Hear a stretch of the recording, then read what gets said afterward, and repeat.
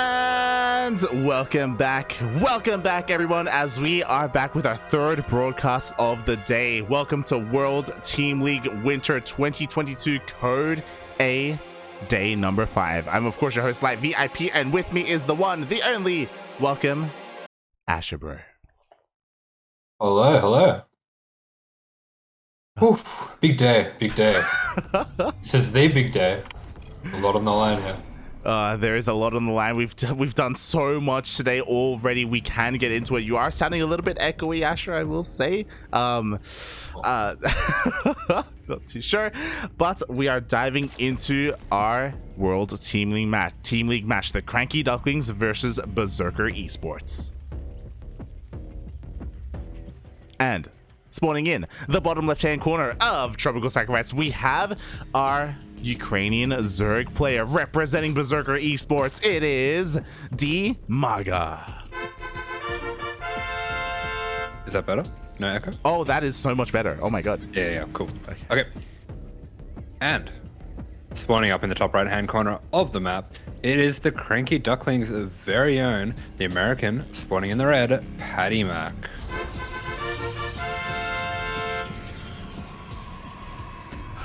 Boy, and Asher, I don't know how it's been for you, as I know you've been watching a lot, so you've been tuning in, but today has been a pretty intense day for the Ducklings already. Yeah, today has been a big day already. We had the Oceanic DreamHack qualifiers. I had, I think, 4 different streams across my 2 monitors just watching everything, so there's all sorts of stuff going on, but I did see that we had our StarDuck qualify through into the OCE close qualifier, so that was fantastic. Oh yeah, exactly. StarDuck, he qualified through Oceania an hour ago. So if you're in the chat and if you're watching, well then Funada yourself, because you should have been there. You should have been there for our match, or for StarDuck and for the CranKy Ducklings. Also this morning, Dolan was in the North American qualifier, and there was also a big day for him as he also made it to the closed qualifiers. Yeah, that's right. A lot going on for the Ducklings, and can we make it 3 for 3 now and get the qualification into Code S? We do have PVZ starting up, and I think might be one of the first PVZs that we've had in the World Team League so far. Yeah, we haven't had too many of them at all. It's been very Terran and very Protoss centric. So it's really cool to see a little bit of diversity here, and I 100% agree, mate. We had all of our Ducklings qualified for the Code qualifiers, and now we are here, and now we're ready for Code S. And I am thankful that DIMAGA has opened up pretty standard here against PattyMac. Yeah, everything looking pretty normal here. So we are going to see PattyMac just going into the Adepts, going for an early second gate as well. But so far, everything developing very standardly. Yeah, exactly. We had a hatch gas pool here from DIMAGA. We should be seeing a third hatchery soon. There we go. He is going for that third. Meanwhile, across the map, we don't really have a wall going off. So DIMAGA is going to be able to get in with a link. He is going to be able to get a full scout off and just confirm that, yes, we do indeed have a second gateway. Oh my god, that's actually really weird. That's actually crazy. Yeah, that's right. We are going up to 3 gateways here for PattyMac, and that link does sneak in, and I think it just does catch a glimpse of the edge of that gateway, so he will have some idea of what's going on. And yeah, this is something that you don't often see. Actually not going for any tech. I believe we saw Creator going for something like this quite a while ago. Yeah. With a heavy, I believe it went into an immortal style at the end. Yeah, PattyMac did do this actually during the qualifiers. As I believe he did play against a Zerg player during the North American qualifiers. So it was really interesting to see this. Also, a little bit of a correction. That Ling did not see the gateway. The Ling didn't see anything in the main base. So DIMAGA is playing blind right now. He doesn't quite know what is going to be going his way. We're going to have a handful of Adepts move out across the map here for PattyMac, and another wave behind it. Yeah, so very aggressively going in with these Adepts and going for a bit of a later glaives here on the Adepts. So a bit of an offbeat opener here. We'll be attacking with some glaiveless Adepts. I believe, yes, it was Creator that we saw going for this. I think he went for it once in the GSL as well. So yeah, a bit of an unusual opener. Yeah, I guess we have a bit of a creator enjoyer here for the Ducklings. Meanwhile, we do commit to the Shade. In the end, he does get into the natural base. There's not a lot here to defend. Looking at the unit stat, we have 12 Lings. And 12 Lings are not what you want against Adepts, even Glaveless Adepts. Yeah, this offbeat timing is paying off, and he will get the recall as well, but quite a lot of these adepts going down. That's only one surviving for the recall. Yeah, exactly. They do survive. 5 drones go down. But again, I think the idea here is that DIMAGA's droning. Like, he thinks, okay, that was a really weird, you know, regular vanilla adept timing. Now I can drone. Now I'm safe. He's anything but. Yeah, that's right, and he's even going to be able to see the third, but he does see the large amount of depths at that third, so he will realize that while he can get away with a little bit of greed here, he will have to eventually go into some army, and he starts some roaches up right away, but double Stargate going down. PattyMac one step ahead. Oh my god, PattyMac is all over this. He is forcing a reaction of roaches. He is, to be fair, morphing in a large amount of adepts, and I'm sure he's going to be moving out soon, TM. For the time being, he wants to at least secure his third base, and again, he's going to be forcing a mass amount of roaches, and I imagine, is going to go into Void Rays. Yeah, very interesting, very stylistic game. This is reminds me a lot of actually the play of ShaDoWn a lot. I know that he likes to go for a lot of these builds that kind of have like all these winding tech paths that just send the Zerg for a loop, and looks like he's going for another one already, actually throwing down a DT shrine. he's getting it all. Why not? Let's get a Robotics Bay. Let's get a why not? As so far, 0 mining time, or so much mining time being lost here at the third base, as there are no workers here. We do see a Shade going in towards the natural, but again, it is just a feign, really, as he doesn't complete, and he goes to the Queens. Yeah, just forcing a commitment with these Shades, but DIMAGA doing a good job just splitting off the right amount of units here, having enough Lings and Roaches and Queens just to keep his bases safe here. And PattyMac just going to send in those 2 more extra Adepts, but no drones have been transferred back just yet, so they're not going to get a whole lot here. Yeah, a little bit early, but I love the idea, right? As soon as he Shades away, he has 2 more Adepts to come in and pick off whatever workers they can. Another Shade headed in towards that third base. Also, it's not Void Rays. He is going into Phoenixes. Yeah, double Phoenix production with the DT Shrine behind, a bit of classic Roddy PVT. But we'll have to see what his plan exactly is with that DT Shrine. He did already force out some spores, so I wonder if it's just going to be some Archons that he's playing with. Yeah, this is like some Brood War-esque style, where we in Brood War we have like Valkyries, Corsair DT. Here we're seeing Phoenix DT instead, and they do reveal themselves. The Overseer is going to go down for that scout, and now DIMAGA has to respond. I don't think I've ever seen a Changeling get picked up. I mean, it makes sense. Yeah. It's pretty random. But yeah, like you were saying, kind of like a Brood War strategy here, where he's just going to start to pick off what he can, getting these Overlords as well. I know typically in Brood War you'd be chasing down all those Overlords, trying to supply block your Zerg opponent. And it looks like he's just going to get a lot of control over the map with this build, and picking off quite a few Queens as well. Yeah, the Queens, 2 Queens already going down, a couple of Roaches getting picked off as well. Charge is coming in behind this, so he can use that Dark Shrine to go into Charge Lot Archon. But DIMAGA isn't taking this lying down. You know, he's taking up in his own right, and he's actually going for an Infestation Pit. Yeah, so he will be taking a little bit further into the tech tree there, not going for obviously any Spire or anything like that, and being pretty light on the units as well, just for the moment, just getting all sorts of tech, and we're seeing Burrowed Roaches is going to be the choice here.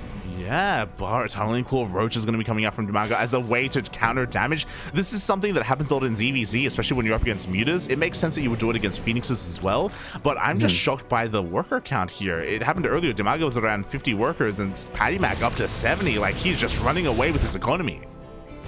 Yeah, that's right. He is using this Phoenix to get a lot of control over the map and being able to understand exactly what is happening of the side of the Zerg, just getting constant scouting, keeping an eye on the units, on the drones. That means he can be quite greedy behind this, and it looks like he's already gotten pretty close to the probe count that he's looking for. Yeah, exactly. Fully saturated here on 4 bases. He's getting a 5th base as well. The mass economy is insane. We have Archons from those DTs. We have Charge Lots as well. But he is going to be going up against a Hydra composition that can eventually tech into Lurkers. Yeah, there is a potential for those Lurkers, but for the moment, he does have everything that he needs to start getting quite a powerful ground force. It's just a question of, will he be able to match the growth of the Zerg? Because the Zerg, all the upgrades that they were looking for are starting to line up right now, so this would be a good time to start to look for a timing. Yeah, 1-1 timing here with Tunneling Claws, with Burrow. We do have a little bit of a Ling run by, so DIMAGA is going to apply some pressure across the map here at this 5th base. We're going to try and respond here with our ground army, but it may be a little bit too late. Yeah, it does look like he's going to be able to force a cancel here on this base as the units pull over. Actually, it looks like it was a kill there. Yeah, a kill, not a cancel. And he burrows 2 Lings under it. Yeah, he does get the burrow off. Fortunately, there is an observer just nearby for PattyMac, but that does mean that he is not covered at the front here. And those burrowed roaches are going to sneak straight under that wall and into the various mineral lands. Yeah, exactly. Meanwhile, the Hydras do make short work of all of these Phoenixes. We are seeing that PattyMac has to respond to this. He's trying to warp in, but right now he's being attacked on 3 fronts. Yeah, there are Zerg units everywhere, and they're starting to massacre these probes. PattyMac feeling the pressure to have to get a little bit of counter damage himself. He's going to jump straight into this army, but this is quite a few Hydras lying in wait here. Yeah, I don't know if this is really the best fight here for PattyMac. He's done so well for himself to get to this point, but being forced in a way all in here, he's not going to break the Hydras. Yeah, all of these Archons going down, and that's a very hard army to replace here. Even looking to warp in with that Warp Prism there, and that's going to almost go down to these Hydras here. Yeah, exactly. Like PattyMac was looking so solid until that push. I don't think he was really anticipating that many Hydras in the defense there for DIMAGA. We see 21 probes going down. The economy that we were praising PattyMac for earlier, it is no longer there. Yeah, this is a moment where everything sort of fell apart all at once, and a lot of damage to the probes as well. 20 probes going down while he was across the map, losing all those Archons and Zealots, and just looks like DIMAGA's going to be able to roll over him. GG. GG, well played. PattyMac was doing so well for himself, but then there was a moment, maybe a moment of overconfidence, where there was that massive counterattack, roaches in every mineral line. He said, screw it, I'm just gonna end the game. And he did, but not for himself. Yeah, unfortunately, just a little bit of a shame with the timing that he went for that aggressive timing, and he was caught off guard there. Yeah, it was also brutal because he was forcing himself up a choke point, up a ramp as well. So even in that fight, he just had a pretty inefficient, or he had a really rough road to get up there. A lot of lost DPS in that army as well. And yeah, DIMAGA takes the first win for Berserkers. Yeah, first win in the books, but CranKy do not shy away from a comeback. We've shown time and time again that when we go down the first game, we're able to get that one straight back. And PattyMac himself, quite a few times, has been able to get back, win back that life for himself in the best of 2 as well. Yeah, exactly. Like, I believe he can do it. And I hope he doesn't take that loss too rough, because I know that I'm pretty sure that he felt like he was winning up until the end. I'm pretty sure that he felt like he was perfectly fine. So yeah, a bit of an abrupt end there for him. I hope it doesn't frazzle him too much, as the series will continue and we get into game 2. Yeah, we will have that game 2 coming right up. So I believe it will be PattyMac's map choice. We have seen that he has favored Moondance a lot in some of the other matchups, but it'll be interesting to see what he goes for in the PvZ and what he's got in store in terms of the build orders as well, because that was a very interesting build order that he had prepared there. Yeah, very interesting indeed. Like, that's the thing that's a little bit sad about it. Like, he was doing everything right. I feel like it was all just playing out so well for him. Like, he was forcing DIMAGA to play to his music, to dance to his music. But alas, it was just a little bit of a failure in the execution towards the end. I don't know if PattyMac would want to do that 2 games in a row though. Like, I don't know if that's the wisest of choices. Yeah, for sure. That definitely seemed like a little bit of a mix-up, a bit of a tricky opening. Something that might not be so powerful if your opponent knows exactly what it is that's coming your way. So I would expect to see something a little bit more on the standard side, maybe opening up with the Stargate this time, as is most common in PvZ. Yeah, I imagine so as well. Something maybe a little bit more standard. And I guess that does kind of lend towards this game as we are getting ready here, and it is going to be on Cosmic Sapphire.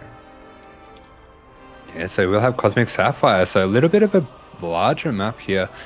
Does give a lot of options, especially for that kind of Stargate play. Even going into more of a carrier sort of style, you do have a lot of room to yourself, and there are a lot of options that we have here. Oh yeah, we do have a lot of options. We can kind of get into a longer macro game from here as well, which is maybe where PattyMac is looking to thrive. Yeah, there are definitely different avenues of attack available to him, or he could just do the same thing again. I don't know. We'll see. Yeah, for sure.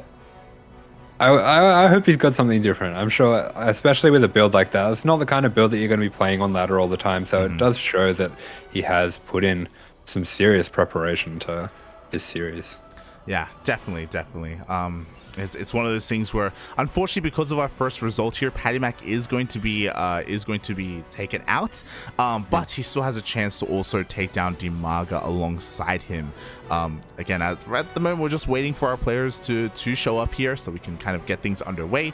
But yeah, okay, we've been here before, Asher. We've been here before. It's okay. It's all good. It's gonna be okay, Pup. They have to stress you out. It's part of the job. Look, StarCraft lost the first game against NXZ, okay? You know it. Yeah. They gotta stress you out. It wouldn't be the same otherwise. Yeah. I'm gonna lose all my hair by the end of this month, mate. It's gonna. Yeah, that's all right. You could have been a Terran, and then it would have been all gone anyway. So. True. But it's taking the long way around, you know. Not like this, puppy. Not like this. But here we go. We are now getting ready for our game. DIMAGA has joined us, and oh boy, this is where the Ducklings needs it. I say Duckling. PattyMac needs to bring it back. This is where the Duckling needs it. He needs your power in the chat. Give him your power. Oh boy. I'm doing my best, puppy. It's okay. You don't have to give him your power. You don't have much left. You've been casting 24/7. I have. You got to save it up. You got to save that power. Oh god, it's yeah. We're not even half. I'm not even halfway through the week, puppy. We're gonna. It's all the open qualifiers and it's the closed qualifiers, and then hopefully, if we win here, our WTL run continues, and we got to keep on going there as well. Yeah. It's all right. You're not dead yet. Yeah, I will not be dead soon. yet, puppy. Yeah, it's been an honor. You can. It's been an honor, Asher. It's been cursed. Is it time to bring up the suicide bomber? It's time to talk about the movies. It's time to form Voltron. It's the CranKy Voltron. The CranKy Voltron. Let's go. They'll be like, who do you send out next? We send out all of them. Archon mode. Let's go. Oh no. Now, would Vindicta be the head or would he be the right hand? How would that work? I can't say which part he would be.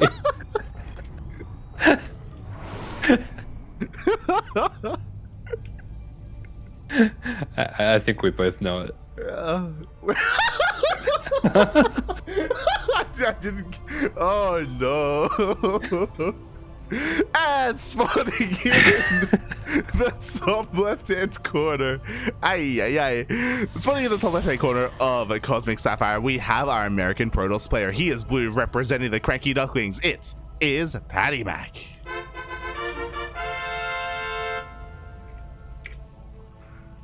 And spawning in the bottom right-hand corner, starting off his team with a 1-0 lead. Coming into this best of 2, it is Berserker's DIMAGA.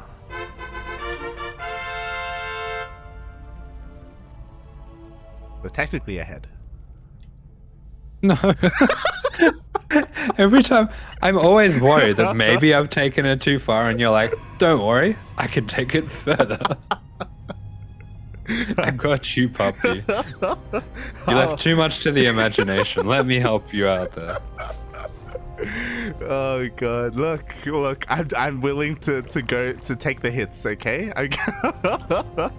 It wasn't you that let us there, it was me, Copium. Mate, if it looks like this ship is gonna go down, I'm gonna take an axe to it. I'm bringing it down. Mate, if there's a leak in a ship, we scuttle it. If we're going down, I'm gonna put my foot down on the accelerator. We're going down, puppy, we're going down. Turbo speeds, no lifeboats, let's go.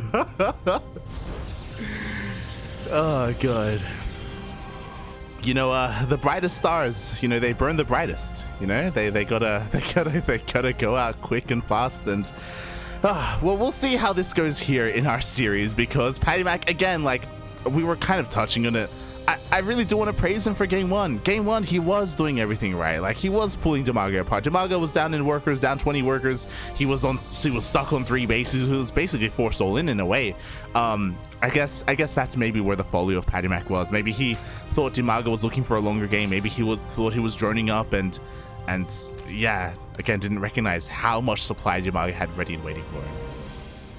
Yeah, that's right. DIMAGA had pretty nice response prepared there. Pretty tricky response as well. Something a little bit out of left field, and managed to execute that just at the perfect timing, catching him really off guard with a little bit of a greedy series of tech transitions. So we are seeing that Stargate going down for PattyMac straight away. We are seeing him go for a little bit more of a standard style to start things off. Yeah, it feels like PattyMac has been humbled a little bit, or maybe, again, because it's a best of 2, he doesn't want to risk it anymore. He's like, we'll play it out. we'll do our thing. I'm going to open up normal, I'm going to open up standard, and we'll see what you can do or how you can perform against it. Yeah, so it's a bit more of standard style, and he does have a really large map to work for, to play on. If he wants to go for that more hero style, where he starts off with the oracles, starts to move into those blink stalkers to start to control the creep, push back those lings, and get that map control, and then going into the mass charge lot, mass economy style, that is something that's pretty well afforded by the features of this map. Definitely, especially because when it comes to the natural base, like, it's going to be harder to go for any kind of run buys. It's going to be easier to maintain that map control as the Frodos player, and the expansion the expansion path here for the Zerg is a little bit more orthodox, and you can read it a little bit easier as well, as opposed to Tropical Sacrifice or even Data C.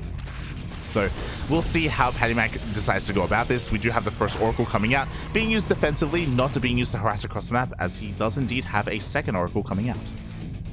Yeah, a little bit of a cheeky poke with the Lings there. PattyMac, wise to it, is able to throw down that pylon quite quickly, and we do see that Twilight and Forge going down now, so it does look like he is going to be heading into more of that classical hero style that we have been seeing quite a lot more lately. Oh yeah, it is going to be those Blink Stalkers with +1, and meanwhile DIMAGA is getting his own Evo Chamber, I imagine, for +1 melee, so we are getting into our standard responses. We are getting into our hero versus Zerg. Yeah, that's right, and these Oracles dipping in here, getting a good amount of damage, 3 drones and forcing a Spore as well. Does manage to remove that weakened Oracle as well, getting 2 more there. Pretty nice damage. These Oracles are quite damaged, so he's going to have to be pretty careful with them. And yeah, I love this decision, just to recall them, just to not take any unnecessary risks here. Yeah, definitely, especially because, like, if these Oracles are going to be trapped across the map, then they won't be at home to defend against any counter Ling run by. So just in case that is going to be occurring here, PattyMac wants to be safe and secure and hold on to his third.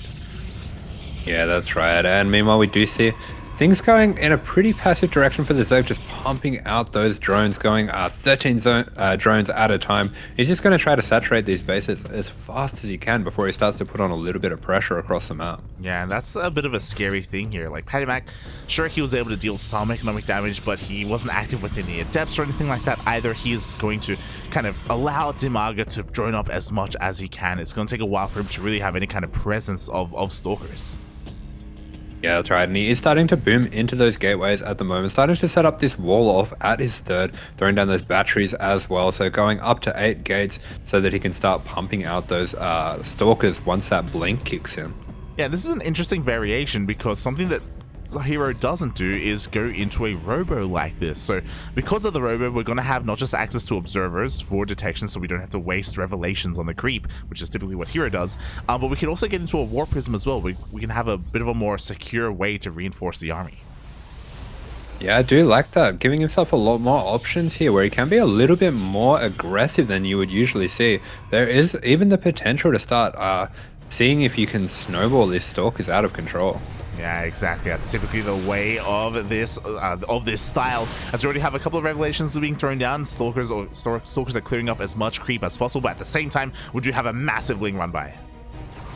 Yeah, nice Ling run by there, and unfortunately not able to wall off there, so quite a few of these probes going to be going down. Nice little mineral walk there, but he's going to have to fight, and he loses the battery as well, so those probes are going to have to get out of there, but there's so many Lings here, they're catching a lot of them on the way out. Yeah, a lot of workers are going down. This is going to force a massive reaction out of PattyMac. He does have that prism, but we need a couple more reinforcements. Lings are coming in for us around, but thankfully the Oracles are here to help clean them up.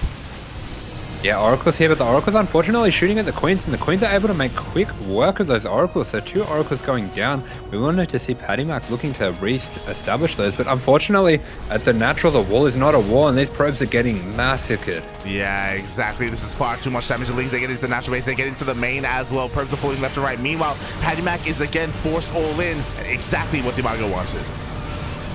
Yeah, once again, PattyMac put in a difficult position and forced to take a bad fight, and GG.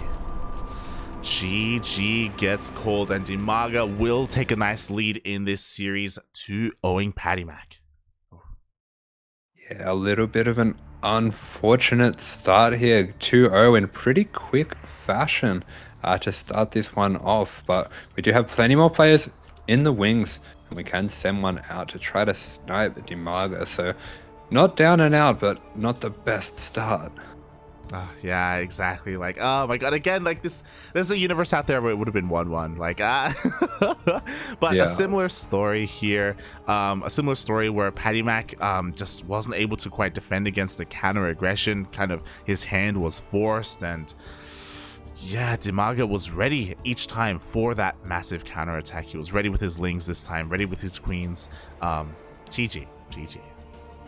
Yeah, GG, well played by both players, but unfortunately, DIMAGA a bit too strong this time, but he has his work cut out for him because there's more where that came from. Oh yeah. There is more where that came from. Of course, it is our turn to pick our starting player here. And we got options, but again, we are going to be on the back foot here. Oh boy. We have to pick a player to go up against DIMAGA. Yeah, that's right. DIMAGA showing his strength as well. Very kind of, I want to say fairly standard play, but good killer instinct there. Being able to recognize the openings where things are, where the opponent's a little weak. And I have to praise him as well for recognizing just how heavily he could drone through that early game. It seemed like he had a very good grasp on what was going on straight away. Definitely. Like, he was so greedy and he got away with so much. As we have picked our player, and we're going to be fielding the boy himself, the Shaft. Voltron, it's going to be Vindicta. Let's go. Oh no. He has quite a few nicknames, but the Shaft of Voltron, that's a pretty good one. That's really amazing. All right, let's go. We're going with it. He is the all killer. He is the ace. He is the Shaft of Ultron.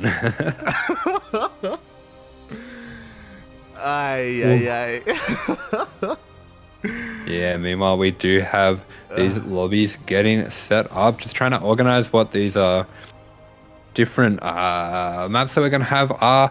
I will mention as well that Vindicta, on a little bit of a different setup than he normally is, had to kind of rush to get things set up because I think the power was down at his house. So I hope he's feeling comfortable. I hope he's ready because we're going to need him.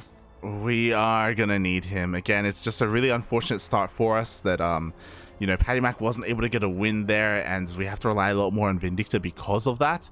And on top of that, as you just said, like, he doesn't have his home set up right now, so he is playing with the with really rough conditions.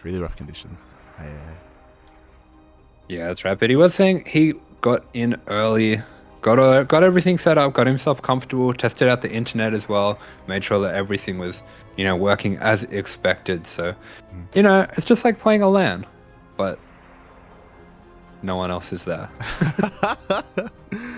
Exactly. It'll be fine, Papi. It'll be fine. Copium. Oh, God. As we are. But we have seen the TBZ of Vindicta has been really strong, and he hasn't really faced the most typical kind of EU Zerg macro styles, but he's shown his multitask is really powerful, and I think that's going to shine through even more in this kind of game. Oh boy, exactly. I hope to see that as well. As we are going to be preparing here for our next series, the map is going to be on Waterfall, so one of the smaller maps here, but again, the pressure is a little bit on for our players. Hopefully we can make it through here, at least make a series out of it. I believe, Bobby. We'll get through. We're not just going to make a series out of it. We're going to get through. Oh god, I wanted to ask, what are the other nicknames that Vindicta has? There's Big Mix. There's Smoja. Definitely more. The Smoja. I have to filter them. I was about to say, yeah. For some of them, I imagine aren't going to be PG-13. True. Oh boy. But the Shaft of Voltron, that's fine. That's fine. We've said it now, so that means we're just gonna say it over and over. We're gonna make it worse. Oh, no. We have a small cut, and instead of putting the band-aid over the cut, we're like, let's see what's in there. Rip it open. Oh boy, just drifting over the edge. Yeah, Tokyo drifting over the edge. But meanwhile, here, drifting his way into this next best of 2. It is the blue Zerg playing for Berserker eSports. In the bottom left-hand corner here of the map, it is DIMAGA. And spawning in the top right-hand corner of Waterfall, we have the American Terran himself representing the CranKy Ducklings. It is Vindicta.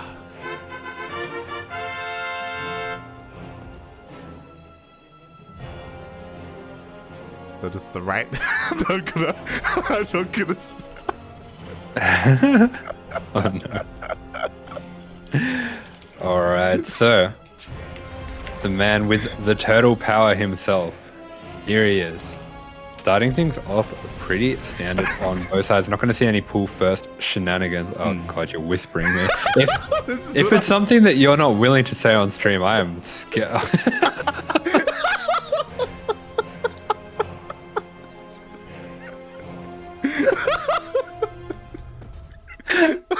I probably shouldn't say that, right? I'm glad you say that. Yeah, no, you can't say that.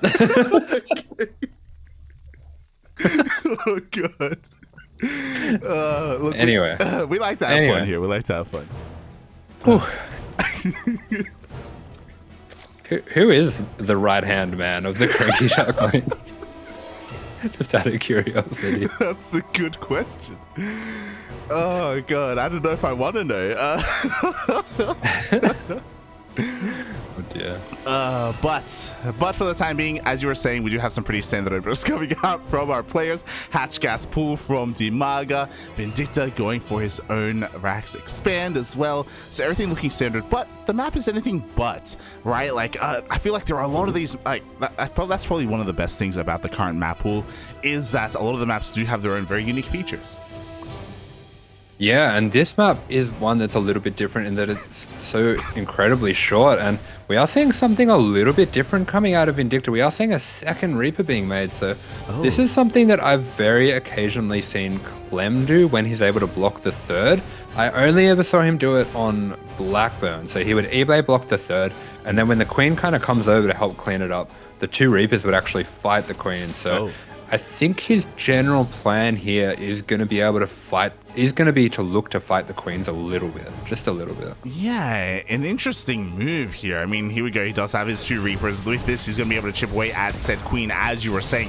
Pushing up a ramp isn't going to be an easy feat to accomplish, but he does at least take down 2 Lings. Yeah, that's right. And the health of these Reapers are going to regen, and the health of the Queen does not. So this is permanent damage, and he can keep just trading these regenning Reapers for the Queens. And it is going to force some Lings out, which is something that's really interesting about this. 6 Lings, 6 extra Lings being made on the side of DIMAGA. So he is taking this really seriously. Yeah, you could argue that, like, this is the goal. Like, this is already dealing the damage that it needs to do, right? The Queen force doesn't go down, but is forcing not drones. Yeah, that's 3 potential drones that are not going to be made. That Queen really damaged as well. DIMAGA having to shuffle around the Queens, which is a nice little adaptation here, but Vindicta able to put on quite a lot of pressure here, and behind this, just going into a very standard opener. Yeah, behind this, we have the third CC before Starport, so very economic based. So he's going to be able to at least take a little bit of a lead here when it comes to that drone count of DIMAGA. Behind this, Hellions are going to be coming out. Link speed will finish up, so DIMAGA can kind of make use of these things, at least to deter any kind of major dive, but a very interesting start for Vindicta. Yeah, 100%. He's going to be able to take out one of these crucial first creep tumors as well, which is pretty significant. These first creep tumors matter quite a lot, especially getting one of the active tumors. And he's been able to put so much pressure on here, really dictating the pace of this first game. Oh yeah, exactly. Like DIMAGA just kind of once again, similarly to game one of his series against PattyMac, just forced to play the way that Vindicta wants him to. Yeah, that's right. And behind this, Vindicta just going for the most standard opener, going for a 3cc Banshee, and he hasn't really lost anything, only taking damage on his Reapers as well, and putting quite a bit of damage on these Queens. There's a lot of potential here in what's coming up. Yeah, exactly. DIMAGA has to prepare for this. Back across map, he hasn't been able to get a single scout off. He has at least confirmed the 1-1-1, so we should be seeing a spore, at least a safety spore soon. Well, yeah, that's something I wanted to point out. This pressure, obviously, is quite taxing for DIMAGA because he hasn't scouted at all, and it's almost 5 minutes into the game, and he's delayed these spawns by quite a lot. We are seeing them go down now, so it does seem like he's quite aware of the 3cc timings, that he's going to be able to get those at the last minute. But yeah, he hasn't been able to dip in with that Overlord just yet, not even really dipping in with the Ling either. Yeah, exactly. But here we go. The Banshee has been revealed. The Ling does at least do that for DIMAGA, so now he knows for certain that investing into these spores was the right choice, that he can invest into his Queens. Now he can drone up as well, but Vindicta still has the opportunity to try and pull apart those Queens and find some damage anyway. Yeah, that's right, and it's just being so annoying here with those Hellions. I believe it even sniped off a few extra of those tumors and forcing out a lot of energy on these transfusers as well. So just putting constant pressure on, just using all that speed that he has, and behind this, smoothly going into an 8 racks by the looks of it. Oh, yeah, a lot Did of I see that right? No, I didn't. 5 racks is in total for the time being. Yeah. Only for like, this isn't Dolan. Okay, calm down. But here we go. The Banshees are going to be hitting that third base location at the same time. Vindicta does dive in towards the fourth. The Queens are a little bit distracted here, which means they will not be available to deal with the Banshees.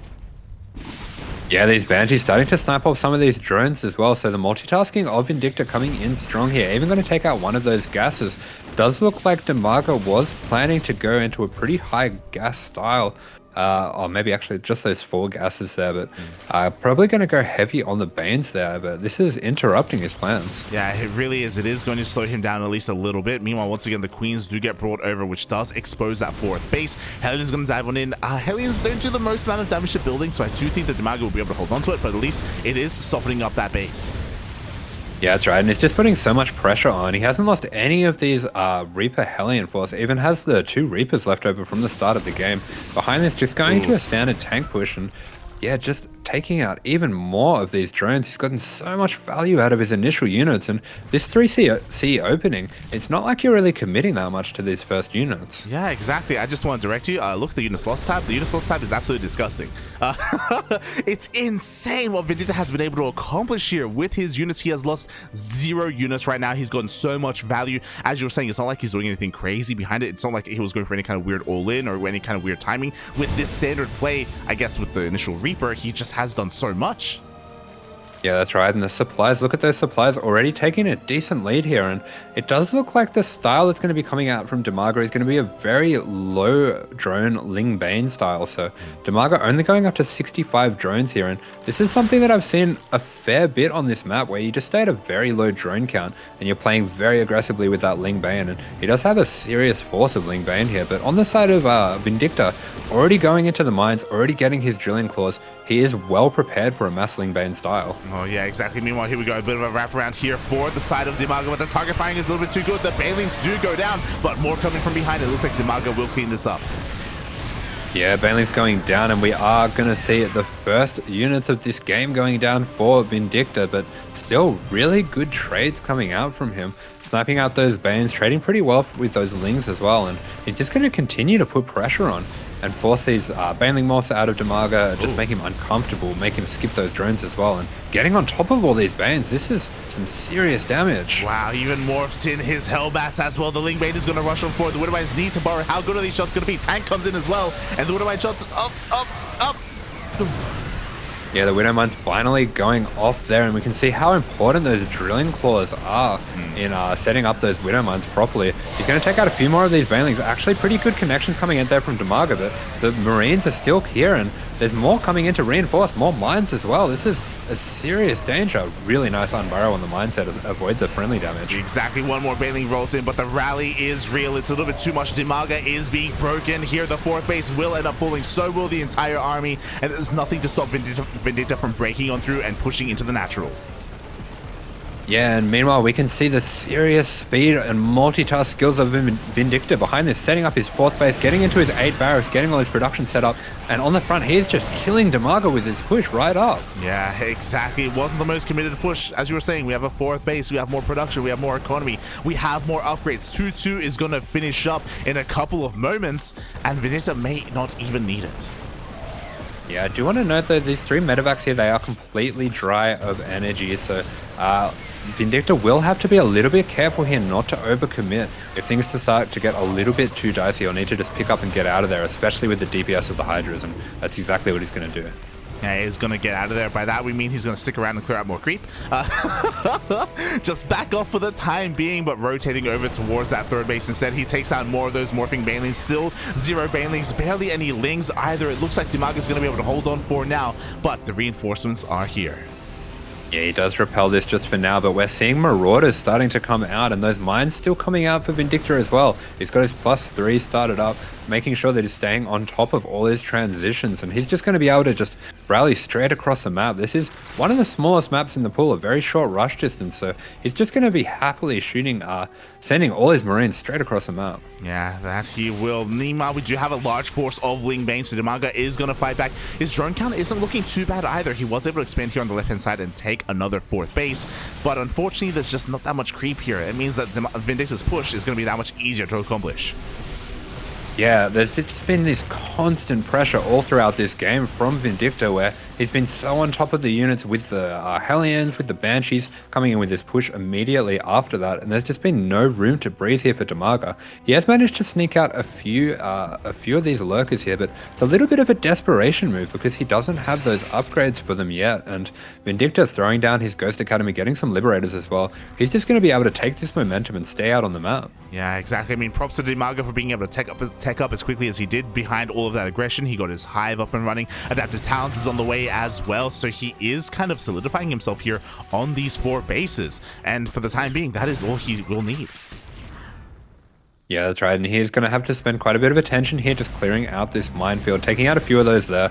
Vindicta is going to spot where these lurkers are, so he'll be able to recognize that if they're over here, they're not on the left, and that means he can just jump on this base now. Yeah, that's the downside, right? There are literally only 3 lurkers available here to DIMAGA, and if any of them goes down, that is it. That is going to be the backbone of his army.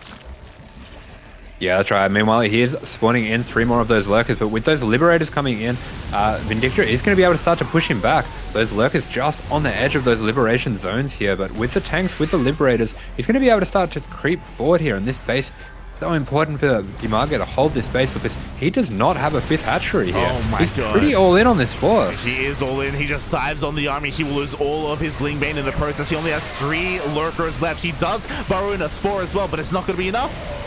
Yeah, the ghosts are here. The concave is good, and he's going to be able to get through this. Hopefully, he's going to be able to see that there's still that one there left and get that scan. Does look like he's just going to back off and heal up, make sure that splash isn't going to take out too many of his units. Yeah, we're just waiting. 1 scan, Poppy. He just needs 1 scan. Or a Raven. But 1 scan is all he needs, and there it is. There is that scan. He stims on forward, and it looks like he will snipe that final lurker. Yeah, he has more than enough ghosts here, even using those snipes to take out the morphing Banelings, and GG is called. What a game from Vindicta. GG, well played, just non-stop aggression. It took like, what, 10 minutes for Vindicta to finally lose a unit.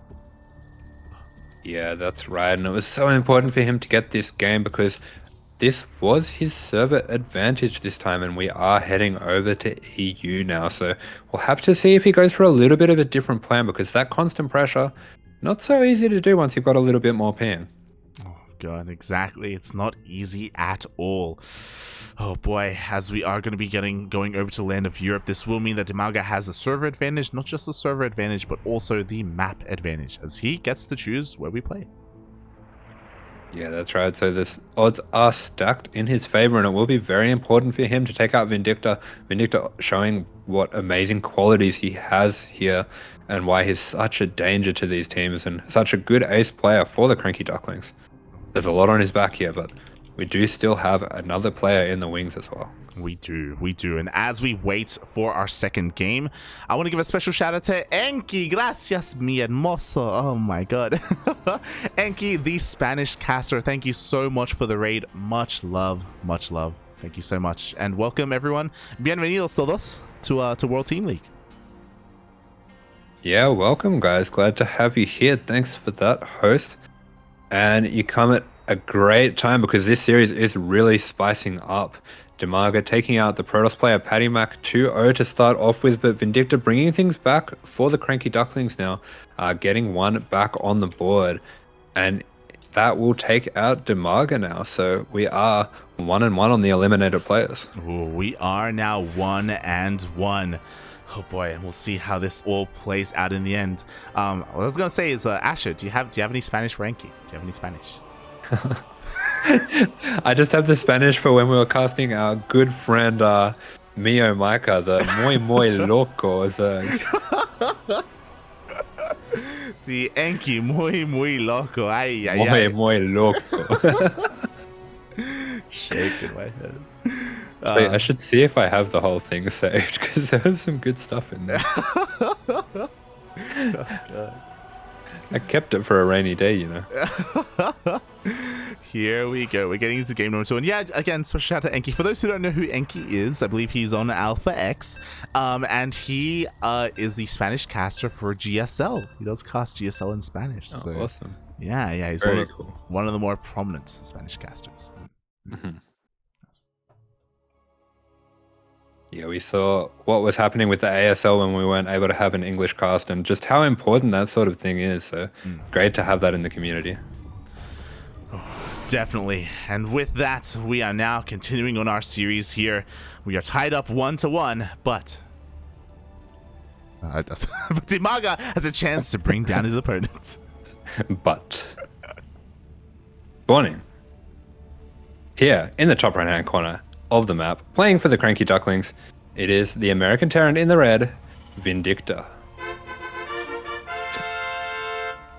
And spawning in the bottom left-hand corner of Inside and Out, we have the Ukrainian Zerg player himself. He is yellow, representing Berserker eSports. It is DIMAGA.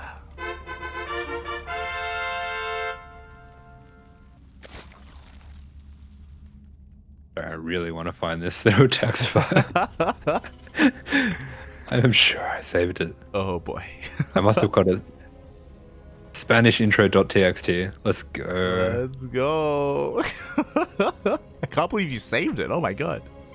Oh, that's the one I was looking for. El Poderoso. Sí, papi, sí. Powerful, papi, powerful. That's what that means. Oh my god. Yeah, we got Vindicta in the top right-hand corner. El Poderoso Vindicta, muy loco. Muy loco. Oh my god.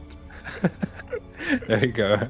I'm 1.0001% bilingual. Let's go. It's like, look, I have Duolingo on my phone, okay? I know all the languages. I don't need it, man.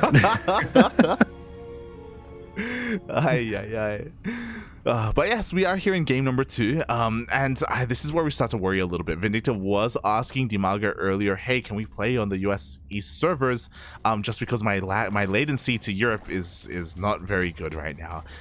He was denied that, which is the player's right, to be fair, you know, there are rules for this sort of thing. And Vindicta, I worry. I don't know how much latency he does have, but it may affect him. Yeah, it will make it a little bit difficult to go for the same kind of game plan that he was going for in that last game, especially something like that double Reaper. Yeah, definitely don't think we'll be seeing that again. It's very micro dependent, the kind of strategy that he was going for last time. So we'll miss the block once again on the hatchery, but does look like both of these times he has had a preference, I would say, for which base he wanted DIMAGA to take. But yeah, over here we can already see how the ping is affecting him a little bit. Not quite the same as he usually is with this Reaper. Yeah, it has to be much more conservative. He can't really take the same chances that he otherwise would, because if he does, he may just lose a little bit too much as we say that, ooh, the Reaper goes down. Yeah, I'm a little bit worried for him here because that looks like a lot of ping. That looks really delayed by a lot, actually. But hopefully that smooths out. Hopefully if he's getting any spikes, I know sometimes servers can be a little bit inconsistent, that does smooth out. But yeah, it does look like he is recognizing that and going for a much more aggressive build. This is going to be a blue flame Hellion. Oh boy, and we'll see if this goes unscattered here, because DIMAGA's got options. After killing that Reaper, like, he also had the option, if he wanted to go into a Roach Warren, as he does pull back into gas here. I imagine that is just so he can get into a lair. But yeah, it's going to be on DIMAGA to try and slip on in with his Overlord, as he actually abandons that. He slipped on in earlier, and he did see the 3rd CC building.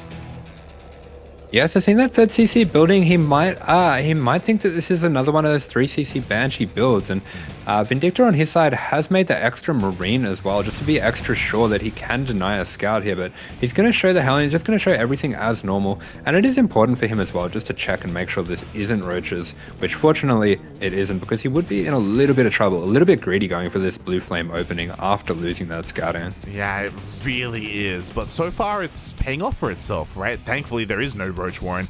Blue flame is on the way. We have plenty of Hellions as well. Vindicta putting a lot of eggs in this one basket to try and deal damage.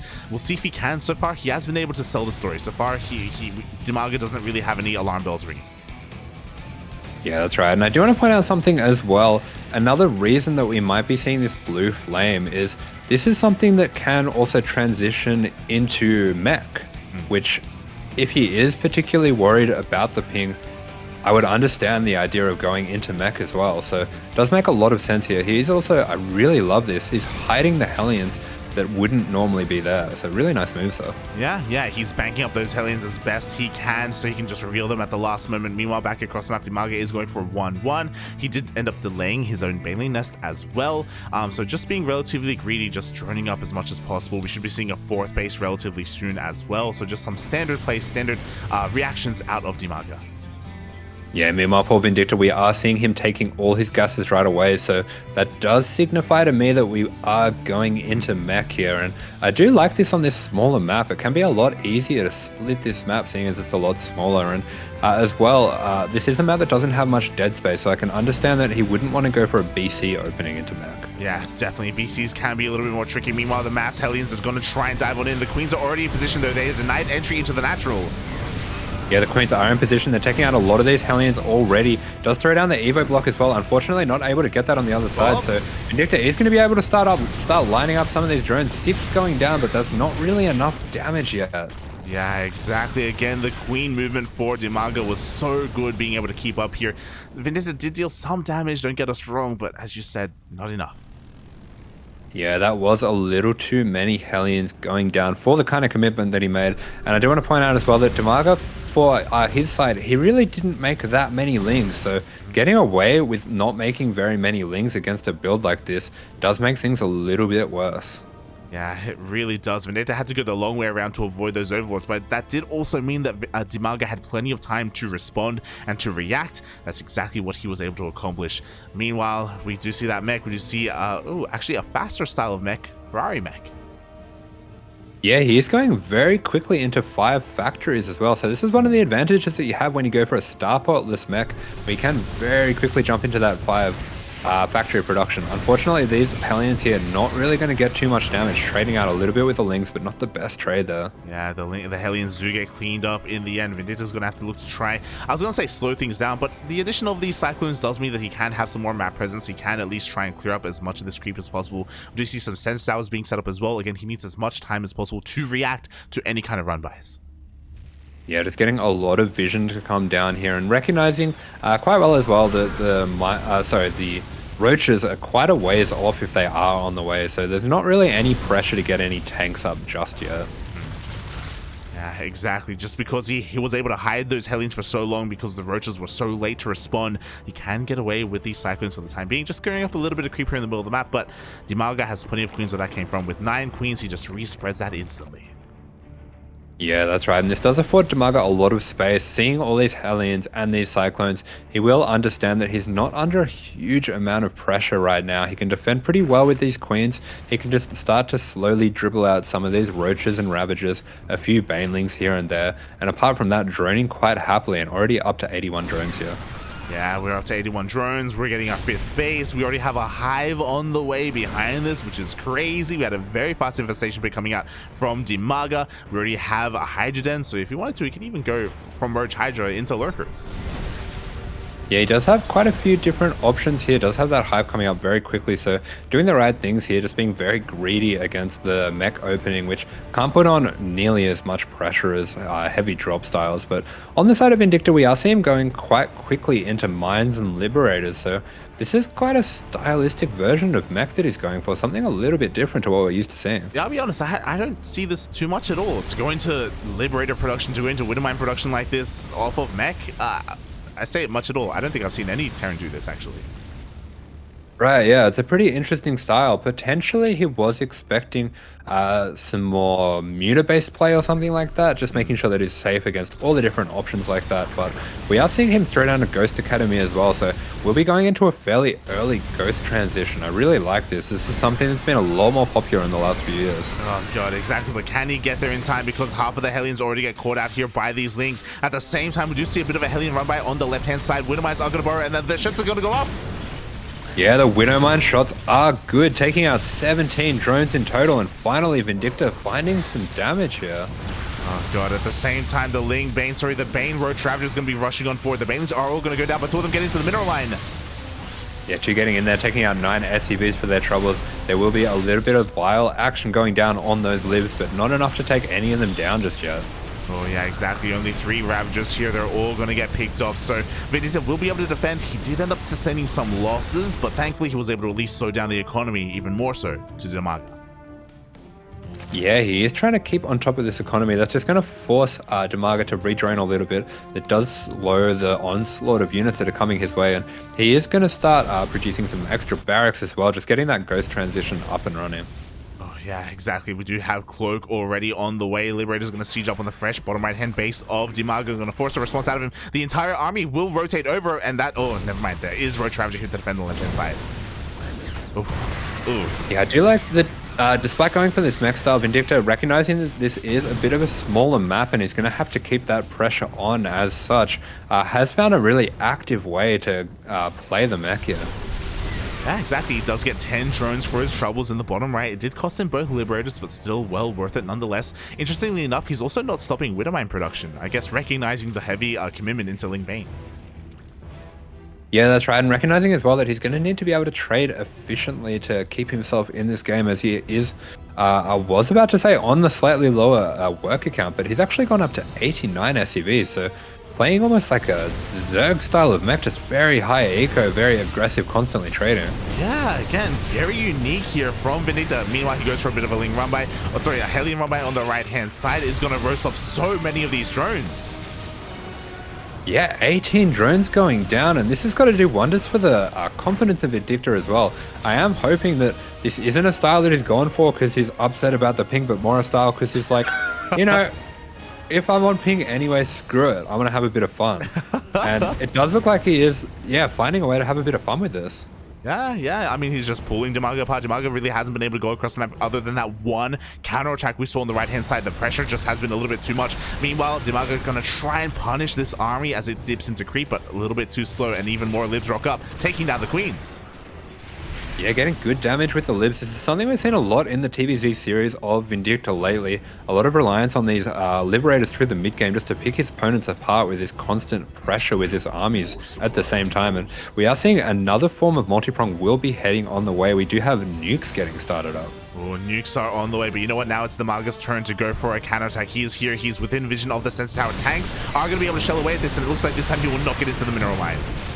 Yeah, and those are very efficient trades coming out from Vindicta, very well set up right on top of these things, and those liberators going out as well. They're going to take out so much damage. Look how many drones are going down. Oh my god, 10 more drones go down. The liberators do re-siege, but at the same time we see the main army of DIMAGA pushing out towards the top left hand side of the map. Ooh, some of these SCVs are going to go down as they are transferring a little bit early, but how will the fight go?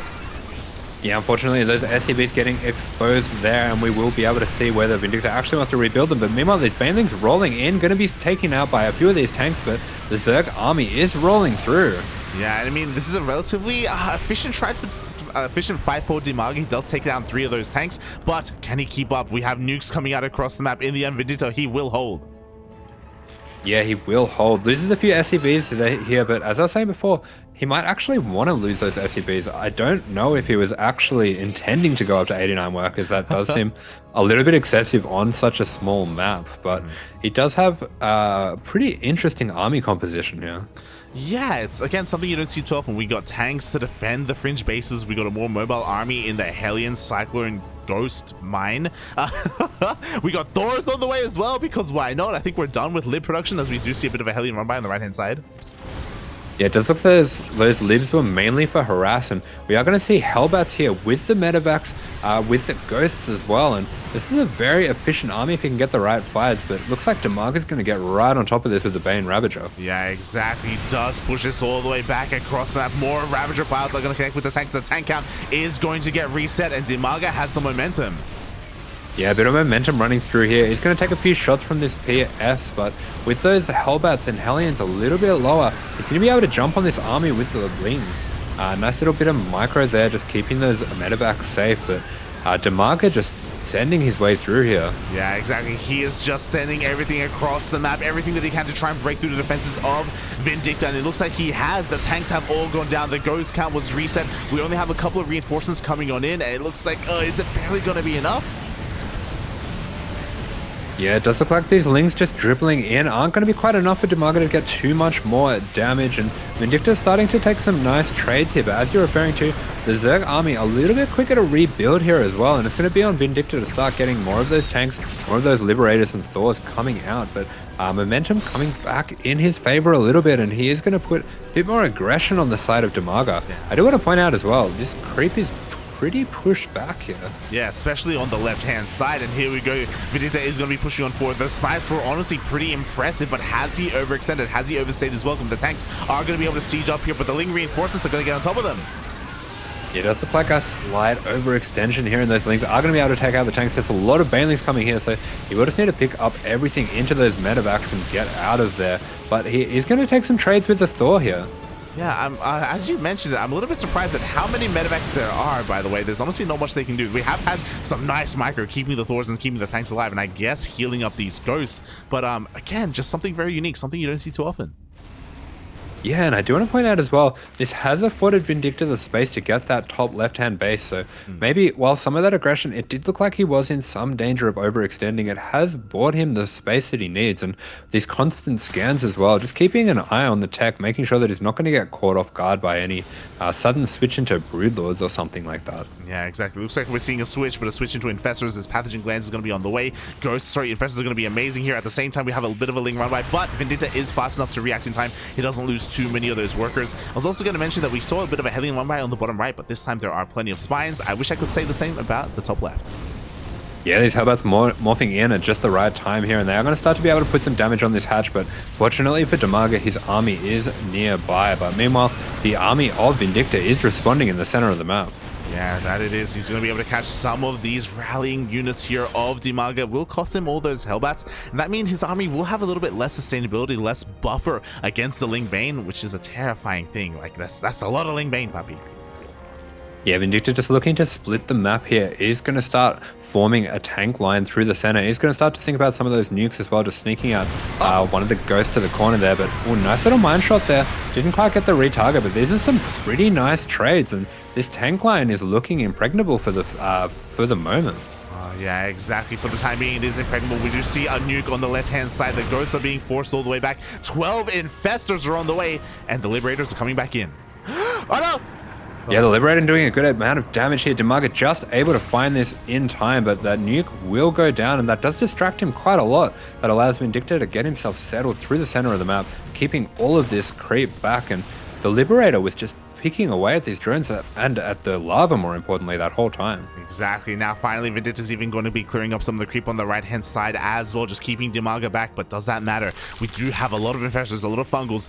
We do have Neural on the horizon. It's going to finish up in a couple of moments. Yeah, there is going to be a little bit of a micro battle coming out here where DIMAGA is going to be looking to land maybe some Neural on the Thors, maybe even a Neural on a Ghost to get the EMPs back, but Vindicta will be looking to land the EMPs on the Infestors. Needs to be very vigilant with his scans as well, just keeping track of where those Infestors are. God, exactly. We'll see if we can do so. Meanwhile, here we go. Here are the Neurals on the tanks and all the Thors. Yeah, good Neurals there on the tanks and Thors. Does throw down that mule there. Rather cute there, taking out a lot of the Ravager's attention. I didn't know that was how that worked, if that was intentional, but that's pretty nice. But this is good trades coming through the center here. Yeah, exactly. We're going to be able to clean up this entire army. We do still have a couple of infestors, though. They were able to survive, but maybe I spoke too soon. Up. Oh. Yeah, taking over that tank, but actually that tank not too close to anything in particular, so he's going to be a little bit wasteful. The Ravagers, fortunately, are going to be able to take those out for DIMAGA, and these Infestors in the center of the map a little bit undefended. Speaking of undefended, 10 more drones are going to go down. The Infestors are still managing to survive. Vindicta is able to catch wind of them. He does go for the scan. Is looking to try and maybe get... Oh, he gets some snipes. Yeah, a couple snipes there, a couple of those Infestors going down, and he does keep eyes on where they are. He's going to start to look to take this base on the right-hand side. One thing that we haven't really touched on is DIMAGA is incredibly broke here, and if Vindicta can prevent him from taking this base, that's going to be pretty difficult for him. He also hasn't really been able to take too many of his gases. Yeah, exactly. Gases, both on the fresh mining bases of DIMAGA, have not been taken. He's also been struggling to mine there because of all the Hellion, Widowmine, Liberator, Ghost, Nuke, just all the harasses, everything. It's been... Yeah, all sorts. All sorts of stuff coming out here. Meanwhile, we do see from Vindicta, your favorite Twitch chat, it is in fact a Raven. He heard you. You told him make a Raven, and he heard you. He knows, Papi. He knows. He knows that he can't afford all of these scans. As I say that, some mountain of scans get thrown down. The Infestors are coming in. They look for the fungal. Yeah, the Infestors just zoning out the army of Vindicta here, and Vindicta will send a few of these ghosts around the back to see if he can get a sneaky EMP, but DIMAGA's army movement is good here for the moment. I do worry a little bit here that he's painting himself into a corner, and look at these tank shots. These Infestors are getting so low. This was a big mistake, I think, from DIMAGA to commit this hard here, but he might get the base. He may get the base. It looks like he will get the planetary in the end, but at what cost, Papi? Because a lot of the Neurals, sorry, a lot of the Infestors did go down. We saw a massive EMP as well, and this is forcing a massive counterattack, and Vindicta is maxed.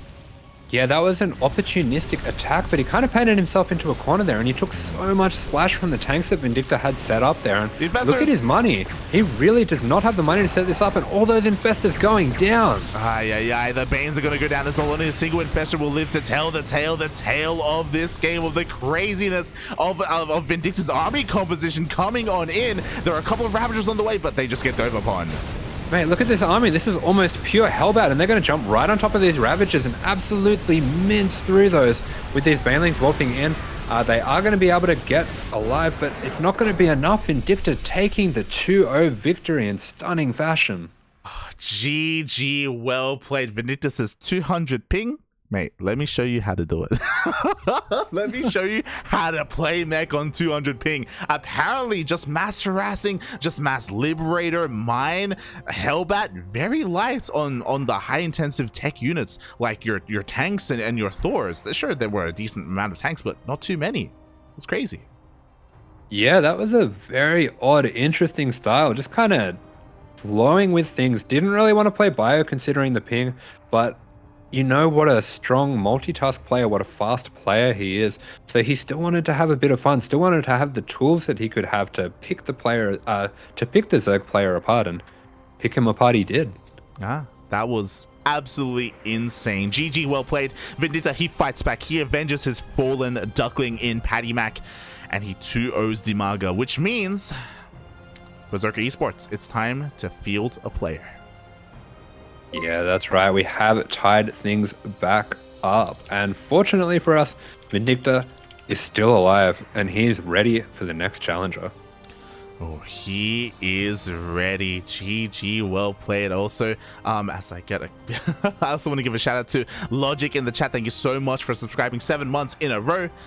We need your support. Vindicta needs your support. The Shaft of Voltron, mate. He's coming out strong. And yeah, we're looking to see who Berserker brings out next.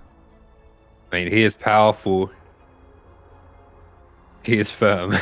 We have this. He is Schween.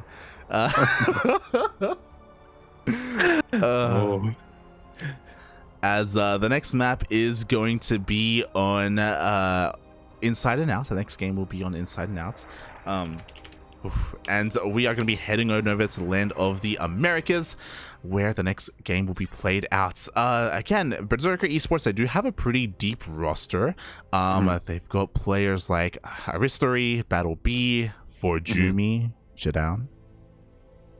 Yeah, this is a team of kind of these players that are a bit more in the shadows, but they are really close to breaking those top echelons of the European scene. These aren't just the lower to mid players. These are some serious contenders to start rising up, especially players like BattleB. This is a player that for quite a few years now has been rumored to be the next big Terran thing, and he has shown glimpses of what he's capable of in terms of that. So definitely one to keep an eye on, and will be a stiff test for whoever he comes up against, but we still await to see who will be the player for the Berserker eSports team. Yes, we are still waiting for that. Who will it be? It looks like Farrell, or their team captain, is just directing the players in that direction. Yeah, they are just organizing themselves, just trying to get this all set up, seeing who we are going to have facing Vindicta.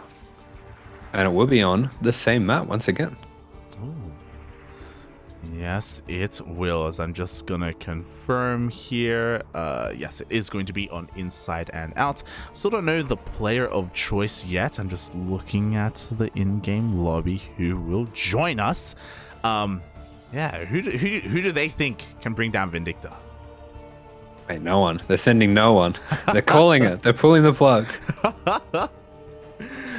They are going to be pulling the plug. All right, we made it with Curtis. Let's go.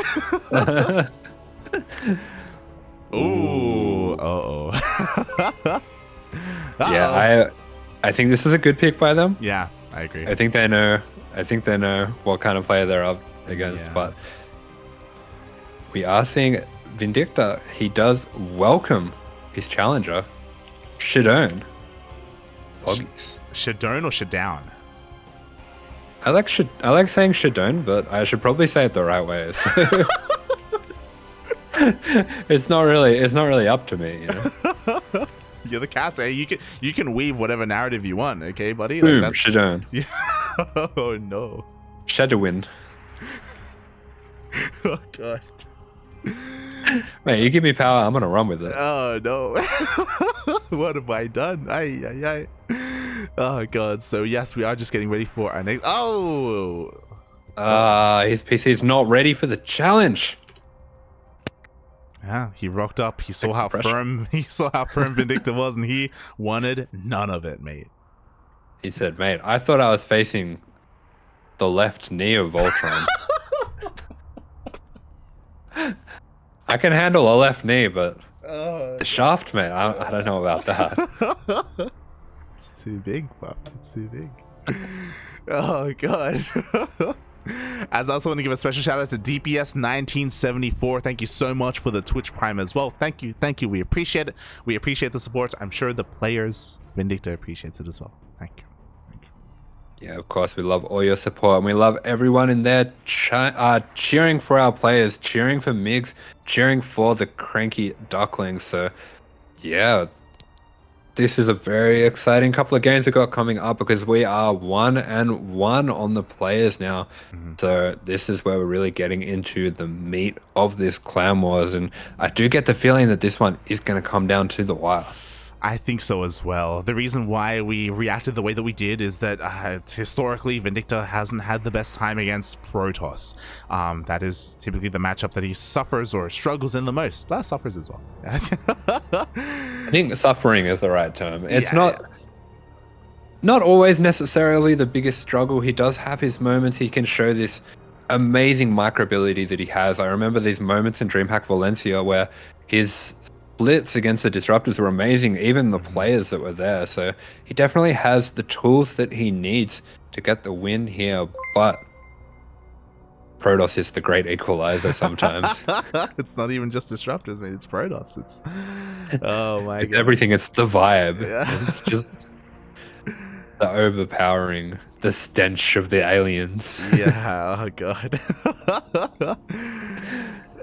So we're gonna have to see if Vindicta is gonna be able to be firm enough. Meanwhile, another shout out to someone in the chat, Morituri.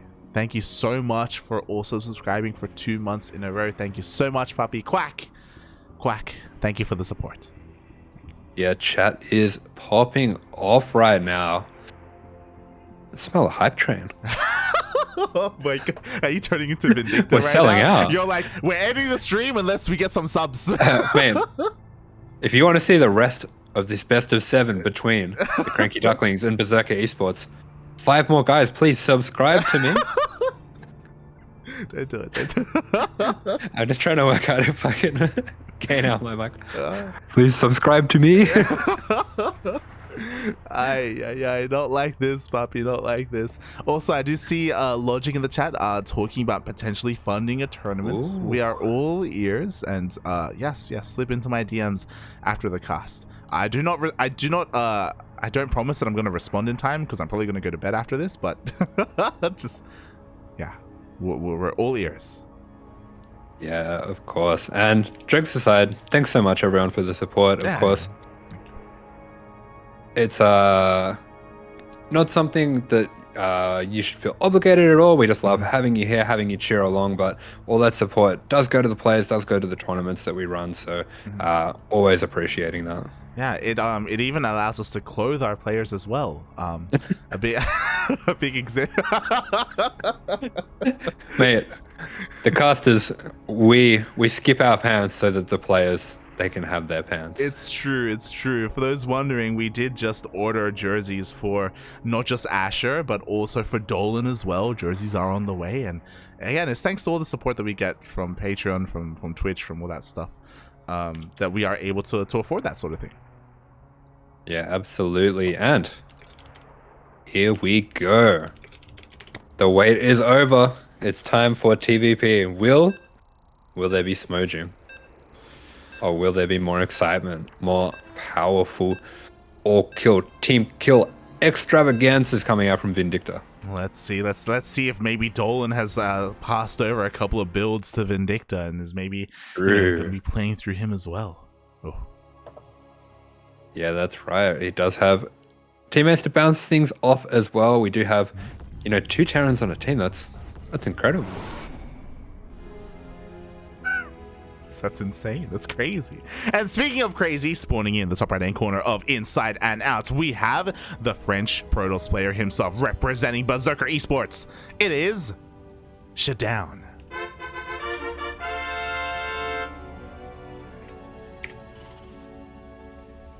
And spawning down here in the bottom left-hand corner of the map, it is the American Terran in the red, El Poderoso, the Shaft of Voltron. It is Vindicta.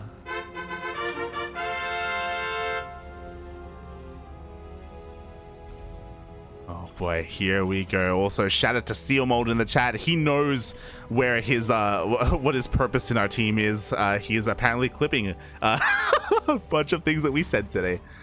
Oh boy. Yeah. Yeah, but meanwhile, We are seeing from Vindicta, he is going for this double gas style that has been all the rage in TvP at the moment. Does allow you to have a little bit of an earlier mine drop, a little bit of a faster Raven just to be extra safe, and just in general, a nice, safe way to gain control of the start of the game. And we are seeing something a little bit different from ShaDoWn, actually going for a low ground expand here. So this is something that you can do just to get a little bit of extra pressure across the map. Something that you'd often do to snipe a one gas build. So I do like how this is going to shape up for Vindicta here. I'm like, yo, does ShaDoWn know that Vindicta's not Protoss? Like, what is happening right now? The Zealot's on the way to make sure he doesn't get his Nexus blocked. But you are correct. The Zealot is going to be able to move out across the map and punish a low ground CC if there was one. Unfortunately, ShaDoWn didn't probe scout, and he is going to face check with his Zealot, and he will run into at least the Reaper. Or will he? Yeah, so basically this opener is designed to get a very fast Adept and very fast Zealot across the map, and usually that really messes up your timings when you're going for a one gas expand, because this is when you'd start to be building a bunker, and having the bunker and the base down the low ground denied while you're trying to get up your reactor on the racks, it can be pretty disastrous. And unfortunately it does look like Vindicta is going to opt for a low ground expand here. Yeah, I was hoping maybe he would throw it down on the high ground. Meanwhile, it looks like he has scattered across the map. He recognizes the opener, and he is going to throw down his CC on the high ground.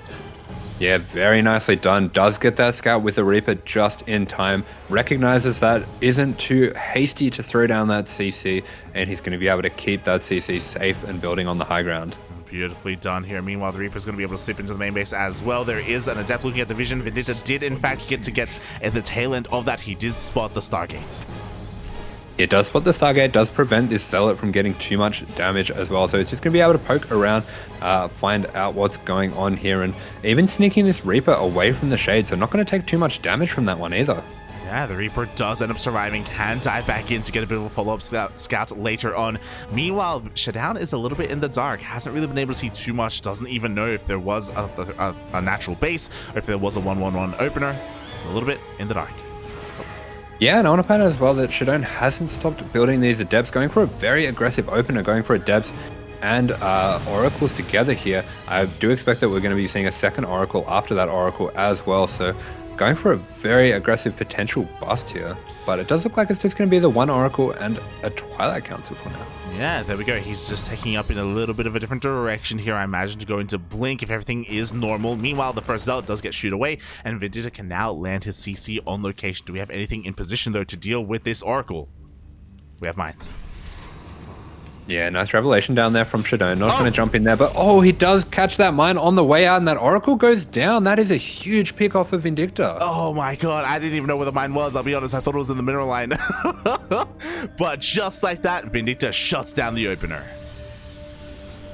Yeah, that opener, that is really not how you want things to be going on the side of ShaDoWn here, because that Oracle, what that's really designed to do with this Blink opener is to keep constant tabs on the army of the Terran, and good job there sending out that Zealot just to get a bit of extra map vision. Will recognize what's coming back his way, but does look like Vindicta has found a weak moment in the development of ShaDoWn. Yeah, exactly. You know, we don't have any upgrades. Blink is still on the way. The army's going to be able to push on forward. We do have a lock on the Adept. It does go down. Stalkers are going to be able to chip away at this, bearing in mind that these are vanilla Marines. They don't have stim. They don't have combat shields. Yeah, that's right. Stim not actually on the way just yet, but with those two mines as well, he's going to be able to push it down right back into his base, and it does look like he's even got... unfortunately, that Cyclone lock-on was on the pylon, not on the battery. Oh, yeah, it was on that pylon in the end, but it is going to be forced back. I love that he did unburrow his mine. He is trying to save as much of this army as possible as ShaDoWn does push this back. Yeah, unfortunately, a little bit of a misclick, a little bit of miss micro there. Hopefully he can get this mine away from these Stalkers as well. We do see the chase is on, but Vindicta is going to be able to safely get back to his base and the safety of this siege tank. Oh yeah, exactly. The tank. Oh my god, the lock-on is actually even going to take out a Stalker towards the end, so very nicely done there by Vindicta. We do see him transitioning. Sim is now finally on the way, is working on his Raxes. Unfortunately for Vindicta, he wasn't really able to punish or apply any pressure here to that third. Yeah, a little bit slow getting that pressure on the third. A little bit slow on his development as well with that eBay, with the extra gas and everything. Did commit a little bit to that push at the front there, but at the same time was able to force some units out of ShaDoWn, and ShaDoWn only just getting that third up and mining as well now. So supply is fairly close between the two players. Oh yeah, fairly close indeed. We'll see how this all kind of transpires. Blink is already done. We have charge on the way. We are not going to be relying on any splash damage here, so just a mass gateway composition instead. Oh, ShaDoWn even, okay, just looking to throw down a spotter pile. And I was like, yo, is he going to take another base? Nah, not quite yet. Yeah, not quite that greedy. He does pick off this one SCV here, just poking in, seeing how the defenses of Vindicta are set up at the moment. Vindicta himself just going to be healing up this medevac, so he will have 2 medevacs coming out shortly for his push, but this has been slightly delayed. It has been delayed, and he has to be so careful to avoid these stalkers. We do have a scan over at the third base, recognizing how saturated it is, recognizing the gas is being taken, and it looks like Vindicta is going to be able to skirt around the edge of the map and avoid said stalkers. Yeah, he's going to set up a little bit of a double prong attack here, and it does look like ShaDoWn is going to be looking to set up a base here, so if Vindicta can get eyes on that, he will be able to deny that with that drop that is heading around, but nice little bit of blink micro there from ShaDoWn. Yeah, able to just dance with the army. We do see another bit of a lock-on, forcing ShaDoWn back, forcing his attention here in the center of the map. Meanwhile, ShaDoWn, with so many spotter pylons, it looks like he will just barely catch a glimpse of that drop. Yeah, if he is paying close attention, he will be able to just see the edge of that. Vindicta doing a good job just weaving it through the center, making sure it has the smallest signature that it can. And it does look like ShaDoWn maybe was a little bit distracted because there is nothing in the main for this drop. Yeah, I was looking at the player vision there of ShaDoWn, and he did not notice that drop, by the way. It goes all the way into the main. Yeah, and even just getting that pull on the probes here is a good amount of damage. They will not be able to return to mine for quite a while, and he has zoned out the army here. I love how he set up these tanks here. They will be able to shield for those zealots. Yeah, exactly. The wall is a wall, but the tanks are going to pay the highest price for it with their lives. Oh my god, 19 workers have gone down? Yeah, while this was all going on, we could see that Vindicta wasn't paying the most attention with the micro on this because he was on the other side of the map picking off all of these probes, and look at the target fire. Oh my goodness, all of the probes are going down. Mate, this man is cracked, mate. 38 workers, basically everything in the main base, everything in the natural, and he is not done. He can even go in towards the third if he wanted to. Mate, Terran, man with gun. Hey, how can you stop it? PvT is unwinnable, right? But yeah, go on. This just puts the Protoss in such an awkward position because the way that the Terran economy and army works is in a very linear way where the army and the economy together will just keep on going and going and going. It's not like the other races where you pick and choose between economy and army focus at various points, and this means that the Protoss is in a very awkward position where they're going to need to probe to get back in the game, but they have to make sure they're not going to die to these follow-up pushes. Oh yeah, exactly. It looks like Vindicta was thinking about that follow-up push. He will back off in the end. He's going to just settle for landing his third base here on location, going to try and preserve it as best he can. ShaDoWn just keeping up the aggression, though. Again, he has to, just because of all the losses he sustained. Yeah, that's right. He has to put a lot of pressure on here. He really wants to keep Vindicta on his side of the map.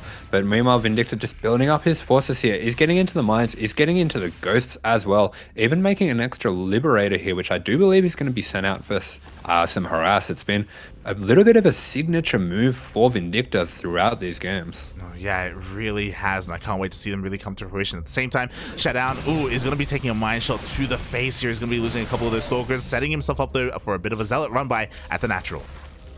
Yeah, credit to ShaDoWn where it's due. He's done such a good job making the most out of his units. His micro with the stalkers has been absolutely fantastic throughout this game, and even using these very few zealots to get a little bit of extra damage here. Yeah, exactly. He does get 2 SCVs, but only 2. There was some great target fire, great positioning there from Vindicta. Only a single zealot was able to recall back home. So Vindicta doing a great job at just deflecting all these pushes. But thankfully for ShaDoWn, he is taking up and working on some splash damage. Yeah, he does have his Storm on the way, and this will be a big comeback potential for him in this game. He does have his Prism as well, so he can hide those High Templars away in that Prism. Once Vindicta does recognize that it is Storm that ShaDoWn is going for here, he will get a couple Vikings just to deal with that Prism, but for the moment, it's going to be on the Ghosts to time those EMPs perfectly. Yeah, there's going to be a little bit of a dance, a little bit of a micro battle between who can land the Storm first or the EMP first. Meanwhile, we do have a little bit of a Zealot run by, but again, the Liberator rocks up just in time. These Zealots aren't going to get too much.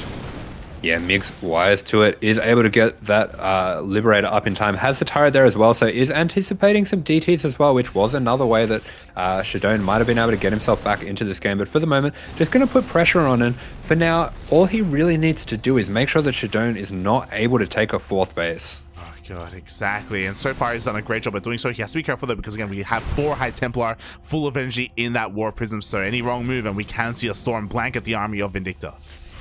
Yeah, that's right, and we do see the Vikings started up a Vindicta. Oh, what a wonderful snipe. Catches ShaDoWn sleeping there and jumps straight on that Prism with the 4 High Templars, and he smells blood now. I thought it was morning in Europe. What's going on, puppy? We do have a couple of storms in the backline, though. We have a couple of zoning High Templar, but again, 4 High Templar going down is massive, and Vindicta, he smells blood in the water. He's going for it. Yeah, snapping out one of those High Templars, and there are not many storms left. He can smell victory here, and victory there is. GG is called. Oh my god. GG, well played once again, Vindicta, with the hyper aggression, with the hero medevac drop into the main, into the natural. Once again, just getting so many probe kills, an insane amount, and just not letting that lead drop, even despite the High Templar, despite the storms. No fear. Yeah, an incredible amount of damage being put out there. Did manage to set up that tank position in such a way that he didn't have to micro that situation so much, and he could fully focus on what was happening with that drop in the main, and so much damage in such a short amount of time. Oh yeah, that was absolutely insane. As I just quickly update our lovely admins here, but yes, Vindicta will take the first game here in this best of 2. Can he close it out? We are heading back on over to the land of Europe, so we are going to be playing with a little bit of a ping disadvantage once again. I have to wonder, Vindicta, is he one to play mech in TVP? Don't think so. Okay. I'm just going to shut that down right now. You're like, no, this man, I don't want to say that. He's not special. He's not Gumiho. Okay, that's not happening. Well, actually, yeah. So that's the story I kind of want to tell. There is a YouTube video up of Vindicta getting a little bit of coaching with Special. Pretty entertaining video that was, and they're kind of exchanging a few different ideas, and Special showing him some of his particular builds, and he showed him mech in TVP. He showed him how to open with a battle cruiser and go into mech, and it did not last very long. He's like, nah. He's like, this is not for me. It's a very stylistic choice. When Special does it, it looks pretty sick, but like a lot of the things that Special does, it's very particular to his own playstyle. Exactly. Okay, so unlikely that Vindicta is going to be whipping that out, but it's still possible nonetheless. I don't want to rule that out just in case some of the Berserker guys are listening in. He's going back 100%. Mate, have you seen on his stream lately? He's been going mass cloak Banshee. Oh, with like the speed Banshee, yeah. straight into 5-star pods. Yeah. It's crazy. It's actually insane what he's able to pull off there on 3 bases. Mate, it's crazy. Absolutely loco. Muy loco. Muy poderoso, papi. Oh no. But yeah, great win there for Vindicta to bring it all back. But again, that he was playing on a ping advantage, and now the turns will table. ShaDoWn will have a little bit more leniency available to him, as we are still waiting for that map pick. Yeah, we did see when we were on EU for that previous game against DIMAGA, he had to play a little bit differently, and the game was a little bit closer for sure. So yeah, it'll be interesting to see if Vindicta has a few different like stylistic ways that he can mix things up, maybe even going for a cheese, something to try to end the game quite quickly here.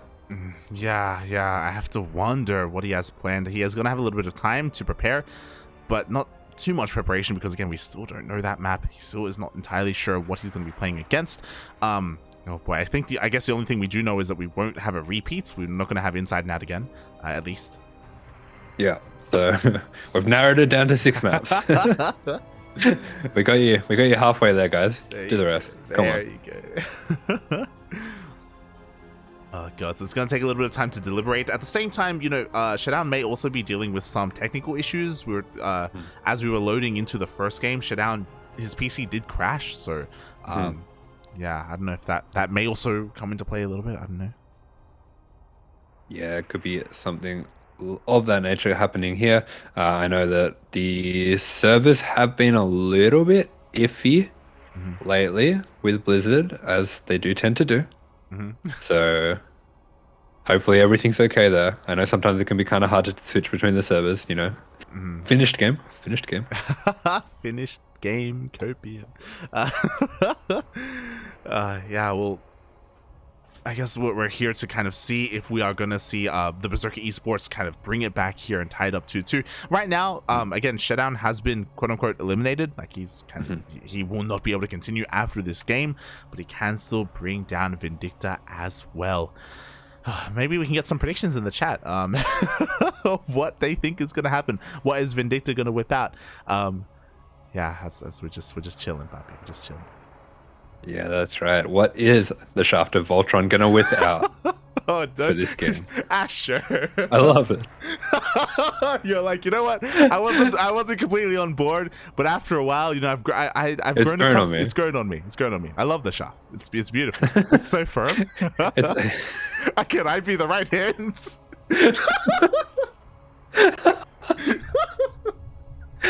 I volunteer as tribute. Oh no. Oh boy. God. Let's talk StarCraft live. This is the Get question. my mind off Shaft. This is the real question that I posed to the chat. Okay, if Vindicta is the Shaft of Voltron, and we're kind of the Ducklings are coming together to form this beast of a machine and a man. Who is who? You know, who's the right hand? Who's the right hand? Who's the left hand? Who's the left leg? Who's the head? You know, let us know what you think. We're talking about, of course. Huh? Who's the brain? Who's the nose? Who is the nose of Voltron? Oh god. Shaking. Who knows? Shaking. Who knows? Who knows? It's steel mold. It's a pun. Oh god. Steel mode could be the beard. Ooh, I like it. I didn't know Voltron had a beard. Ours does, apparently. Just all metal robot with just a luscious beard. Exactly. Yeah. Go to our Wikipedia page. You can see all the Duckling members there. I believe there is a link to that page for those wondering. But of course, we have Vindicta, PattyMac, Dolan, Eric, Ryu, Starduck, Oreo as well. Don't forget about Oreo, and maybe some staff members. I don't know. We can throw them in there. Why not? Why not? Yeah, it was good to see Oreo back in action as well today. Not exactly the result that he would have been hoping for, but really happy to see him just kind of dipping his toes back in, making a small little return there. Yeah. It was really great to see him back. He was honestly looking really strong against Akon in that ZBT. He was looking so comfortable. I I know that he did struggle in his ZVP, a little bit of a feels bad man, but it was just really cool to see him playing again.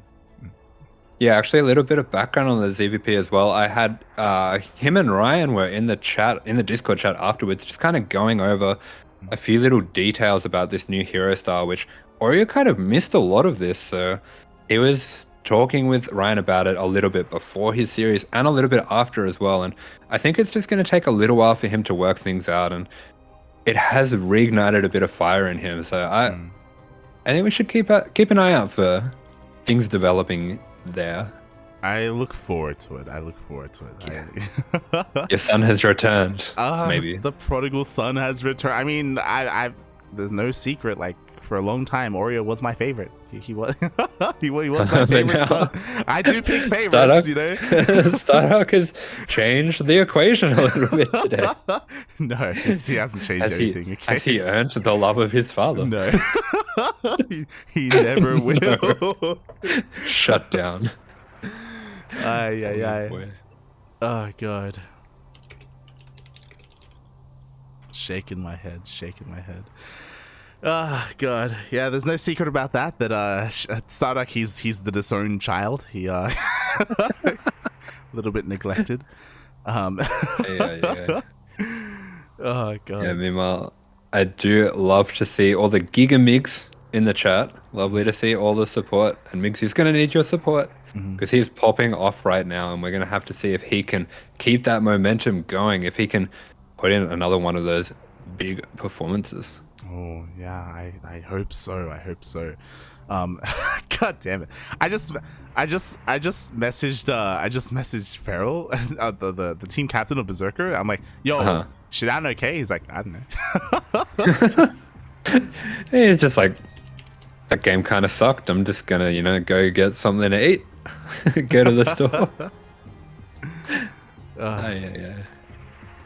Yeah, so meanwhile, just a little bit of a delay while we find our players. Yeah. You know, do we want to put a clock on this? Do we? Meanwhile, we do have Vorty in the chat now, so it looks like that previous series with the Platinum Heroes, and who are they playing against? SSLT. SSLT. It looks like that one must have finished up, so I'm gonna go have a little look, see how that went down. Oh yeah. I wonder.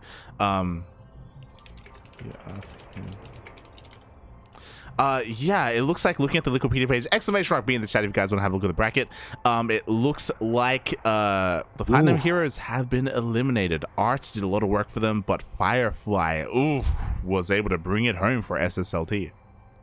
Yeah, Firefly popping off there, getting 7 wins in a row to carry his team through to Code S. So congratulations to SLT and SSLT, and our condolences to Platinum Heroes. They are close friends with the CranKy Ducklings as well, so always sad to see them going down, but they've put in a really good effort this season.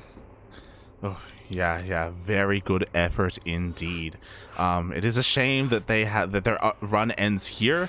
They were such a strong team, not gonna lie. Like, I was very I was looking forward to seeing like how they were gonna perform, and honestly, I was looking forward to playing against them. I wanted it. I wanted to play against Platinum Heroes, but alas, tis not meant to be.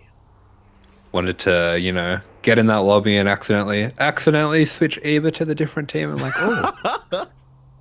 You look good as a CranKy Duckling. Interesting. Welcome. Welcome. I've got a jersey here for you. Okay. It's just your size. Oh, like, God. why does it say Starduck?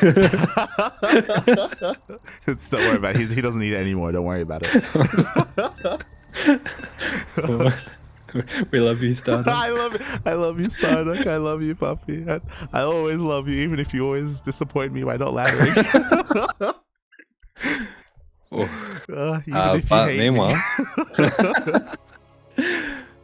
Meanwhile, we have ourselves a game. Yes, we do apologize for the delay to this start, but we are finally getting into our second game in our second best of 2. Yeah, that's right, and here we are, spawning in the top right-hand corner of the map. This time in the blue, it is the American Terran for the CranKy Ducklings. It is Vindicta.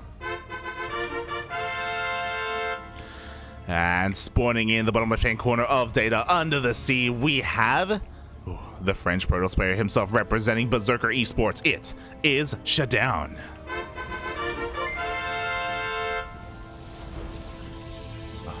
And with that, there's another PG nickname for Vindicta. It's Windicta. Oh yeah, Windicta. Let's go. Oh God. Yeah. See, we can be user friendly sometimes. Viewer friendly. Yeah, it's hard. It's hard work. Vindicta's hard, mate. Can't help it. Look, you said it. What do you want from me? What do you want from me? I want better. I want you to do better, Light. Oh my God. As we get into this, I wanted to give a massive shout out to a constant A mover. Thank you so much for the 100 bits. Gracias, papi, gracias. As we are doing our best to cheer for our boys. No bias, Kappa, as we're getting into our second game. Vindicta looking to try and take another one, try and remain undefeated. Yeah, Vindicta looking to get the leg up in this series and give the CranKy Ducklings the lead. It does look like he is going for something a little bit different here, actually going for a gas first double gas. This isn't something that I'm really used to seeing at all in TVP. A bit more of an old school style, and it does mean that he's going to be able to get this factory up quite a lot earlier. Interesting. I mean, ShaDoWn was denied entry, by the way. He wasn't able to get into the main base, so he is in the dark about this opener.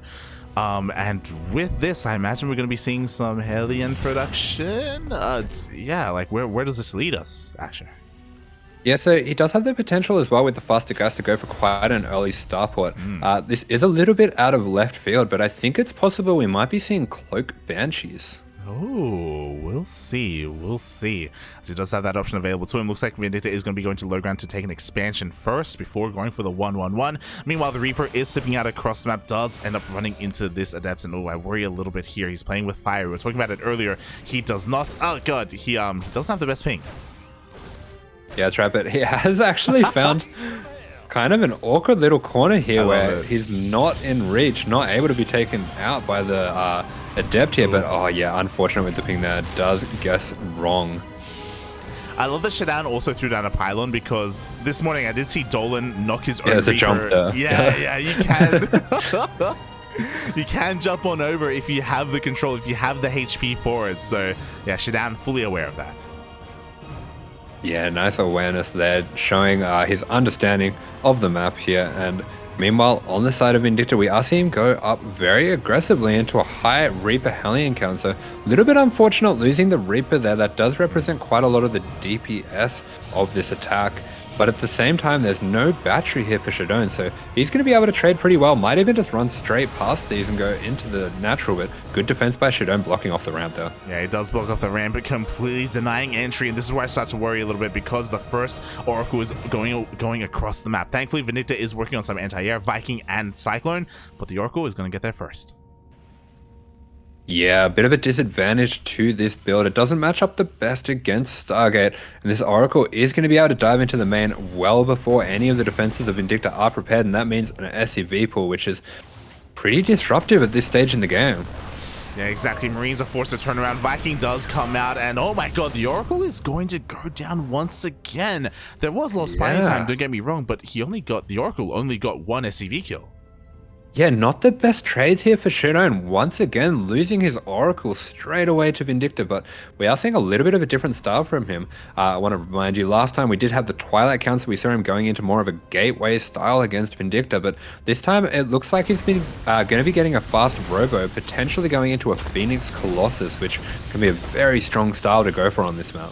Oh god, yeah, there is so much potential for that. The Phoenix count is slowly being banked up in the main base. Vindicta hasn't been able to get eyes on this at all, by the way.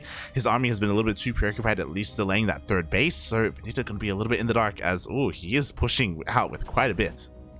Yeah, he is pulling the boys. This is something that, just a few boys, don't want to get too excited there, but this is something that he was looking for in his previous game, and this is actually the kind of opening that he was looking to be going up against. So the opening that ShaDoWn is going for here, the Phoenix Colossus, it's a little bit more greedy than that more gateway style base that he was going for. And we can see he doesn't really have that many gateway units here. If Vindicta can be good with taking out these Phoenix, he can get a lot of damage here, but it does look like, unfortunately, he doesn't have quite enough that shoots up. Just barely not enough. It looks like the Phoenixes are going to be able to take down that tank in the end. It was a very close battle, but ShaDoWn will clean this up. Yeah, it does clean this up and doesn't lose any Phoenix, quite importantly, so not the best trades here for Vindicta. This does put him pretty significantly on the back foot here. Oh god, it really does. And from here, where do we go? I mean, we do still have continued Cyclone production. We do have more Vikings on the way, but ShaDoWn now has the map control. I don't believe ShaDoWn lost a single Phoenix. Yeah, that does put Vindicta into a little bit of an awkward position. He does have the Viking Cyclone Marine here just to shoo these Phoenix away, but there's really not much supply here for him. Yeah, exactly. So the Phoenix is going to be able to shock around, maybe even head towards that natural base and pick up a couple of units there. Stim only just now starts. All this was delayed because of the Cyclones, because of that push. Meanwhile, scan, pretty crucial, does confirm the Robotics Bay. Yeah, good scan there. Picks up on the extra gases, picks up on the Robo Bay as well. But on the side of ShaDoWn, he really doesn't have to make many gateway units here at all. He has a lot of time that he can just use to probe, to tech up, get his upgrades, get those Colossus going, and get that higher gateway count as well, because these Phoenix are going to be able to keep Vindicta back in his base for a while here. Yeah, exactly. It's going to take a long time for Vindicta to finally shut down these Phoenixes, if ever. So with that time, ShaDoWn, why not expand? Take a 4th base, tech up, get your production up and running, work on your upgrades, work on your Colossi, even get a 2nd robot for double robot production. Yeah, ShaDoWn just kind of has free reign. Yeah, that's right, and he is even going to be able to put a bit of damage on this Viking. The Viking able to drop back to the SCVs, which can repair that, and he's just going to pick away at these Phoenix, just being really annoying here, using his APM to his advantage. But at the same time, he's pretty significantly behind here. That's a big supply differential. Oh god, it really is. And here we go, ShaDoWn's actually moving out across the map right now, just kind of keeping the attention of Vindicta behind the natural base. We do see a scan here, misses the army, as the army is waiting for that 3rd. Yeah, this army just going to be a little bit annoying. Start to trade out a few units here. It does only have the 1 Colossus, so this tank should be able to keep the Marines safe here. Not many Marauders coming out at all from Vindicta, so definitely going very heavy into those Marines just to deal with the Phoenix. And the Phoenix, little greedy there, flying over those turrets. He does lose one. Yeah, one of the Phoenixes will go down in the end, as you were saying, because there's only 1 Colossus.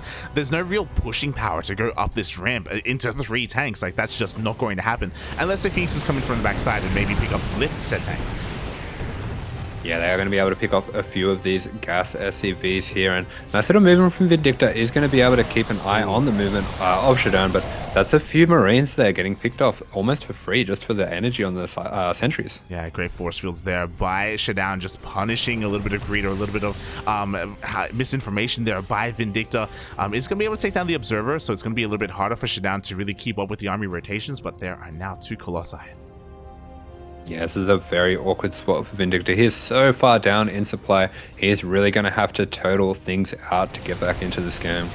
Yeah, exactly, but he's really struggling to do said turtle. Like, these Phoenixes, they just keep on chipping away at these gas mining SCVs, and oh, finally 1 more goes down.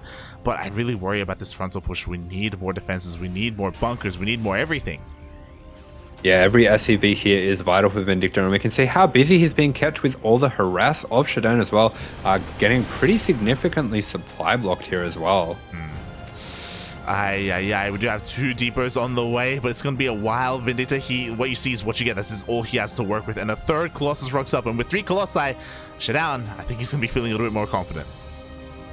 Yeah, this is just about go time for ShaDoWn, especially with so few Vikings out of Vindicta. He is using that Sim City just to help protect from the Zealots, but with that scan, he's going to know what a dire position he is, and he's just going to have to completely turtle up here. We see him throwing down some extra turrets, throwing down the bunkers here, even a 2nd bunker behind this 3rd here, and it's going to be so hard for him to take a 4th. He really needs to lock this down so he can start thinking about rotating over to do that. Yeah, I'm sure he maybe even wants ShaDoWn to push into him, to maybe try and take a favorable engagement, to try and trade on his terms, and then after that, maybe he can try and expand from there. We do see a sensor tower being thrown down, so with that, he can keep up with where the army is. At the same time, Phoenixes try to get into the main base, but a Cyclone was able to push them away. Yeah, Cyclone's doing its duty there. Is going to be able to keep an eye on this Prism as well if this Prism chooses to go in. It does look like he's going to be setting up a bit of a Zealot multi-prong going into the main there, so hopefully Vindicta is quick on the reactions with that Cyclone. Yeah, have to be very quick there, as the medevac is going to be looking to get into the main base. The Dark Shrine is done. DT Blink is on the way. Observer, it looks like it is barely going to get picked off. Yeah, as Marines jump out just to pick off that Observer, then back into the shell. Good reactions with this Cyclone, is chasing after it with the Viking as well, but unfortunately those Zealots are going to get into the main base of Vindicta, and his attention is being split every way at once. Yeah, exactly. I mean, the Prism is going to go down, thankfully, but the Zealots are still wreaking havoc here in the main base. There's just not a lot to defend. We do see an EMP, and that will definitely help out, but this is just so much lost mining time. Yeah, a lot of lost mining time, a lot of attention spent trying to deal with this. Attention that's not being spent as well on getting this 4th up, and Vindicta finds himself in a very rough spot as that bank of ShaDoWn just keeps on soaring. Yeah, and that means that in the next big engagement, ShaDoWn, he can trade inefficiently, and it's okay. He can replenish what he loses. He can't even tech up from here, maybe even going to Sky Toss. He has that Stargate from earlier. For the time being, just sticking with Ground Toss. Oh, 2 more bunkers are going to be throwing down again. Vindicta just solidifying his position. Yeah, in such a rough spot here. But the thing about those bunkers is they're at his third, not at his fourth. He is really trapped on these bases here. And ShaDoWn can commit a lot to these Warp Prism run-bys into the main here. Yeah, he really can. You know, he can afford to do so. 9 more SCVs go down again, just keeping the economy of Vindicta low. The Vikings were able to shoo away, even hunt down that Prism. Looking at the insults, yes, they did hunt it down in the end. Oh, but where's the fourth? It's finally on the way.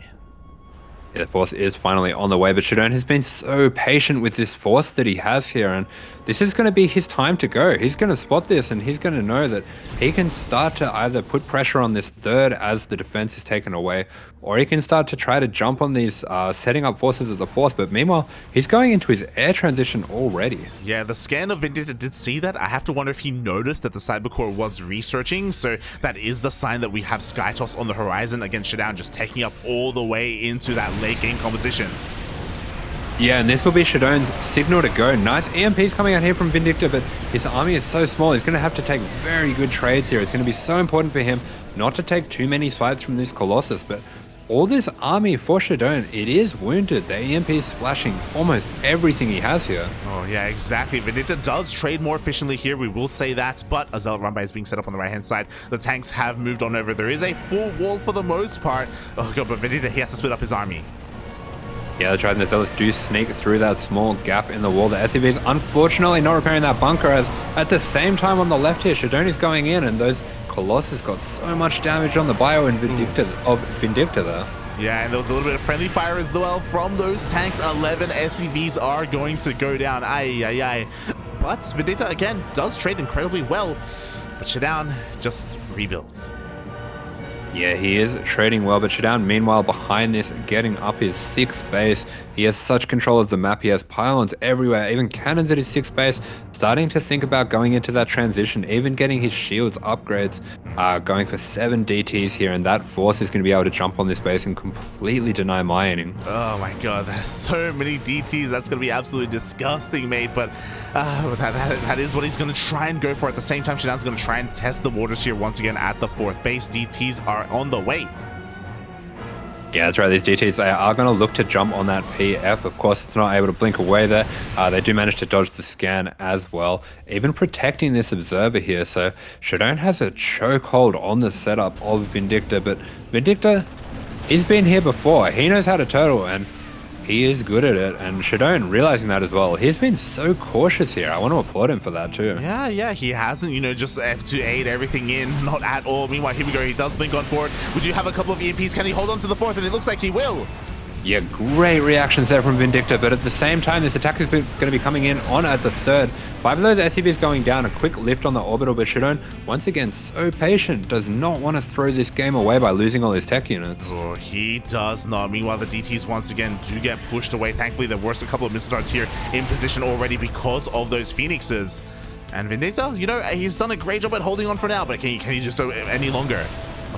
Yeah, we can see he canceling those buildings right away, recognizing that he does need the surface area on his army there. And nice little blink there by ShaDoWn, just going to dodge out the EMP for the most part, and things are looking dire for Vindicta now. His defense has been good so far, but how long can he stay in this one? That's the thing, right? The defenses here at the triangular 3rd base, they've been weakened and weakened over time. The CC even being focused down. DT's trying to push on in. There are a couple of turrets, so there is detection available here for Vindicta. He holds on once again, but every single time it's that much weaker. We need that wall to be rebuilt. We need more bunkers once again. Otherwise, the next push could be the final one. Yeah, that's right. Vindicta is fighting tooth and nail, and meanwhile, his main is completely mined out of minerals. His natural very close to mining out as well, so he's in such a rough position here because he really does need to start thinking about getting into a 5th base, but he can barely hold his 3rd and 4th. Barely. And now, oh my God, there's so many more DTs. This time tanks are already in position. Once again, ShaDoWn does get forced back. At the same time, the main army's pushing on forward. Nova does go up, connects with only a single Marine. Again, Vindicta, he's doing so well holding on, and he is getting up in supply. Just the longevity isn't there. Hopefully he could even be forced to lift up his main. Yeah, I'm just really not sure what options Vindicta has left here. Finally getting a little bit across the map, but ShaDoWn sees that. He has map vision absolutely everywhere, and has for a long time, and these are not the best trades coming out from Vindicta, and he needs every unit at the moment. He really does. Again, ShaDoWn, he had control of this Onaga. At the same time, DTs, they blink on forward. They get the tanks. Yeah, they're getting a couple tanks here. Are going to be able to get towards the SCVs, but that is a little bit of a wasteful trade. All of those DTs going down, and this could afford Vindicta the room that he needs to start getting some pressure out on the map, buying himself some space to get his 5th up. Yeah, exactly. 3-3 is on the horizon. He does end up spotting those disruptors on the left-hand side. It looks like ShaDoWn does recognize that they are a little bit vulnerable, so he's going to meet up with the rest of the army. Oh, God, and force himself up the ramp again. Yeah, coming up the ramp here is going to be able to deny mining once again, using these disruptors as well, just to zone out, get a little bit of damage on the tanks. Tanks actually taking down some of these disruptors here, so Vindicta getting decent trades, but he's going to need incredible trades to stay in this game. Yeah, oh my God, as you say that, Anova does connect with the Bio army. He's stimming on forward though. It could be worth it if he gets the disruptors. Yeah, a few of these disruptors going down. This is a good fight for Vindicta, but look at the bank of ShaDoWn. ShaDoWn can afford to take bad trades. He has a lot of time to take bad trades, even blinking these DTs onto the back of the Bio, and that's a lot of this Bio going down, and Vindicta does not have the minerals to rebuild it. Yeah, if it wasn't for those for that flanking DTs, I do think that maybe Vindicta would have been able to hold on and take another base from here, but alas, that is not going to be the case. ShaDoWn just rebuilds once again. We see another scan, Vindicta realizing how many bases he's up against. Yeah, Vindicta realizing he is in a dire situation here. He has to make something happen somehow, some way. He has taken out a lot of the splash damage here, but there are just so many units. He's being overwhelmed here. Oh God, he really is, and I do feel like he's going to be a little bit on his last legs. Thankfully, we do have a couple Liberators coming out finally, and they will work wonders against this ground-focused army, but there is only one Lib, and it's not in position. Yeah, that's right, and ShaDoWn just jumping in there, sniping off that Lib. Does take a little bit of damage from the PF, having some of these units shaved off here, but he has units to spare at this point, and a little bit of a sneaky disruptor shot there going through the army. Oh, yeah, exactly. And ShaDoWn, he's just rotating left and right. Vindicta can barely keep up. Another zoning disruptor is going to go off, taking down a Zealot, but does zone away the army nonetheless. Yeah, that's right. These disruptors zoning out the army. Only 4 SCBs going down here. Vindicta once again being very good with the pulls. Sending out these Vikings as well just to get a little bit of extra damage. He just has to get anything he can going on in this game, but it's desperation at this point. Yeah, exactly. His mineral income is almost non-existent right now. Do you see the army of ShaDoWn does not get deterred. It doesn't turn around. Oh my God. Gets a ghost. Yeah, going for a little bit of a split there. Unfortunately, not quite getting the right split there. These Vikings getting cleaned up in the top left-hand corner of the map, and Vindicta is absolutely on his last legs here. Yeah, he's been on them for a while. It's been impressive that he's been able to hold on and stand strong for as long as he has, but here is the final engagement. Nova goes off, does connect on those Marauders. It looks like, once again, Vindicta takes the best fight possible, but there's only so much like these fights can do. Yeah, nice last-minute split set. Does manage to shave off a lot of these disruptors, but honestly, ShaDoWn can just keep on warping in Stalkers, and it doesn't matter if he trades badly. As long as he's chipping away at the army count of Vindicta, he can do this all day. He can just keep expending army to get damage on Vindicta, and Vindicta is fighting tooth and nail for every little piece of value he can get out of them. Yeah, he really is, but at the end of the day, the charge lots push on forward. There just isn't enough here to buffer for these tanks, to buffer for the Bio. Everything's going to go down. ShaDoWn has finally broken on through.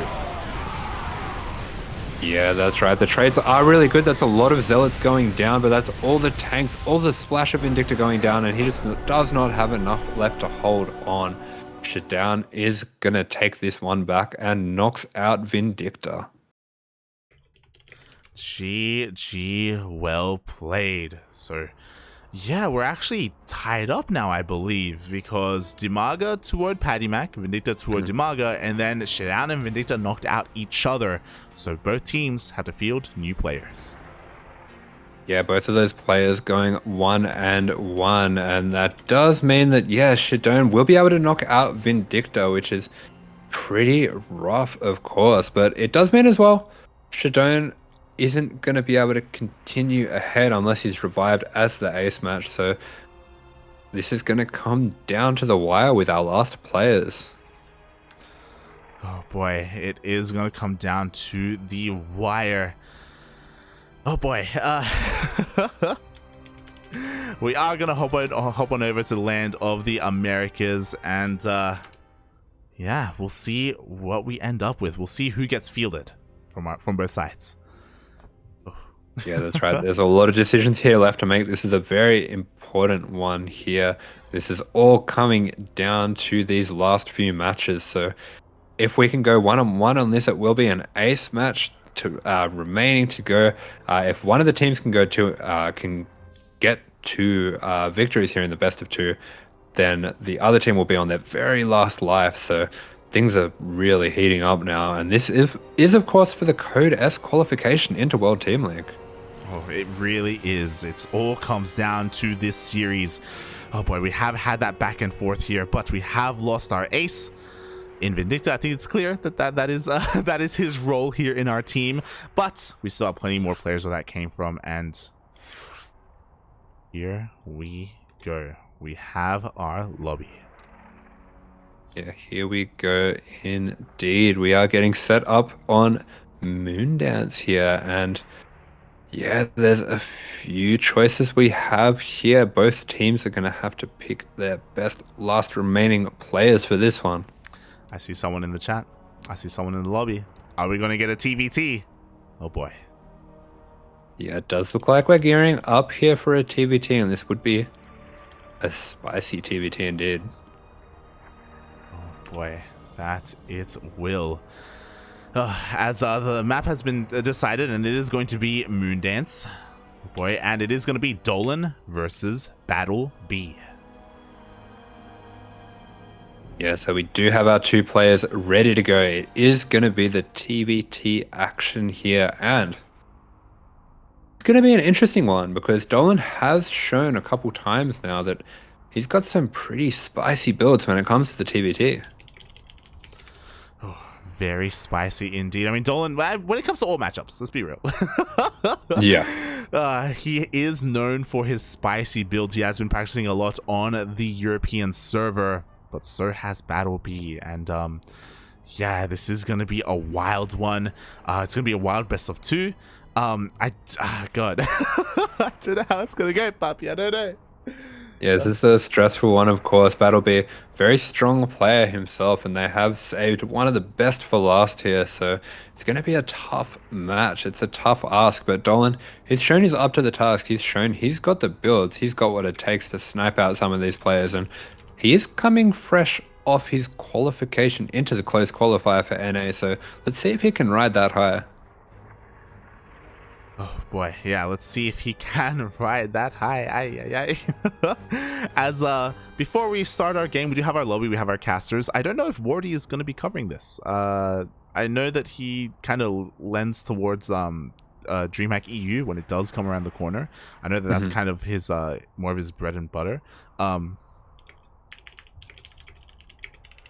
So yeah, I don't know if we're waiting for him or not. So we'll just take an extra moment just to make sure that we're not keeping out on him, but it does look like he's not heading over onto NA just yet. Yeah, he also hasn't changed his stream title. There he is. Oh. Beautiful. Beautiful. There we go. All right, glad we waited. Glad we waited. Yeah. I thought something was up. It's all good. It's all good. It's all good. All right, so we have our players, we have our casters. We are ready for this one. It's all coming down to this. This is the last match before the potential ace matches. We are both down to our last lives for the standard first 3 best of 2s. Here we go. Oh boy, exactly. We're tied up 2-2. Who is going to take a lead in this series? I do want to say that, you know, BattleB is a very formidable opponent, arguably the favorites, but mate, Dolan is riding that high. He did qualify for the closed qualifiers of DreamHack NA this morning. Mate, how much further can he go? How much further can he go? And here he is in the yellow, befitting a duck. It is the American Terran playing for the CranKy Ducklings. It is Dolan. And spawning in the top left-hand corner of Moondance, we have the German Terran player himself representing Berserker eSports. It is BattleB.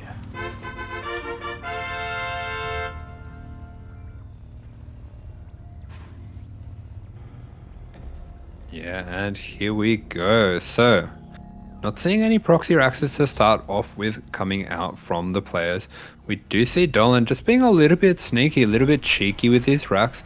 Is just gonna, just freak out BattleB a little bit at first. Maybe catch him off guard if he doesn't do the proper diligence with his scouting. Yeah, hoping to maybe force a reaction here if BattleB goes for an SCV scout and doesn't check the main base entirely, just to get in his head a little bit. Yeah, that's right, and it looks like BattleB is in fact going to go for that early SCV scout, so being nice and safe here, maybe feeling that he is the stronger player in this situation, maybe knowing Dolan's reputation as well, just going to make sure that he gets that early scout going out, even with this double gas build. Yeah, exactly. Again, Dolan has been making the rounds on the European ladder, so because of that, maybe he has that reputation. Maybe BattleB is aware of that, as he is going across the map with said SCV, and we'll see the lack of racks. Yeah, he's going to see the lack of racks. He's going to see those depots going down. He is heading straight to the back here, but oh, did he catch that Rax there? No, he did not, but he is also locked into the base. And the factory is thrown down, so I mean, he should be feeling relatively safe. All things considered, he does have a patrolling SCV just in case. Oh my god. Oh my god. And this is working, yeah. He definitely suspects something is up. He's going to send this Reaper out to scout. He is starting to build this extra marine as well, but he does just catch the edge of the racks there. But that will be a little bit of a hiccup in his production. Yeah, exactly. A little bit of a delay here, so a little bit of a win for Dolan. Not anything major by any means, but a nice win nonetheless. Yeah, just forces to cancel on that bunker there, and he's going to be going for something pretty greedy behind this. He's going straight into a tech lab on the factory, recognizing that he did delay a little bit of the barracks production as well, going for a reactor as well here. So this is a very interesting opener we have coming out here. It looks like he might be going for a bit of a Reaper Cyclone attack. Yeah, it's something that we don't see too often at all, skipping the Hellions entirely, but BattleB is at home. He's just going to be waiting here for the rest of his units. He's even working towards a Widow Mine, I imagine, just to be even more defensive.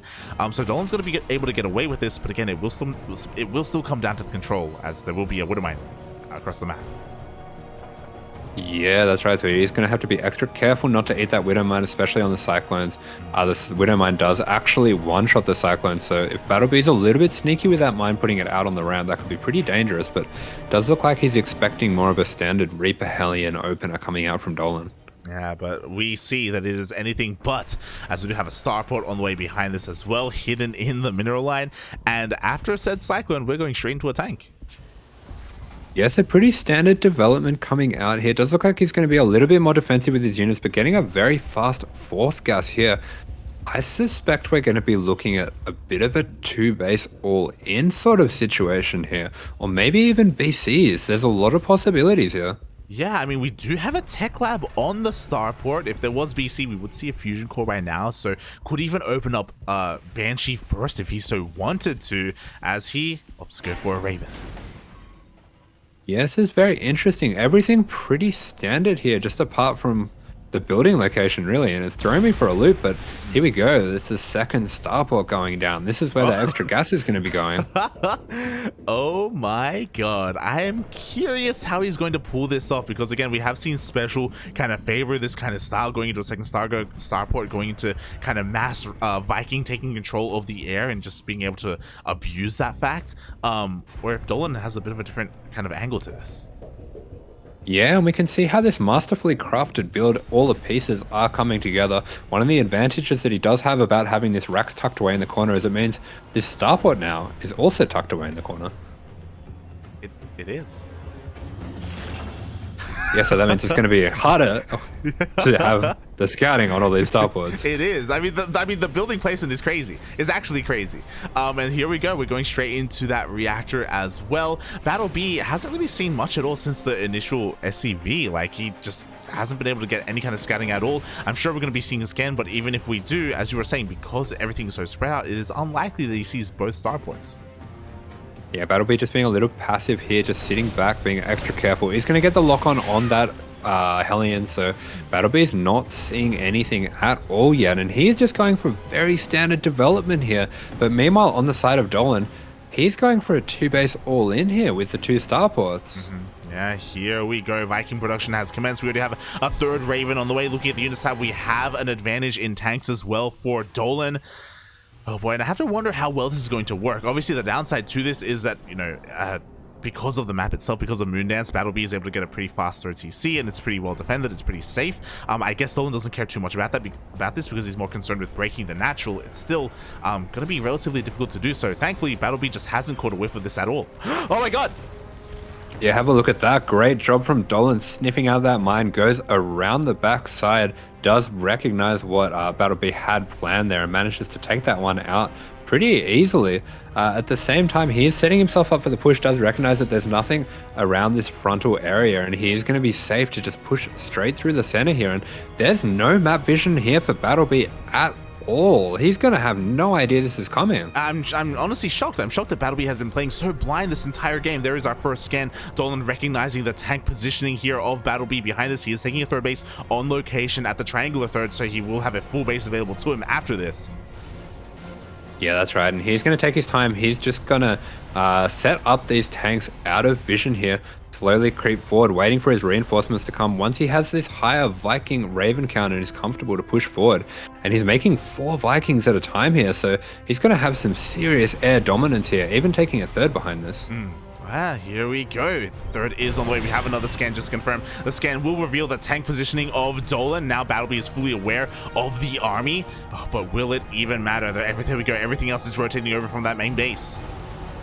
Yeah, Dolan just creeping forward with this tank line here. Going to start to put on a little bit of pressure here. This does mean that he is closer if he wants to unsiege and resiege. It does look like he's going to start to think about going for these. Nice scan here, but he's throwing down all the turrets here on these tanks. The focus fire is going to have to be good here. All the tanks going down. Only 2 left for BattleB here, but I don't know if that's enough damage for Dolan here, and he is not going as well as hoped with the Viking fight, but finally, he's starting to take the lead here. Yeah, he does take the Viking lead, especially with these reinforcements. I have to wonder if these Marines were supposed to come in with those auto turrets as well to just help out with that DPS. Unfortunately, it wasn't really the case. They were left in the back line, so Dolan does take a better trade, but he isn't able to break the natural.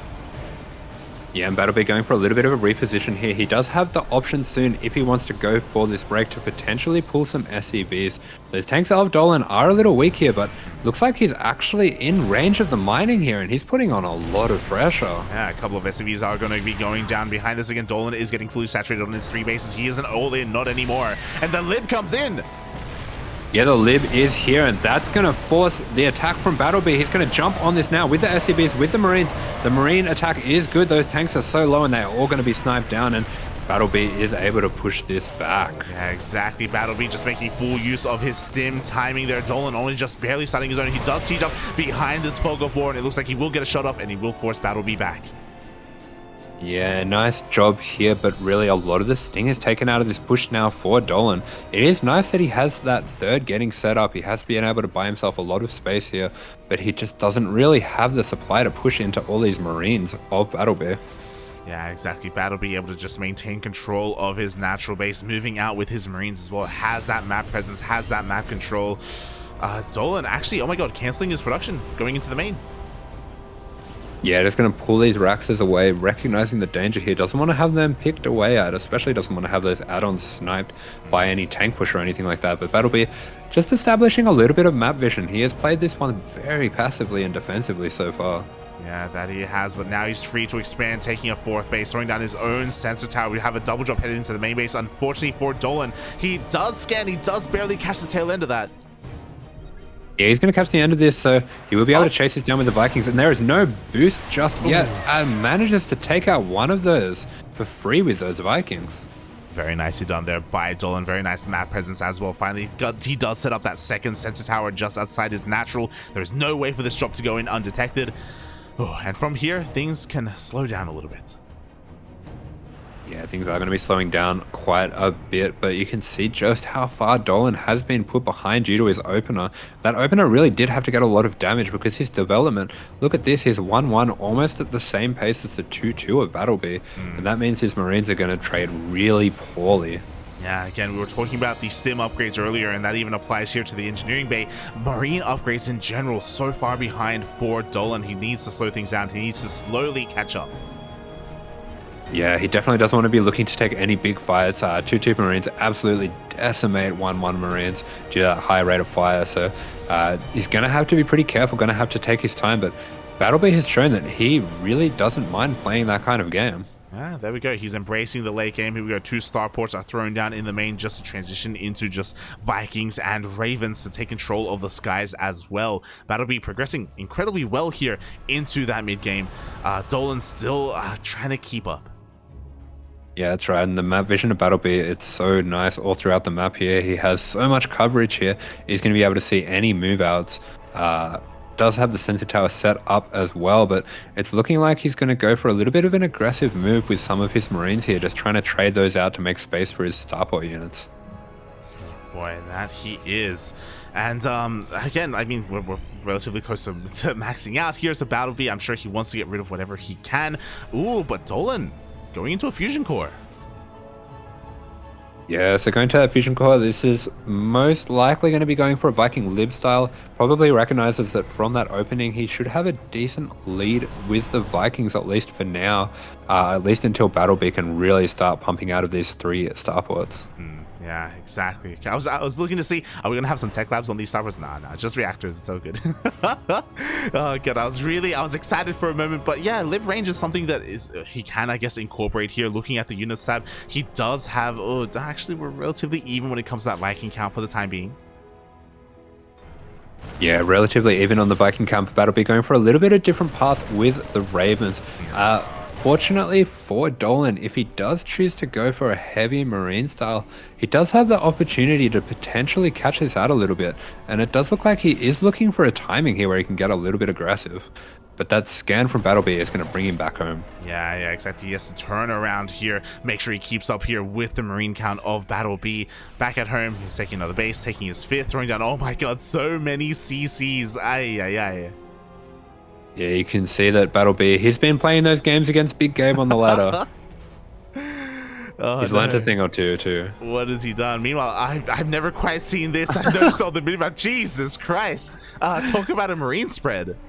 It is the great wall of Marines. A perfect little queue. He's lined them up, and I don't know how you do that, to be honest. It's kind of weird. It's kind of creeping me out.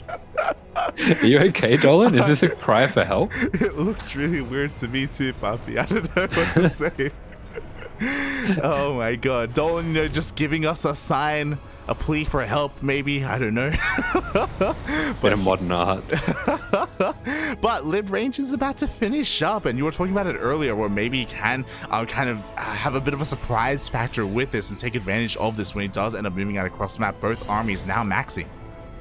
Yeah, that's right. And interestingly enough, he has done pretty well with the upgrades, managing to tie things back up. BattleB has been investing a lot more of his gas into those Ravens, into those Vikings, getting a pretty high Raven count now. But this is a very technical style with that high Raven count, and Dolan's gone really heavy into the Marines.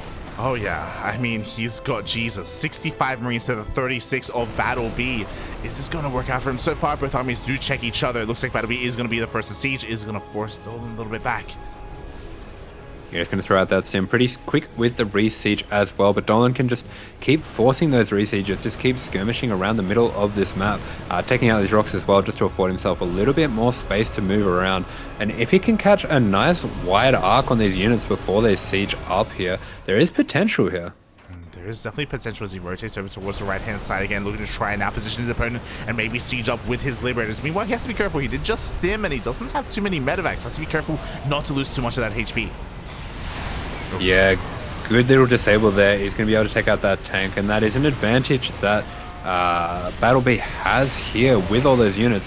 Even taking out more of these units with the disables and creeping up these tanks, this is really awkward positioning for Dolan. He's going to lose all of those tanks. Yeah, not just the tanks, all the Liberators go down as well. Dolan just has to give that up. Yeah, you can see why this Raven style is a little bit more common, but meanwhile on the side of Dolan, going for something a bit more tricky, actually making 7 libs at a time. I wonder if he's looking to utilize the splash damage actually here with the libs. I wonder. It's gonna be interesting. I mean, technically, if he does take down everything in the air, then he can go for the mass freedom zones on those tanks. Or maybe taking a bit of a page out of Vindicta's book. Is he gonna try and go for some harassing instead? As I say that, there's so many sensor towers. Sorry, so many missile turrets even.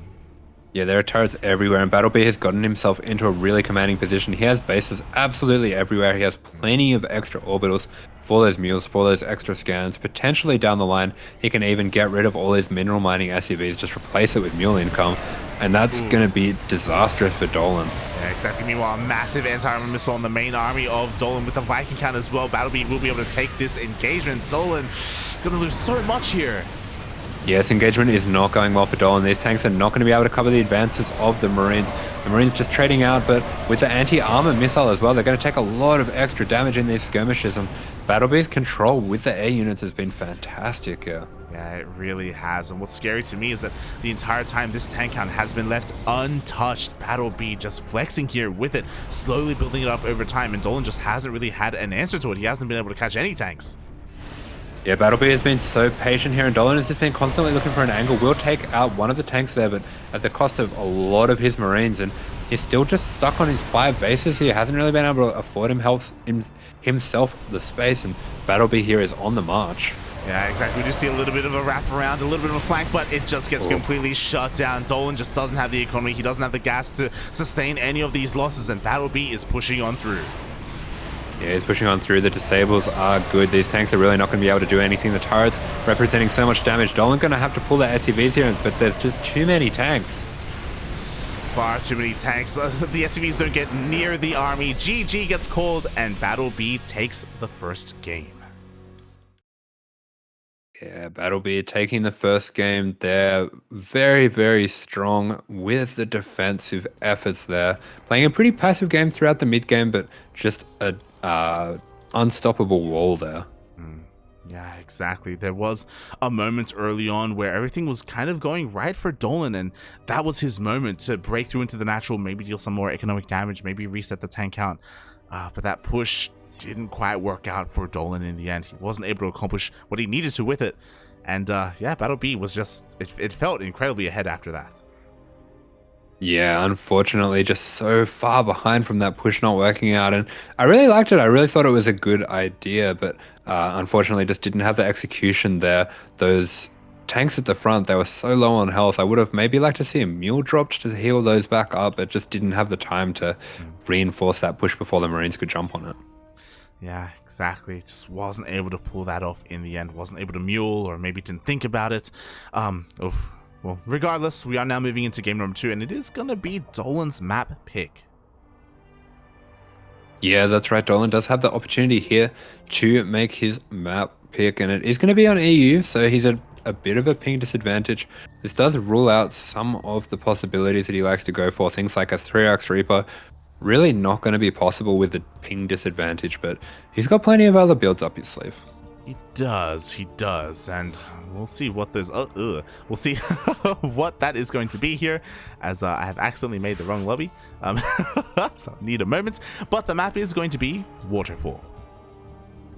All right, we do have Waterfall for this next map, and this is Dolan's chance to get back that life. He's lost his life in this best of 2, but he can still take out BattleB as well and put us back into even footing going into the ace match. So it's going to be on him to see what he can do on Waterfall, and I do like this choice of Waterfall. This is a pretty spicy TBT map because it's such a short map and there's a lot of potential for attacks here.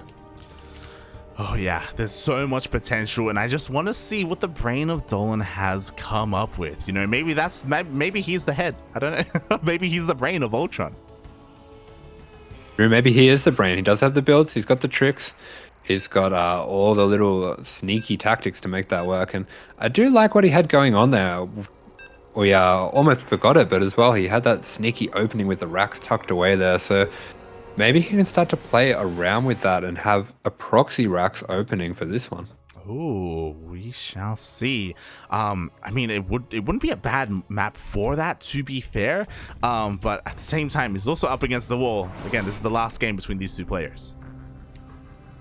Yeah, absolutely. This is Dolan's last chance here to make a change here against the wall, the impregnable fortress that is this player for Berserker eSports in the bottom left-hand corner here.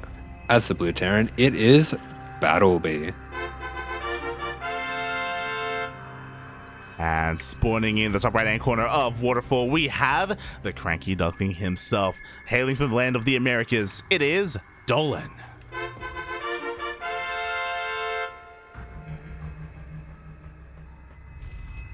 Yeah, and this is where things start to get serious. There's a lot on the line. There's a lot of pressure on these players to take this one down. This is such an important last game here in this series. And we are seeing something a little bit different. I did say earlier I wasn't expecting to see him go for a Reaper-based strategy, but it does look like he's going to be going for an in-base 2 racks. Oh my god. In-base 3 racks, actually. I actually said I didn't think he'd be going for this, but you know, he has been playing a lot of games on EU. Maybe he has a good feel for his ping at the moment. Yeah, and I have to wonder, maybe you can tell me how this plays up against a 2-gas opener here for BattleB. Yeah, so 2-gas is pretty much what you're generally expecting to be going up against with this.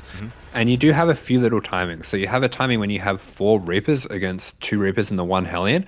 And then you also are going to be looking to go into eventually 9 Reapers and potentially deny a low ground expansion. So best case scenario, you will take out that low ground expansion, maybe even spiral things out of control. But because he's gone for an in-base 3 racks rather than a proxied 2 racks with 1 inside, this does mean that he can transition out of this. He can eventually get his natural down, and he can go into a bit more of like the 3 racks kind of style that you'd see in a TVP where he gets a stim and combat shields. Yeah, so it's a little bit less aggressive, but more but despite that, because it's like less aggressive, the likelihood of this being scouted is pretty low as well, as BattleB does check a proxy location. Dolan is able to escape for now. Just a little bit of a skirmish here between our 2 Reapers, and yeah, it's gonna force BattleB back up this ramp. Yeah, forcing BattleB up the ramp. The SCV is going to mean that he has to get out of there. He's going to save the life of that SCV with that grenade, and he does just catch the SCV trying to take this low ground. And BattleB is in the dark for now. Yeah, BattleB is in the dark. He only saw a single Reaper, so there's an opportunity here for Dolan to bank up a little bit more. Right now, only moving out with 3 against the 2. We'll see if he can take out one of these Reapers. Up. Yeah, really nice timing there. Unfortunately, does eat the grenade right before this Hellion comes out. Nice splash on the Hellion. He's going to take out 2 of these, and Dolan needs to be careful not to be too greedy here. It's vital that he doesn't lose any Reapers. Does have 1 go down, but taking out a few of those SCVs, he is starting to get some damage. Yeah, he's going to be able to lay the natural CC as well, but as you were saying, losing 1 is not ideal. At least he is able to replace that, but again, we have the defender's advantage here for BattleB. Soon, we're going to have 2 Hellions. Oh, pretty greedy coming up into the main here. He's going to have to get himself out of that, but not before one of those Reapers goes down. Trading a Reaper for a Reaper, not the best here, but meanwhile we see Dolan actually throwing down a 4th Rax. He's going completely all in on this, making 4 Reapers at a time. Oh my god. We'll see if he's going to be able to make full use of this. Again, still able to delay this natural base a little bit longer as BattleB is working towards his starport. Still just pumping out as many Marines and Hellions as he can. Not quite aware how committed his opponent is. Yeah, this is all going to come down to the micro. It's really important for Dolan to keep these Reapers spread and make sure he's not taking multiple shots, but he does realize that he has to get damage done. He has to get it now, and he's going to take control of this ramp here. Yeah, he's going to be able to take control of the ramp. He's able to delay that starport once again. How good is the targeting here so far? Oh, it does take out another Reaper. Oh, yeah, but this micro of BattleB is really good, and he is going to be able to take down a lot of these Reapers. I think we are seeing, unfortunately, the beginning of the end here. Yeah, GG gets called. BattleB will take down Dolan 2-0. Yeah, Dolan unfortunately going down 2-0 here, and this does put us in a very tough spot. We have to win the next 3 in a row if we're going to want to take this one down. Oh boy, 3 games in a row. We are up against the wall right now. We are up against BattleB. Even we do have a revive available, or we can also play a 4th player. Oh boy.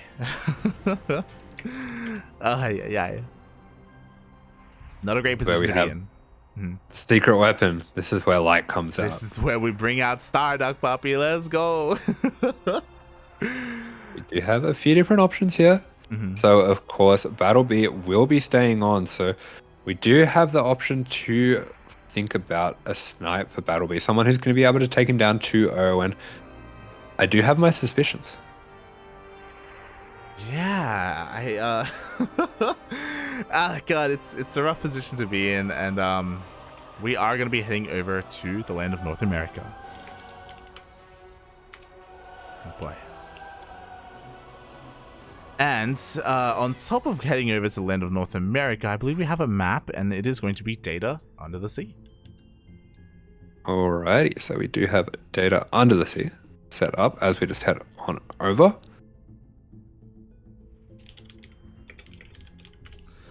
Yes, and we have confirmation. It shouldn't be a surprise to anyone. You know, he has been leading the charge here for the entire World Team League, and it's only fitting that if it does end, it ends with him. It's going to be Vindicta. Yeah, we've got Vindicta here, and there is a lot on his shoulders.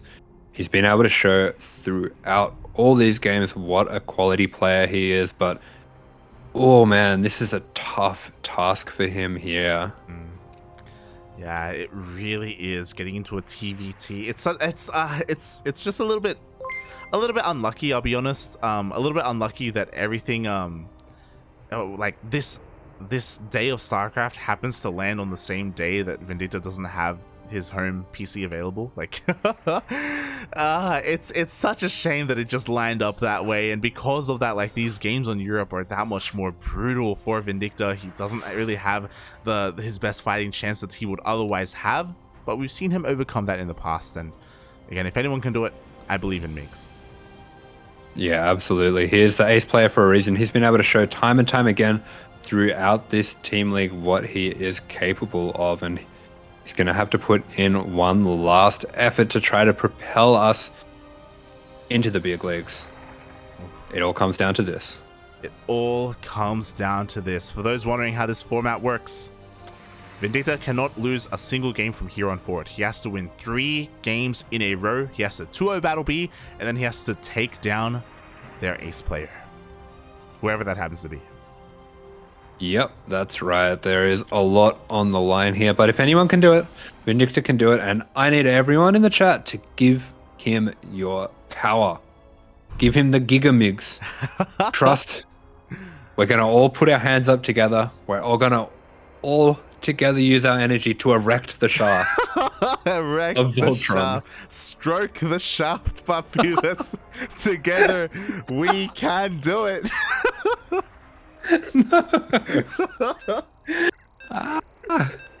Alright, we've gone too far. Oh god. Ooh.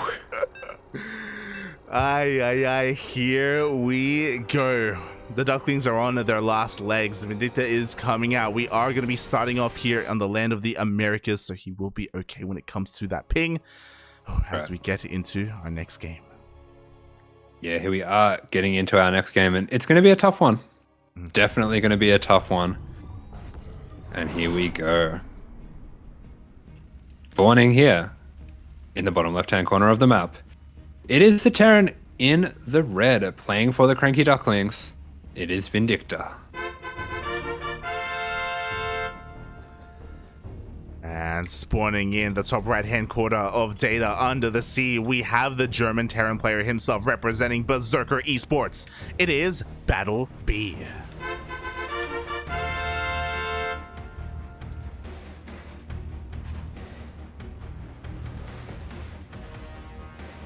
Yeah, and everything looking pretty standard here. No one going for any proxy racks, knowing that there is a lot on the line. There definitely would be the option for BattleB if he wanted to spice things up, use his extra lives just to go for something a little bit more risky, but we've been able to see where his comfort zone lies so far. Yeah, we really have, and it does seem to be, you know, more the defender, more just absorbing whatever pushes come his way, and then going for a massive counterattack in the end. At least that's what we've gleaned from this series from Dolan, so at least Vindicta has been able to gather a little bit of information from watching that. And so far, everything's looking pretty standard. Mirrored builds from both of our players. Yeah, I do want to point out that the way that BattleB was playing in that game against Dolan, it was actually pretty reminiscent of the way that Vindicta's been playing quite often in his TVTs. So this will be an interesting one because I do believe these players have a pretty similar skill set here. Yeah, I agree. They are pretty well matched, and that's the scary thing, you know. I believe Vindicta can win a best of 3, sure, but in a best of 2s are a little bit different. That's the thing. Yeah, that's right. There's a lot on the line, and it's going to be weighing heavy on him as well that he can't drop a map at this point. It all comes down to this, so everything going to be coming out pretty standard from both players. Vindicta being extra safe there, just completely walling off, and he will just be making these Reapers one at a time. It's all mirrored so far, but he has snuck this SCV out.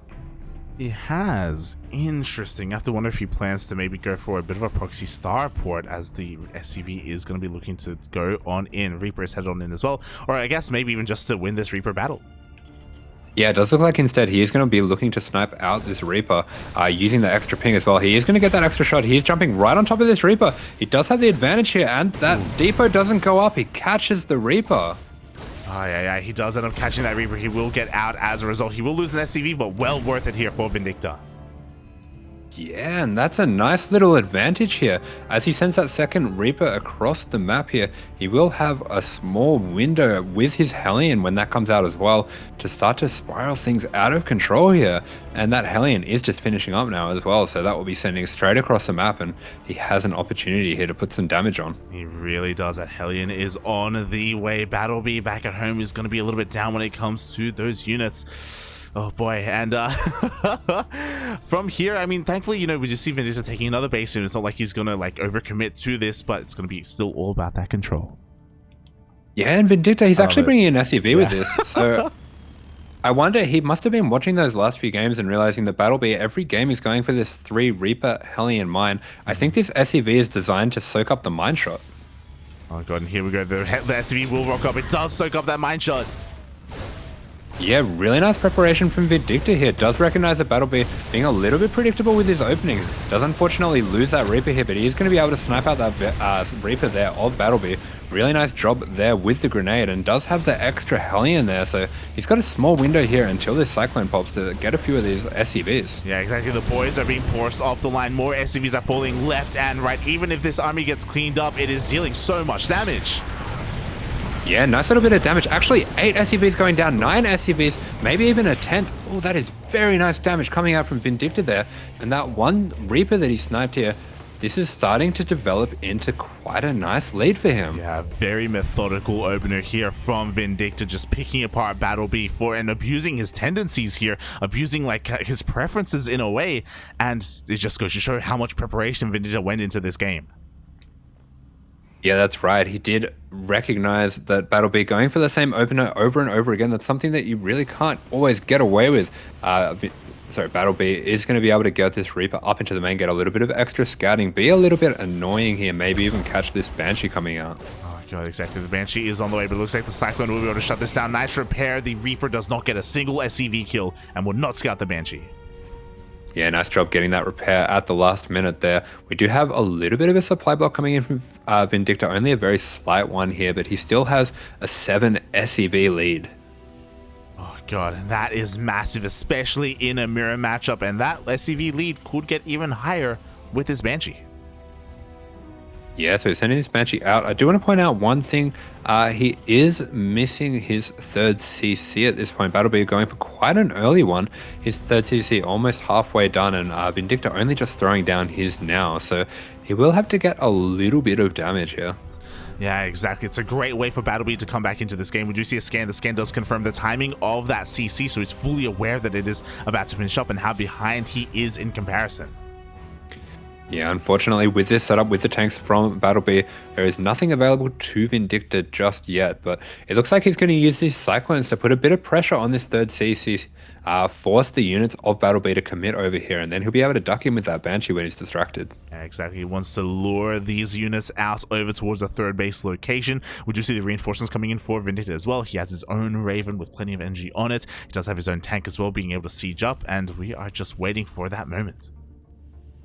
Yeah, that's right. And we are seeing both players continue to make Ravens. So we will have at least a second Raven coming out for both players. Looks like Vindicta will be going for that quick swap to get into the Viking production, throwing down his extra racks as well. Everything very closely mirrored between the two players here. Yeah, BattleB also likewise going for the add-on swap as well. Only 2 Ravens for both players. Meanwhile, Vindicta is just reinforcing across the map. BattleB is playing blind once again. He's not really quite familiar or isn't quite aware of the position of that army. Yeah, so while he did get that third up a little bit earlier, it is going to be pretty difficult for him to take that base. Does look like he's gone for 3 Ravens, so gone for quite a defensive opening, and he will be able to get this tank set up down on this ledge here, but Vindicta is going to duck in with the Banshees now. Yeah, and there we go. He's going to be able to pick off 2 of these building SCVs. He's going to be delaying some of the extra production and, sorry, the extra engineering base. At the same time, Vindicta, he's pushing in. Yeah, spots the Cyclone there. He's going to be able to get the Disable on this tank if he chooses to. Disable's going to be coming out both ways. That does mean that I think the shot for BattleB is going to come off first, but we do have the Vikings coming in here to zone out the Ravens. Oh, yeah, exactly. The Vikings do rush on in. It looks like Vindicta will get a kill on that one tank. We'll get a second. Yes, 2 tanks going down for no tanks going down, and Vindicta also takes out one of the Ravens, so ties up the Raven count. He's going to be slightly ahead on the Vikings. BattleB, of course, having that defensive advantage here, but BattleB just going to cut his losses and take the other third right away. Yeah, exactly. There is a Marine here in position, so Vindicta does have eyes on this third base rotation, and likewise, he will also rotate alongside it. Yeah, and he does have these Vikings reinforcing as well, so everything going quite smoothly back at home, taking his 5th and 6th gas. He has, of course, been mining for quite a while longer here, and the macro has been good for him, so he is continuing to extend this lead that he has. Yeah, exactly. Meanwhile, in the main base of BattleB, that Banshee did end up getting picked off by some of those Vikings, so that is no longer available for Vindicta. He was able to get a little bit of a delay on the 1-1 upgrades of BattleB, so Vindicta does have a bit of a slight lead there. Yeah, does snipe that army out, and he is just going to be sitting in the middle of the map. He does have a lot of control over this game. It does have the option to break these rocks as well, just to open up a few more avenues of attack for him. But it looks like he's going to set up these Cyclones to catch a potential drop first. Yeah, just heading over towards that right-hand side just in case a drop does end up moving out. BattleB setting up his own sensor tower. Same can be said here for Vindicta, as they both are just setting up their third bases. And I'm just really looking for the first point of contention here for our players. BattleB, whether he expands and takes another base, just splitting up and also getting ready for a drop getting into his own base as well. Yeah, BattleB has shown throughout the last couple games that he is very happy to play a bit more of a passive game. He's quite comfortable being the defender, and that does give him the opportunity to be a little bit greedy as well. And he is going to throw down that 4th right away, tucked behind all of these tanks. Yes, there we go. To be fair, this 4th position here, it could be a little bit vulnerable as Vindicta is pushing on in. I love that he's making use of his Viking advantage as he goes straight into a Liberator. Yeah, he does have these extra Ravens as well, so we are going to be seeing those Disables coming down. The Ravens of BattleB heading forward to throw down a couple turrets, but they are not going to be able to use those Disables just yet. So Vindicta going to slowly push forward this position. Yeah, exactly. Is able to delay this 4th base for as long as possible. The Ravens are coming on in. BattleB does have a lead in the Viking count. Yeah, it does get that armor shred off as well. Manages to keep both of his Ravens safe, so Vindicta will have to rotate around these Cyclones just to keep that advantage, but he's going to play it safe and he's going to back off now. Yeah, doesn't want to risk anything, doesn't want to throw away his army lead. Will back off and will at least get his own 4th on location. Yeah, he's getting that 4th on location, and he has managed to maintain this small lead that he's had throughout the game, keeping that supplier lead in his favor. Has a little bit of a SCV lead as well, still up 7 SCVs from that start, so he's done very well with his macro not to let this one slip at all. Yeah, exactly, just maintaining that economic advantage. Meanwhile, we just see BattleB just spinning off a couple of Marines to get that map vision, that map control, but as soon as that happens, Vindicta is there to clean that up. Yeah, these Cyclones have been putting in work for Vindicta, are going to be able to take those extra Marine spotters out, and that means that he can start to think about sending out some drops. BattleB anticipating this really well, setting up the Raven Viking in the corner of the map. Yeah, exactly. I mean, BattleB just fully aware that he is blind here on the bottom right-hand corner of the map, so does rotate his Vikings over, even goes to repair just to make sure they are topped up. And I'm a little bit concerned here because Vindicta is looking to go for said drop.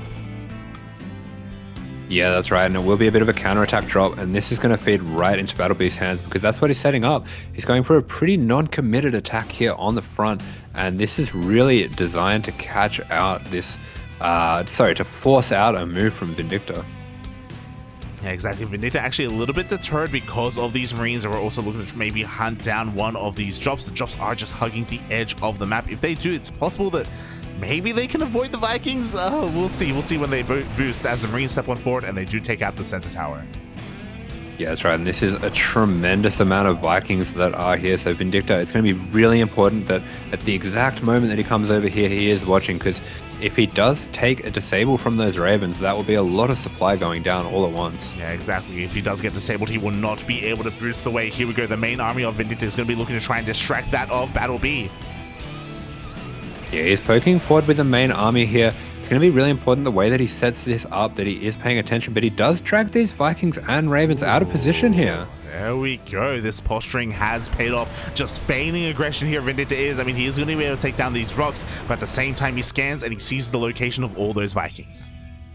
Yeah, but like the Puppet Master controlling the strings, he is dragging BattleB this way and that, and he is going to pull him away to the left here, and that does mean these tanks are going to be able to siege up in the main of BattleB. He does have enough energy, though, to disable all the tanks, but Vindicta posing a very difficult question for him here. Yeah, at the same time, here we go. Vindicta's going to push on forward. He throws down his own disables as well. He can't quite dive on these tanks, but he can position himself to deny mining here at that third. Yeah, that's right, and this is an orbital, and actually, these tanks are getting a lot of value here over in the main. Oh my god, at the same time, we see a stim on forward. The tanks have gone down to the Vikings of Vindicta. The CC falls as well. Yeah, that's right. This move from Vindicta has gone incredibly well here. It's gotten so much damage. There is another CC ready for BattleB to retake this position, but Vindicta can just leave the tanks here for the moment. There's no energy on these Ravens. It's got to be careful with these Marines, though. Oh yeah, he really does. A little bit overstimmed. Cannot take another one of these fights. Is in position to delay this space once more. And to be fair, he can maybe afford to lose some of this army, but his reinforcements, they need to get here sooner rather than later. Yeah, it's really important that he's organized with these reinforcements and he doesn't snatch at this lead that he's established for himself. Does have a pretty significant supply lead. Nice scan there, just going to be extra careful, but you see BattleB is going into those Ravens that he utilized so well in the previous game. Oh god, exactly. We'll see if he can make full use of them. Right now, they are a little bit capped when it comes to their energy. They were used earlier, if you remember, by that drop. That drop was insane, by the way. One fell swoop is all he needed. Vindicta getting back into his own his own Ravens. Yeah, that's right. Vindicta starting to pump out the Ravens and Vikings as well, but this is a pretty big Viking lead for BattleB. Vindicta going to be having to be very careful not to leave his tanks in a position where they can be exposed to a disable. Exactly, Vindicta being so careful with this. He is now maxed out 200 supply, despite having this massive supply advantage because of the nature of TVT and tanks. Pushing into a tank line is not the wisest thing to do. Despite having that, it's still so difficult to break these positions. Yeah, that's right. Both the nature of TVT and the nature of this map as well. It can be very hard to break a Terran on 4 bases. Honestly, it can be hard to break any race on four bases here. So it might be that the plan for Vindicta here is just to split up his army and make sure that BattleB doesn't have the opportunity to take a 5th. Yeah, I mean, to be fair, there's still not any turrets here in the main base. He could even go for another drop if he so wanted. He has the medevacs for it. Yeah, he does have the potential for that drop if he wants to keep pumping out some of those medevacs. We do actually see him going for medevac boost. So yeah, this is definitely on the cards for Vindicta. The medevac boost is something we've been seeing him prioritize a little bit as a late game upgrade. So it'll be interesting to see what he has in store with that one. But for now, just going to split up his army. Yeah, got to split up his army, going to just feign aggression once again, just forcing a siege. Meanwhile, there we go, the medevacs are going to be heading over towards the south, looking to go for potentially a drop. Yeah, he's going to have to be really careful with this army here as well, though, that he doesn't fall victim to the really nice Raven usage that BattleB has been able to show off throughout this game. He has built up quite a lot of energy on these Ravens. Yeah, so much energy, so many Ravens, 8 Ravens in total. Vikings going to be able to push on forward, force Vindicta back a little bit. Meanwhile, that army, that Southern Marine force, hasn't really committed whether or not he wants to go for a drop or not. Yeah, nice little move by BattleB here. It's just going to creep forward his tanks, but they aren't quite in range. Throwing down a couple turrets as well. He's going to force some friendly fire out of these tanks. Vindicta being quite disciplined here not to unsiege, though. Yeah, exactly. He doesn't unsiege. He doesn't allow BattleB an inch forward. He's going to be able to hold the line, but BattleB has been able to regain that supply. He has been able to catch up for the most part as Vindicta goes for that drop. Yeah, there he goes. He loads up everything into the main, but BattleB is prepared here with the tanks, and I don't think this is going to work out for Vindicta. He needs to get out of there. Yeah, exactly. There's plenty of reinforcements here in the main base. At the same time, Vindicta does go for the unsiege. BattleB is going to be able to force this back. BattleB playing very well with what he has here, but Vindicta does recognize the unsiege. He's going to jump on top of some of these Vikings. 1-2 Vikings going down right away just for those Marines. So nice trades coming out here, and he does still have this force on the right-hand side. It's going to be pretty difficult for BattleB to start thinking about getting a 5th, and meanwhile, on the side of Vindicta, his 5th is up and mining, and look at all these orbitals he's been able to establish. Yeah, exactly. He's ready to take a 6th, ready to take a 7th. Why not? He has so much orbitals for these scans, and he's ready to try and deny any kind of 5th base here from BattleB. Yeah, that's right. We talked about it a little bit before, how these players have a very similar skill set, and we see BattleB here, Vindicta here playing a game pretty similar to how Dolan played, but he's going to commit to the fight here, and these Marines are really bunched up. I don't like this fight here for Vindicta. Exactly. He does lose the majority of his Marines in this engagement. Looks like he barely has enough to push on forward, but the disables are running out.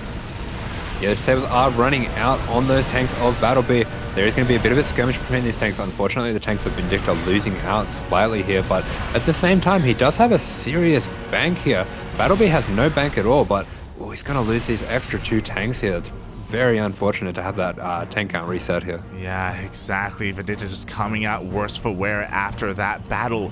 He does have that economy, as you were saying, but he needs time to rebuild. I think he's recognized that he needs more production as well to just, if he's going to sustain losses like that.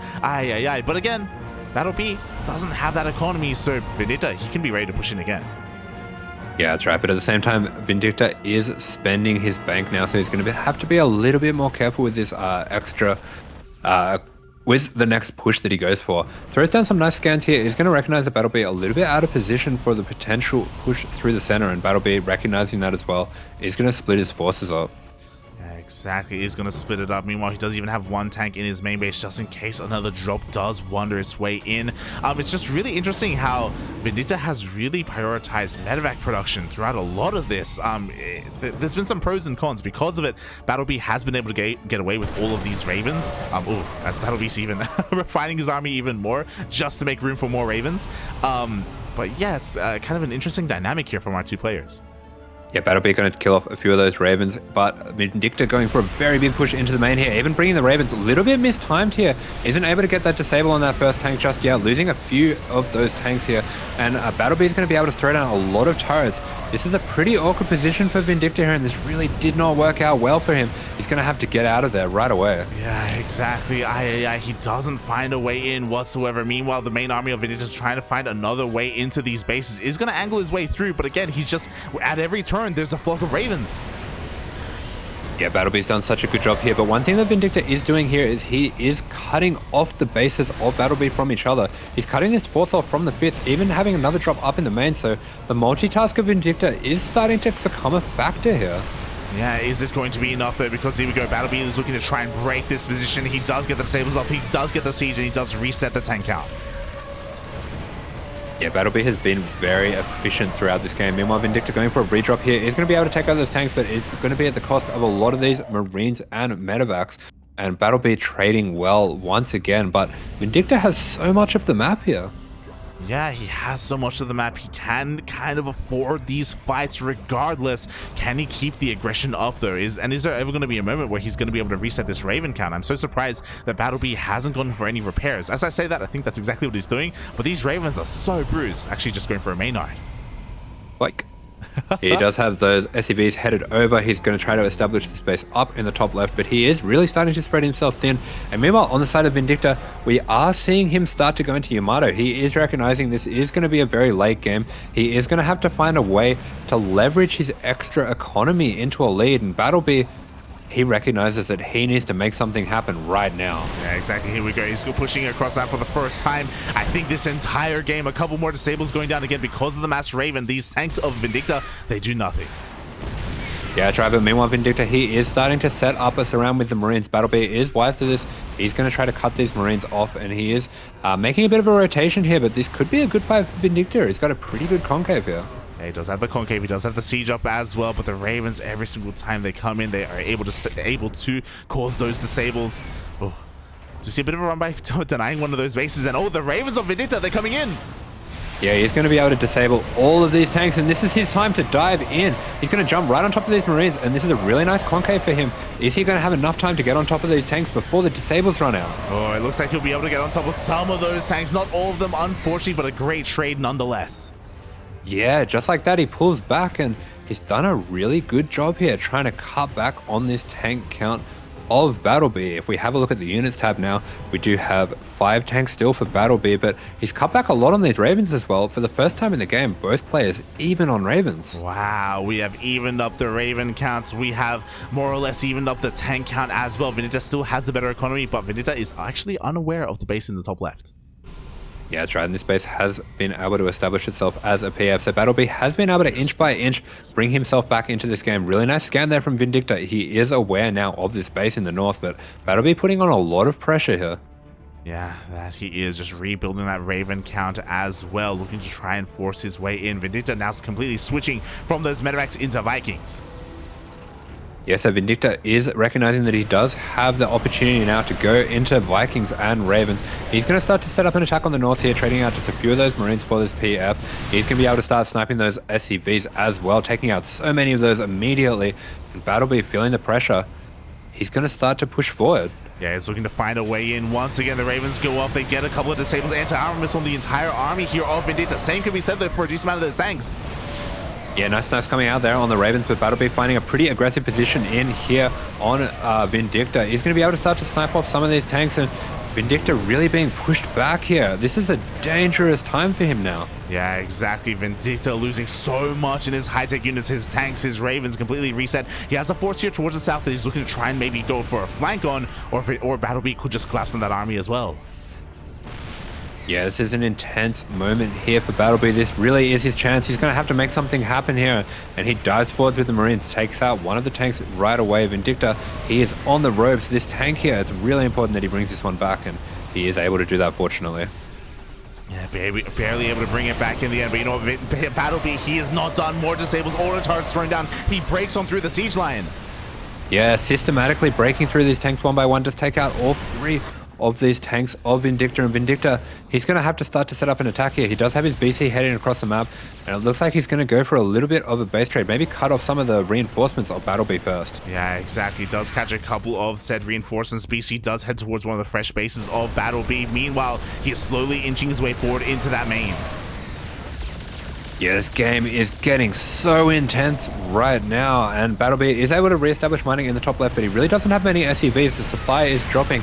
He is all in on this attack here at the natural of Vindicta doing damage, and meanwhile, Vindicta keeping BattleB penned back in his bases. Yeah, exactly. Like the supplies are relatively deceiving just because, oh god, as many Marines here are just not on hold position. They walk into their deaths. BattleB is down when it comes to workers, but his army supply is still quite high.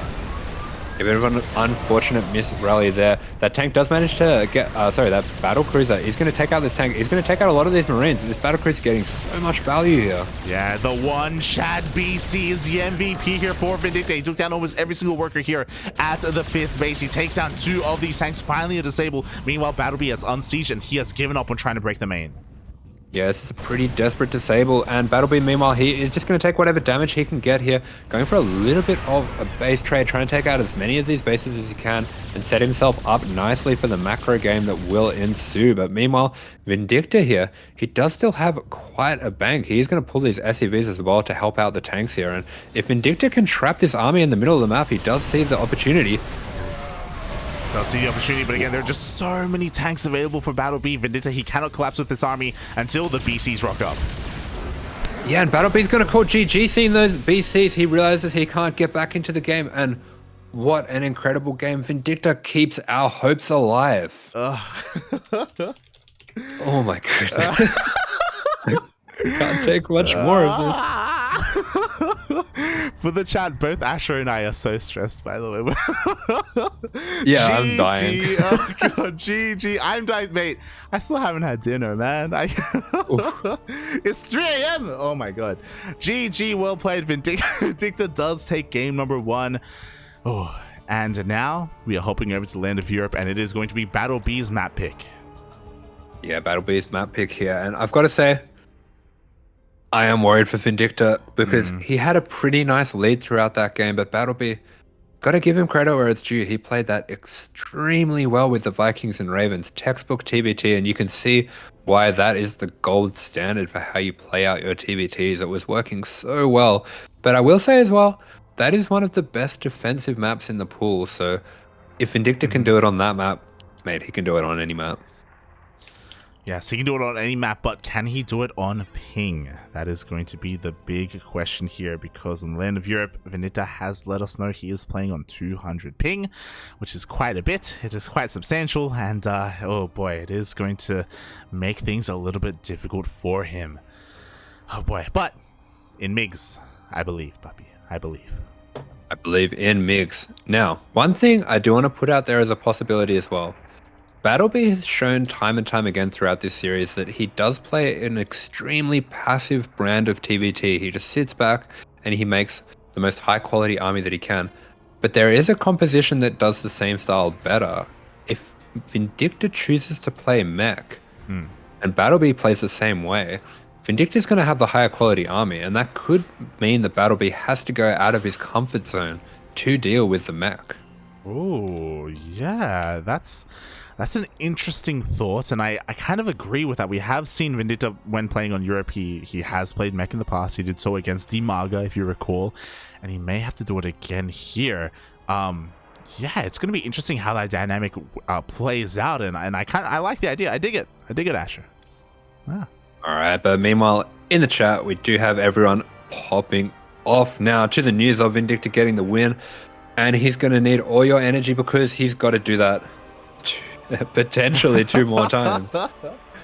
Oh, potentially, we do have potentially once against a Protoss as well. Yeah. It's going to be rough, but one game at a time, puppy. And here we have Moondance. Now, I will say Moondance, once again, this is a map that is very strong for this defensive turtling style that BattleB has shown in these last few games. So, once again, maybe we're going to see mech. I hope so. It's going to be the first time where I'm like, I hope we see mech, puppy. I hope we see it. That's exactly what we need. Oh boy, and maybe Wardy's heard that, and maybe he's like, he wants none of it. We'll see. Yeah. I'm going to bench, man. Oh god, as we are waiting for Wardy here over in the land of Europe, hopefully he recognizes that we are going to be switching servers. Aye. Yeah, that's right. We are setting up this next game on Europe, and yeah, for the first time, mate, I don't care if it's 3 a.m. It takes as long as it's going to take. Let's go. 1 hour game. 1 hour, puppy. Aye. Yeah, I will say hopefully Vindicta is in the zone. He should be fully focused from that very intense game. Both players are going to be needing all of their attention, all of their focus, because this is not going to be a simple TBT. BattleB's shown that he's not a pushover at all. He's going to be a hard opponent. Yeah, he's a terrifying opponent, mate. He's such a strong European Terran. And again, if we had a longer series, I would favor Vindicta 10 out of 10 times, every time. Oh, but in best of 2, with a ping disadvantage, Vindicta, what do you have in store for us? Yeah, that's right. This is essentially down to the wire. He is on his last life. The Ducklings are on their last life. Can he do it? And here is his opponent. Spawning in the bottom right-hand corner of the map. This is the German Terran in the blue playing for Berserker eSports. It is BattleB. And spawning in the top left-hand corner of Moondance, we have the American Terran player, the Terran Hope, the hope of the CranKy Ducklings. It's it's the shaft of Voltron himself. It is Vindicta. Let's go, mate. He needs every bit of power we can give him. There's no holding back now. He is, in fact, the shaft of Voltron, and we are going to power him up. We are sending all blood flow to him. Hands up, everyone! Hands up! Let's start stroking! Oh, God! Let's go! It's a team effort! Oh, no. Ah. Yes, so here we go. Oh, we are seeing everything playing out the exact same way as the last game. Once again, Vindicta going to be extra safe going for that SCV scout. BattleB himself not going to be going for the extra SCV scout. Does make a good read on how Vindicta has been playing in this one. So Vindicta just going to give a little cheeky poke, but all in all, things are the same between the two players so far. Yeah, exactly. You could argue just a little bit more inefficient here for Vindicta because of that scout. Meanwhile, BattleB is just going to be playing it a little bit blind instead, as both players have opened up double gas, both going into their factories. Yeah, that's right. We are going to have both players going into their factories. Meanwhile, this SCV is tucked away into the corner here. This is a bit of a sneaky SCV. I'm suspecting that we're going to be seeing a proxy starport. I'm feeling the proxy starport as well, but BattleB also feeling something a little bit off. Does check over here on the left hand side of the map, just making sure that nothing crazy is going on with that initial Reaper, but there's no way that he comes across this SCV, right? Yes, SCV really nicely tucked away here. I would like to see Vindicta start to think about putting a little bit of pressure across the map just to keep BattleB busy. He will start to notice if there's no Reaper coming across, but yeah, this is a really nice opening that Vindicta's going for. I've been loving this one lately.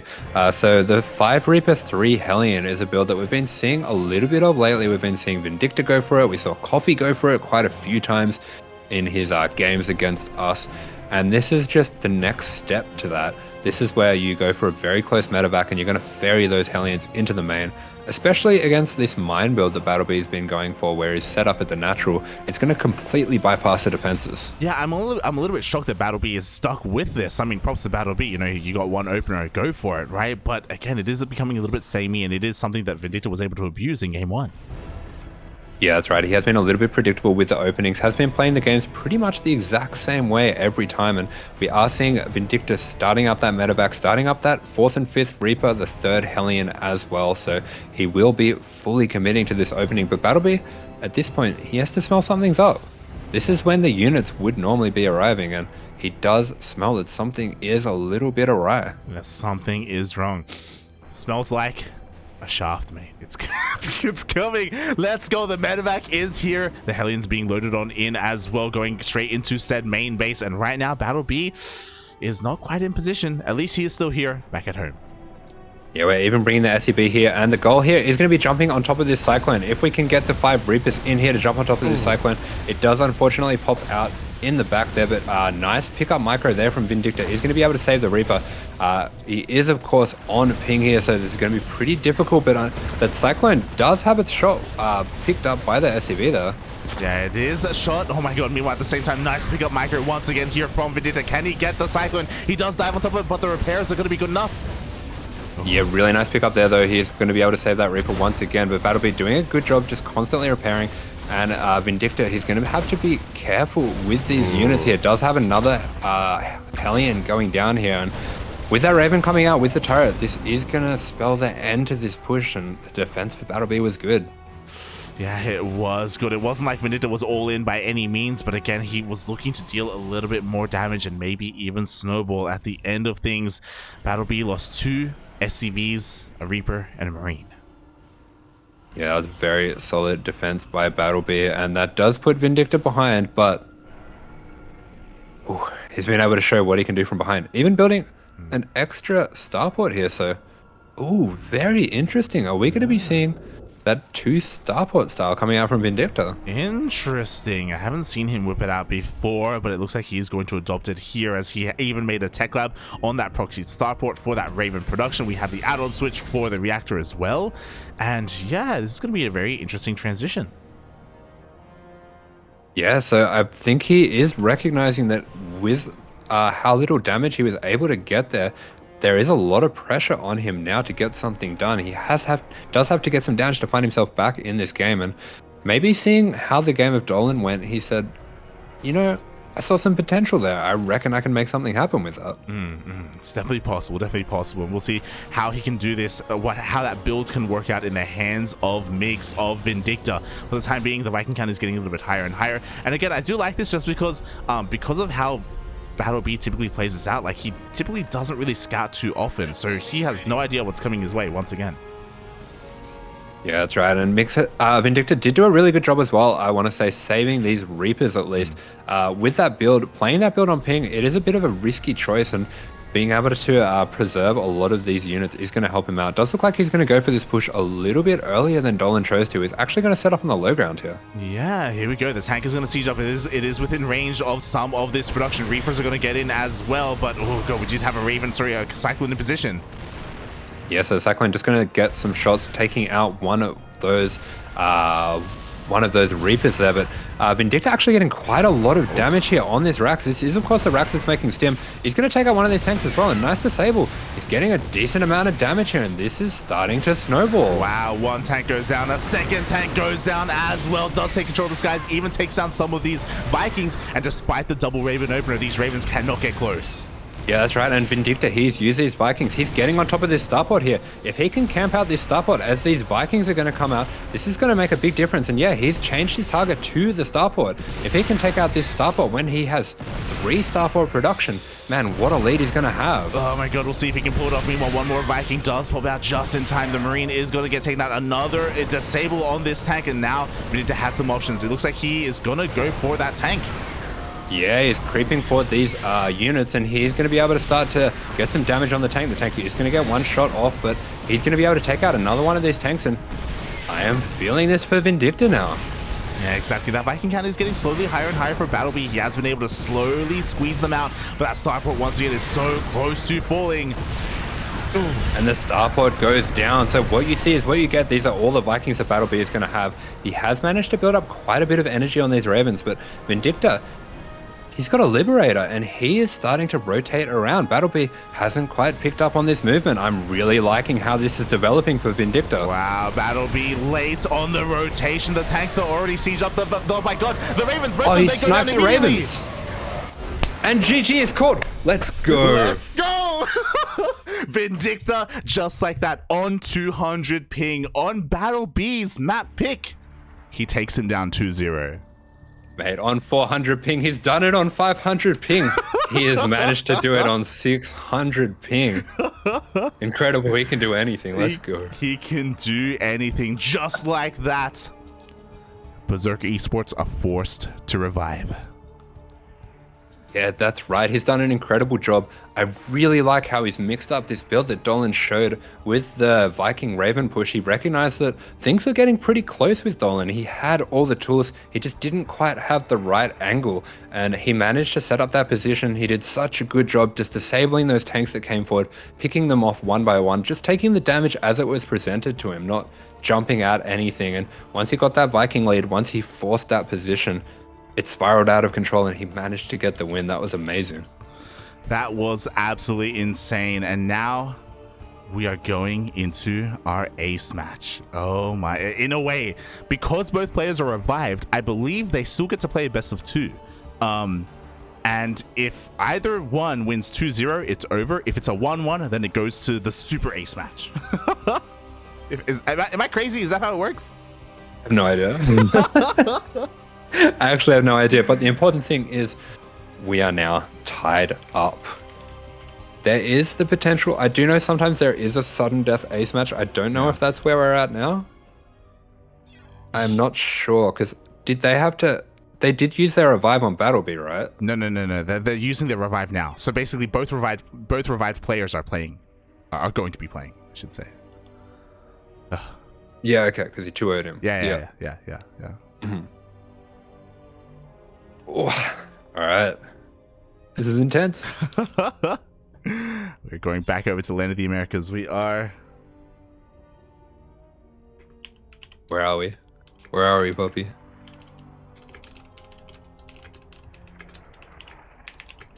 I'm just asking the admin a little bit of clarification on what is going on.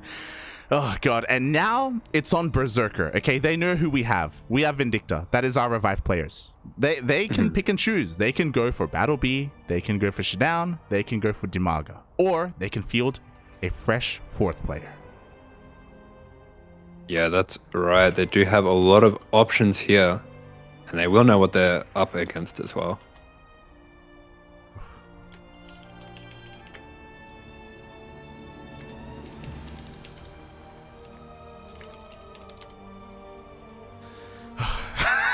We're just waiting. We're waiting, Bobby. Everyone, we're waiting. Oh my god! As I just switch the scenes over, you can see the run of our team so far. You can see we are tied up 3-3. DIMAGA 2-0 PattyMac. Vindicta 2-0 DIMAGA. ShaDoWn and Vindicta knocked out each other, so I'm a little bit worried about a potential ShaDoWn revive. Dolan was able to, BattleB was able to take down Dolan, and Vindicta avenged his fallen Terran Duckling brother. And now it's all gonna come down to Stargazers. Yeah, it's all gonna come down to Stargazers.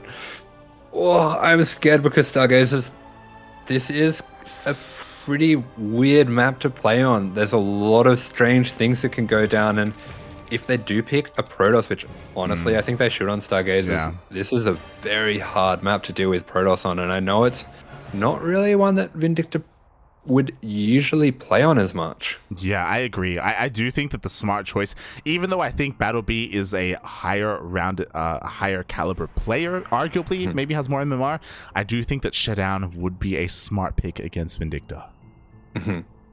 Yeah, we'll point out as well though, Vindicta, he did mention after that game with ShaDoWn that it was a little unwise for him to go for that push that he went for on ping, and I would have to agree when he was on the Europe server. So he does feel confident that if a few small things went different in that game, he would have got the win. So I don't think he's too worried himself about going up against ShaDoWn. Oh boy, yeah, I do think that at the end of the day, it will probably come down to that map, right? To Stargazers, because it is so weird, because it's so unorthodox, right? We have the pocket bases, we have the goal bases, we have short resistance by air as well. Like, at least Vindicta has a little bit of time here to kind of think things through on how he wants to play this out. But yeah, I think it looks like Berserker eSports is still deliberating, and there we go. They have a player pick. They are in fact going to pick ShaDoWn. There we go. ShaDoWn is coming down to the land of the Americas. I'm just going to double check here. Yeah, do we have a confirmation on the rules?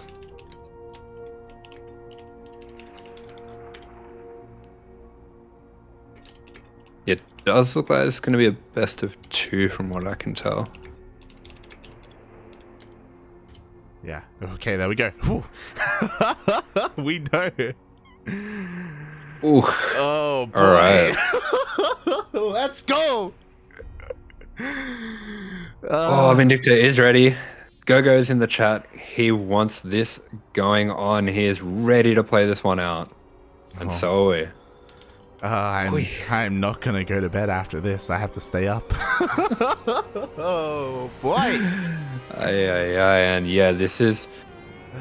I'm not gonna mince words with this one. This is a rough map to play TVP on. This is going to be a tough one. So I'm hoping that Vindicta is feeling very confident going into this matchup against ShaDoWn, because the odds are stacked up against him. The odds are stacked up against him, mate. The Duckling Ace, he's already done so much for us. He has done so much in this World Team League. Can he keep going? Can he be stopped? If it's going to be anyone, it's going to be a Protoss. Yeah, that's right. This is going to be pretty tough here, but it's got what it takes. He does have what it takes. We're just going to be waiting here for the players. Also, I'm getting messaged by someone. Asher, I have a message for you. Okay. Are you familiar with Neo Shaggy? Vaguely. He wants me to let you know that you're very sexy. Oh. Kappa Pride. Oh. Give him a little heart in the chat. Oh, God. Oh, I gotta do one of these. Oh, there you go. All right. Well, we're now ready. We have our players. We have our lobby. This is it. Man, this is what it all comes down to. This is the best of 2. Oh, I'm scared. Hold me, puppy. I'm holding you. Where's the support? Hold the shaft. Let's hold each other's shaft as we get into this game. Everyone in the chat, we need your support right now, because we are going into this ace match, this potentially final series, final best of 2. Yeah, and It's going to be tough. It's going to be tough matches here on out. We're having the first game on Stargaze. This is the second game. Will, of course, be on EU, despite being potentially even ShaDoWn's map pick again if Vindicta gets the win. So, you know, the odds are stacked up against him, but he's shown time and time again why he is the ace player, why he is, in fact, the shaft of Voltron, and why we can count on him. Here we go. Here we go. We are loading on in. Stargazers TVP PVT France versus America.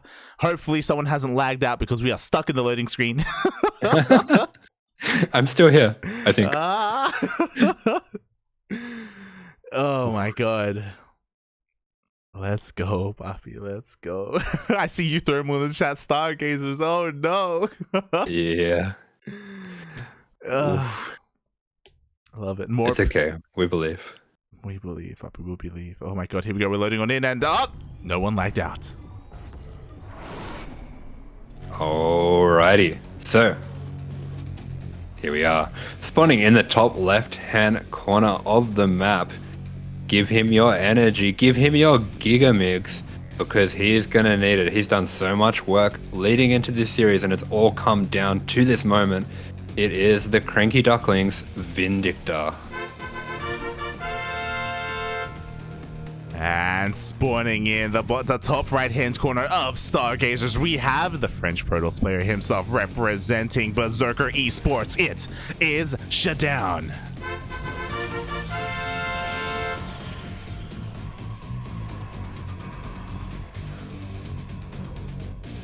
Yeah, and ShaDoWn is just going to send out this probe, get a little bit of extra scouting going right away. Meanwhile, for Vindicta, we are seeing him start to mine out these minerals here, so it does look like he might be going for a bit of a faster expand here, not opting for the double gas this time around.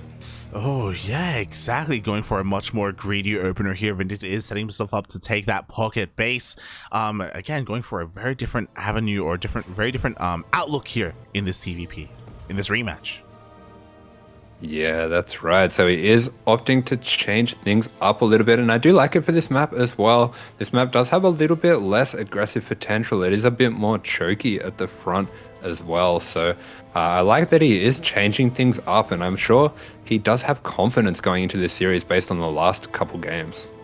Yeah, I'm sure he does as well. So far, ShaDoWn just going for his regular gate expand opener as well. Nothing too crazy from the side of the Protoss. ShaDoWn with his probe is even able to scout and confirm that the minerals are being mined out. He doesn't see the CC itself, but he can make a very good educated guess. He knows about the opener of Vindicta.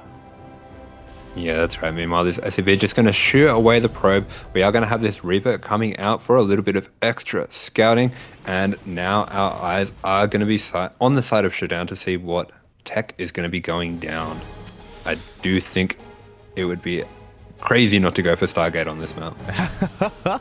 We'll see how crazy ShaDoWn is. We do see the Reaper just rushing across said map to try and see what there is. Do have an adept that's going to be able to meet him, and he does not go for a Stargate.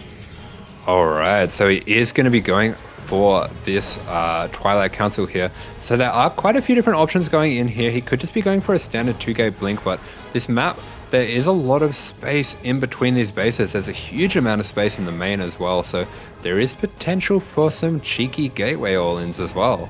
There really is. It's a job of Vindicta to try and sneak on by and try and slip into said main base. Right now, ShaDoWn is doing a great job at zoning away that Reaper.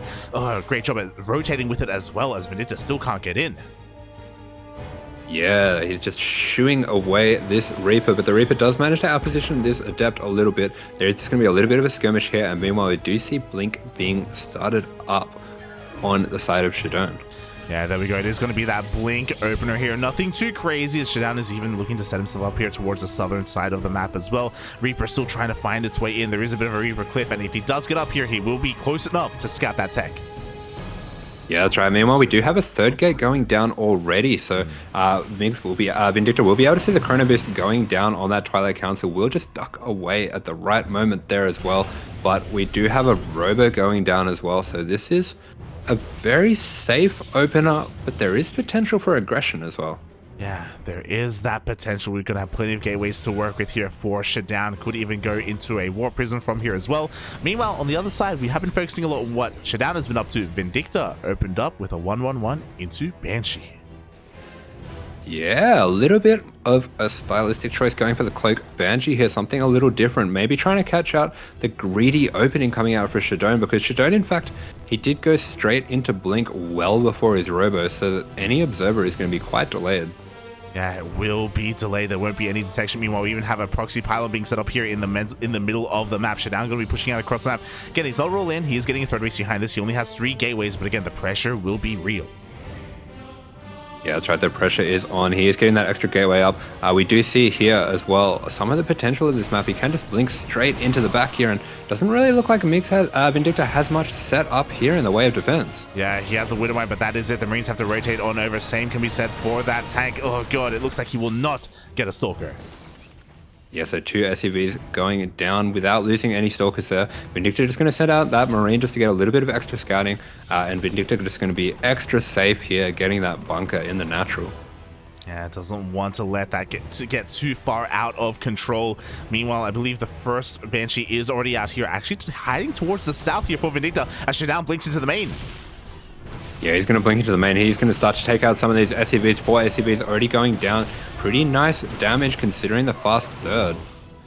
Yeah, exactly. So much damage being done. Again, there is no stim. There is no way to really punish any of these Stalkers. The tank finally shows up, but that is a very nasty delay on this CC. Yeah, Vindicta not quite noticing yet that this third CC has been delayed. He does finally pick up on that, and it does look like he's going for a fast 3cc play here, so going for a very economic play, showing his confidence in the mid game in this matchup. Oh god, exactly. Meanwhile, ShaDoWn's still shocking around looking for any kind of damage. He still has this observer in position to blink into either the main base or the natural. Meanwhile, finally these Banshees can get to work. Just waiting for both of them to bunch up. Yeah, so these are going to try to sneak around the back, maybe try to catch this third. But meanwhile, we do see for ShaDoWn, he is going to be throwing down a 4th. So he is taking this lead that he has so far and running with it, especially recognizing that Vindicta going for a more economic build at this point. Yeah, exactly. So upon seeing that third CC, ShaDoWn knew it was the green light to go for a 4th base, knew that he would be perfectly safe to do so. Meanwhile, the Banshees are going to rock up here to a completely undefended third. Yeah, they are going to be able to start picking away at these probes, and this is going to be a lot of damage going down right away. 5 probes going down, 6, 7. He is going to be able to start picking away at these probes, and there is nothing here in the way of defense. Just warping in some more Stalkers here, but ShaDoWn, he's been really skimping on the gateway production. Yeah, exactly. 15 workers go down, and even more here in the main base. There's just nothing to defend. No War Prism. We did have a recall here, or the Stalkers had to turn around and go all the way back home. And the Stalkers, they survive. Sorry, the Banshees, they survive. Yeah, that's right. And is there an observer coming here for ShaDoWn? It doesn't look like it's going to get there in time. And Vindicta is going to get out with these Banshees. Great job there. 18 probes going down. This was a huge success. Wow, great moves here for Vindicta. I was a little bit worried that he was sustaining too many losses. We saw him just bleed out Marines, bleed out SCVs to the initial aggression of ShaDoWn, but it was all worth it. Yeah, and meanwhile, he is going to land this third. He is going very heavily into tanks now, already at the 5 tank count here, and still hasn't swapped that factory off just yet. He's going to send these Banshees around as well. ShaDoWn was unable to track those with the observer. Yeah, exactly. I mean, thankfully for ShaDoWn, he does have 3 observers, 1 across the map and the rest back at home. But do we have one towards the southern end? Because Vindicta is going in once again with these 2 Banshees. They got 18 probes. They want more. Yeah, and once again, a little bit of fortunate timing. He is going to be able to catch the move out of ShaDoWn. He's going to catch this probe heading towards the gold base. So if he was paying attention to that, he would have seen. But it looks like ShaDoWn did catch the shimmer on his minimap. Did catch the shimmer, but that's not going to stop the damage from being done. 4 probes already going down, forces a massive warp in. Yeah, that's right, but there is plenty of dead space back here for these Banshees, and that's 6 more probes going down. He's going to force out some cannons as well, so Vindicta getting so much utility out of these Banshees and keeping himself in the game when that opening was a little bit rough for him. It really was. It really was, but thankfully Vindicta is now fully saturated on these 3 bases. He's working on a Ghost. Well, the Ghost Academy is already done. We have enhanced shockwaves on the way, and these Banshees, they find even more damage here. Again, ShaDoWn being so greedy, not having a cannon at his third. I mean, Vindicta is absolutely relentless with his harass. He has so much time to just get back in there and constantly pick away at these units, and he's pulling ShaDoWn this way and that way. He's really stretching the multitask and keeping all of these units at home. He's actually keeping the entire army of ShaDoWn at home with this. Yeah, exactly. He's just gotten so much breathing room to expand, to take another base, set tech on up, and to have nothing to worry about. Now, here we go, the multi-pronged aggression. Do you have both Banshees still sitting in between the 3rd and 4th? We have a drop headed towards the main. Yeah, Vindicta playing this one so safe. You can see how confident he is in his mid and his late game control here. He is really happy just to, you know, push this one further and further into the game. And the further in this goes, the more comfortable he's going to be as well. Those weaknesses of those that main base and that back base and all the room for the Stalkers to jump around, it's going to start to fade away.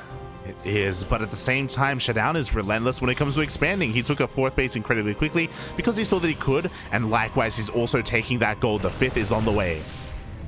Yeah, meanwhile, look at this supply lead for Vindicta. If he can hit a nice max out timing, this is going to be really good for him because he's kept ShaDoWn so busy, and it does look like he's going to start to think about moving out now. Yeah, I worry that ShaDoWn is overextending right now. He doesn't really have too much of a buffer on these Colossi. These 3 Colossi look pretty exposed. They look pretty naked. The army has now been spotted by this observer. Yeah, that's right. ShaDoWn has vision all over this map, but Vindicta, he's just going to poke around. He maybe even saw that observer throwing down an extra scan as well. Just going to try to find this army of ShaDoWn. It's going to be moving back and forth, getting pretty close to maxing out here. Yeah, exactly. The real question is who is going to shoot first? Who is going to siege first? As ShaDoWn is, he has the high ground. He outpositions Vindicta, but actually he chases, he follows. Yeah, Vindicta, he is trying to set up on this gold base. Does throw that scan down now. He's going to catch the edge of this army rotating through, and those Stalkers are going to start to pick away, but these tanks mean that those Colossus can't get anywhere near him. Meanwhile, the Banshee in the rear getting in a lot of damage here. Yeah, at the same time, that one drop from earlier, it does go into the main base as well. Forces in a warping back at home. The first Nova is going to zone away. Zealot run by here at the natural base. Only 2 Zealots, so it's not really the biggest threat. Doesn't pose the biggest threat. The drop in the main, though, is getting damage done. Yeah, and those Banshees still picking away at that bottom right-hand corner, taking out so many of those probes before they go down, getting up to 13 kills here, and he's still rotating that around behind the natural there. Yeah, actually a Liberator here. Yeah, Liberator is going on in as well. The drop is still alive, but no, we now have 2 Disruptors. Yeah, these Disruptors, they are scary. They are going to be able to push this army back, taking out one of these Marauders, but that does mean that Vindicta can push forward with his tanks, and he's going to jump straight on top of these now. Oh my god, he gets 1, he gets 2 Disruptors. ShaDoWn was a little bit distracted here by the Liberators, by the drop, and just like that, so much of his army is now gone. Yeah, look at that, 23 probes going down right away, and we're seeing the probe count of ShaDoWn plummeting, and he's going to have to take this fight. The tanks, they are being focused on the Colossus. The Disruptor shot goes out now. Oh, it does go off. The tanks are being cleaned up, but with the tank on the high ground, with the tank behind the tall grass as well, Vindicta, he will take this fight. Yeah, Vindicta taking some pretty good trades here, and trades is what he wants here, as he's lowered that probe count of ShaDoWn to actually lower than the SUVs of his own. He's actually just going to pick up and he's going to start rotating towards the north now, recognizing that he doesn't need the whole army here to deal with what's left for ShaDoWn. Yeah, he really doesn't. Meanwhile, the Liberator is actually going to catch the tail end of this army as well. Vindicta fully aware of the positioning here of ShaDoWn. I want to praise ShaDoWn a little bit when it comes to his vision. He does have pylons all over the place, all throughout the map, so he can keep up with Vindicta. It's going to be a little bit difficult for him to move out. Yeah, meanwhile, Vindicta has managed to get this defensive setup here. He does throw down that scan. He's trying to keep track of all the observers, of all the map vision of ShaDoWn here. And ShaDoWn, he is setting up this attack, but does look like he's not going to catch this move out here. And oh, there's so much being set up all at once here by Vindicta. Yeah, exactly. We do see the army going to be able to take down the proxy gateway here, but at the same time, ShaDoWn wants to try and pounce on the bio. Yeah, he's going to pounce on those 2 medevacs, taking those out right away, but we do have these tanks in position. They are going to set back the army, and a big revo coming in here to deal with this attack of Vindicta. Wow. Yeah, he's going to get out of there. He does force the recall. Meanwhile, upgrades are depowered here in the main base for ShaDoWn. I didn't even realize that he was working on air attack upgrades. Just thinking a little bit further ahead, doesn't have the production for it. At the same time, Liberator is going to deny mining at the linear 3rd. Yes, it's been an absolute masterpiece so far. Vindicta showing off all of his multitask. He's been relentless with the aggression, relentless with the harassment, taking out so many probes this game. If we have a look He's actually taken out 60 workers so far. Oh, 60 workers. Jesus Christ. So many. 61 probes have gone down. ShaDoWn still struggling to recover. To be fair, he has the gold base, right? He doesn't need as many workers. He can still make up for it when it comes to the mineral income, and he still has these disruptors. He still has potential. Yeah, but meanwhile, I can tell Vindicta is starting to smell blood here. This army for ShaDoWn is not that impressive, and the army for Vindicta just keeps on growing and growing. He's going to jump on top of it now. Oh my god, there we go. One disruptor goes down, the second goes down as well. Not a single Nova will connect. Yeah, not a single Nova will connect. The Colossus is going down here, and Vindicta is going to die for it. He's going to take out the last disruptor here, taking out the sentry as well. And this army here is looking worse for wear for ShaDoWn. Yeah, exactly. Only a single Archon is the backbone of this army. We do see the greed of ShaDoWn as well. 3 Stargates get thrown down to go into Skytos, to go into carriers. Can he get there? He does have a decent mineral bank. He does have a decent bank overall, but again, will he survive long enough? Yeah, that's right. He is starting to rebuild this army, and Vindicta, he's going to be careful. He's not going to throw away this lead. He's just going to pick apart at some of the map vision of ShaDoWn and start to trade out with these units, trading out with these zealots here. Nice starter step here, getting a few EMPs as well just to weaken up the army. Yeah, he's going to force this all the way back. Meanwhile, the reinforcing disruptors are coming on in. The first Nova goes off. Yeah, but the splits are good, even on ping. The splits of Vindicta are so good, and he has so much energy left in these ghosts. Is he going to be able to dive on top of this disruptor? He catches it right away. Yeah, that he does. Meanwhile, the Chargers are rushing on forward. The EMPs do blanket the Stalkers in the back line. ShaDoWn trying to force this back, but he just can't do it. Yeah, that's right. And Vindicta, he is jumping on forward. He is taking out the disruptor, taking out the immortal. He's going to be able to completely zone out ShaDoWn from defending his base here, this gold base over here. The DT is blinking on in, but the EMP is good. It's going to catch that DT and snipe it right away. Oh, it does end up sniping the DT again. Vindicta will be able to take this fight. He's reinforcing everything across the map. The tank is shelling away at that gold base, but it does get taken out by those DTs. Meanwhile, flanking disruptors coming in. Mate, but Vindicta, he feels it. He feels the force coming his way, and he's going to take out the Stalkers, and he gets the win. GG. GG gets called. Vindicta will at least force the super ace match, but for now, he takes a lead in this best of 2. Yeah, I did misspeak. This was in fact on NA, and we do have the EU match coming up now, but Vindicta now, he has a chance to win it all. Oh my god, let's go, Papi, let's go. We are hopping over. Pack your bags. We are going to the land of Europe, where ShaDoWn will have that ping advantage, and will also have the map of choice. Yeah, that's right. So there are a few things stacked up in his favor, but now we have Rufus.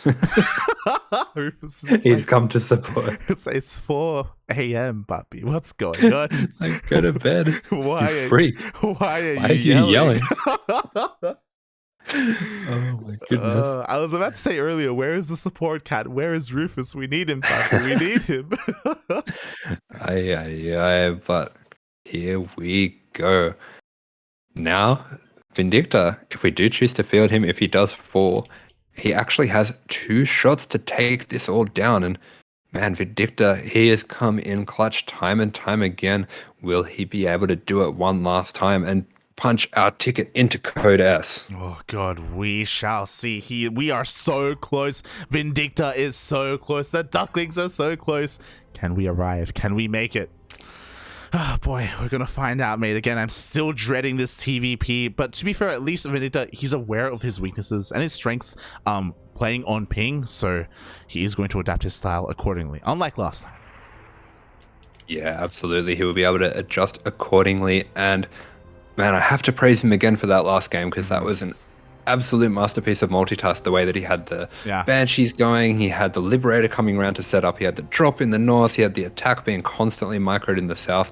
Man, he really showed what he can do with his multitask, and just the skill that he's able to show in these games is very impressive.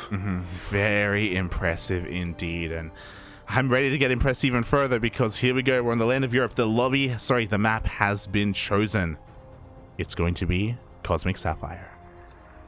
Yeah, ShaDoWn has chosen his map, and it's another rough one. This is a big map. This is another map with a gold base. So we're gonna have to see what Vindicta has in store to be able to deal with the ping, to be able to deal with the map.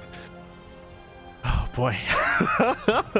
We'll see, Papi. We'll see. GLHF. We are getting into this game. If Vindicta wins this game against ShaDoWn, we have made it to Code S. If ShaDoWn wins this game, we are going to another best of one ace match. Yeah, there is a lot on the line here. And of course, we are once again on ping. And this is, yeah, we had this last time in the TVP between Vindicta and ShaDoWn. He was able to take out the first game in convincing fashion. But in the second game, once he was on that ping, things were a little bit different. But I think he's going to be feeling confident coming into this one. I think so as well, mate. I think so as well. But spawning in the bottom right hand corner of Cosmic Sapphire, we have the hope of Berserker eSports. It is the French Protoss. It is ShaDoWn.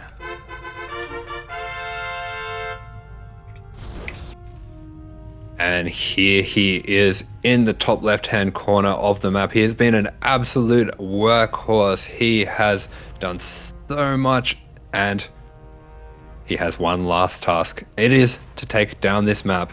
He is the American Terran playing for the CranKy Ducklings. It is Vindicta.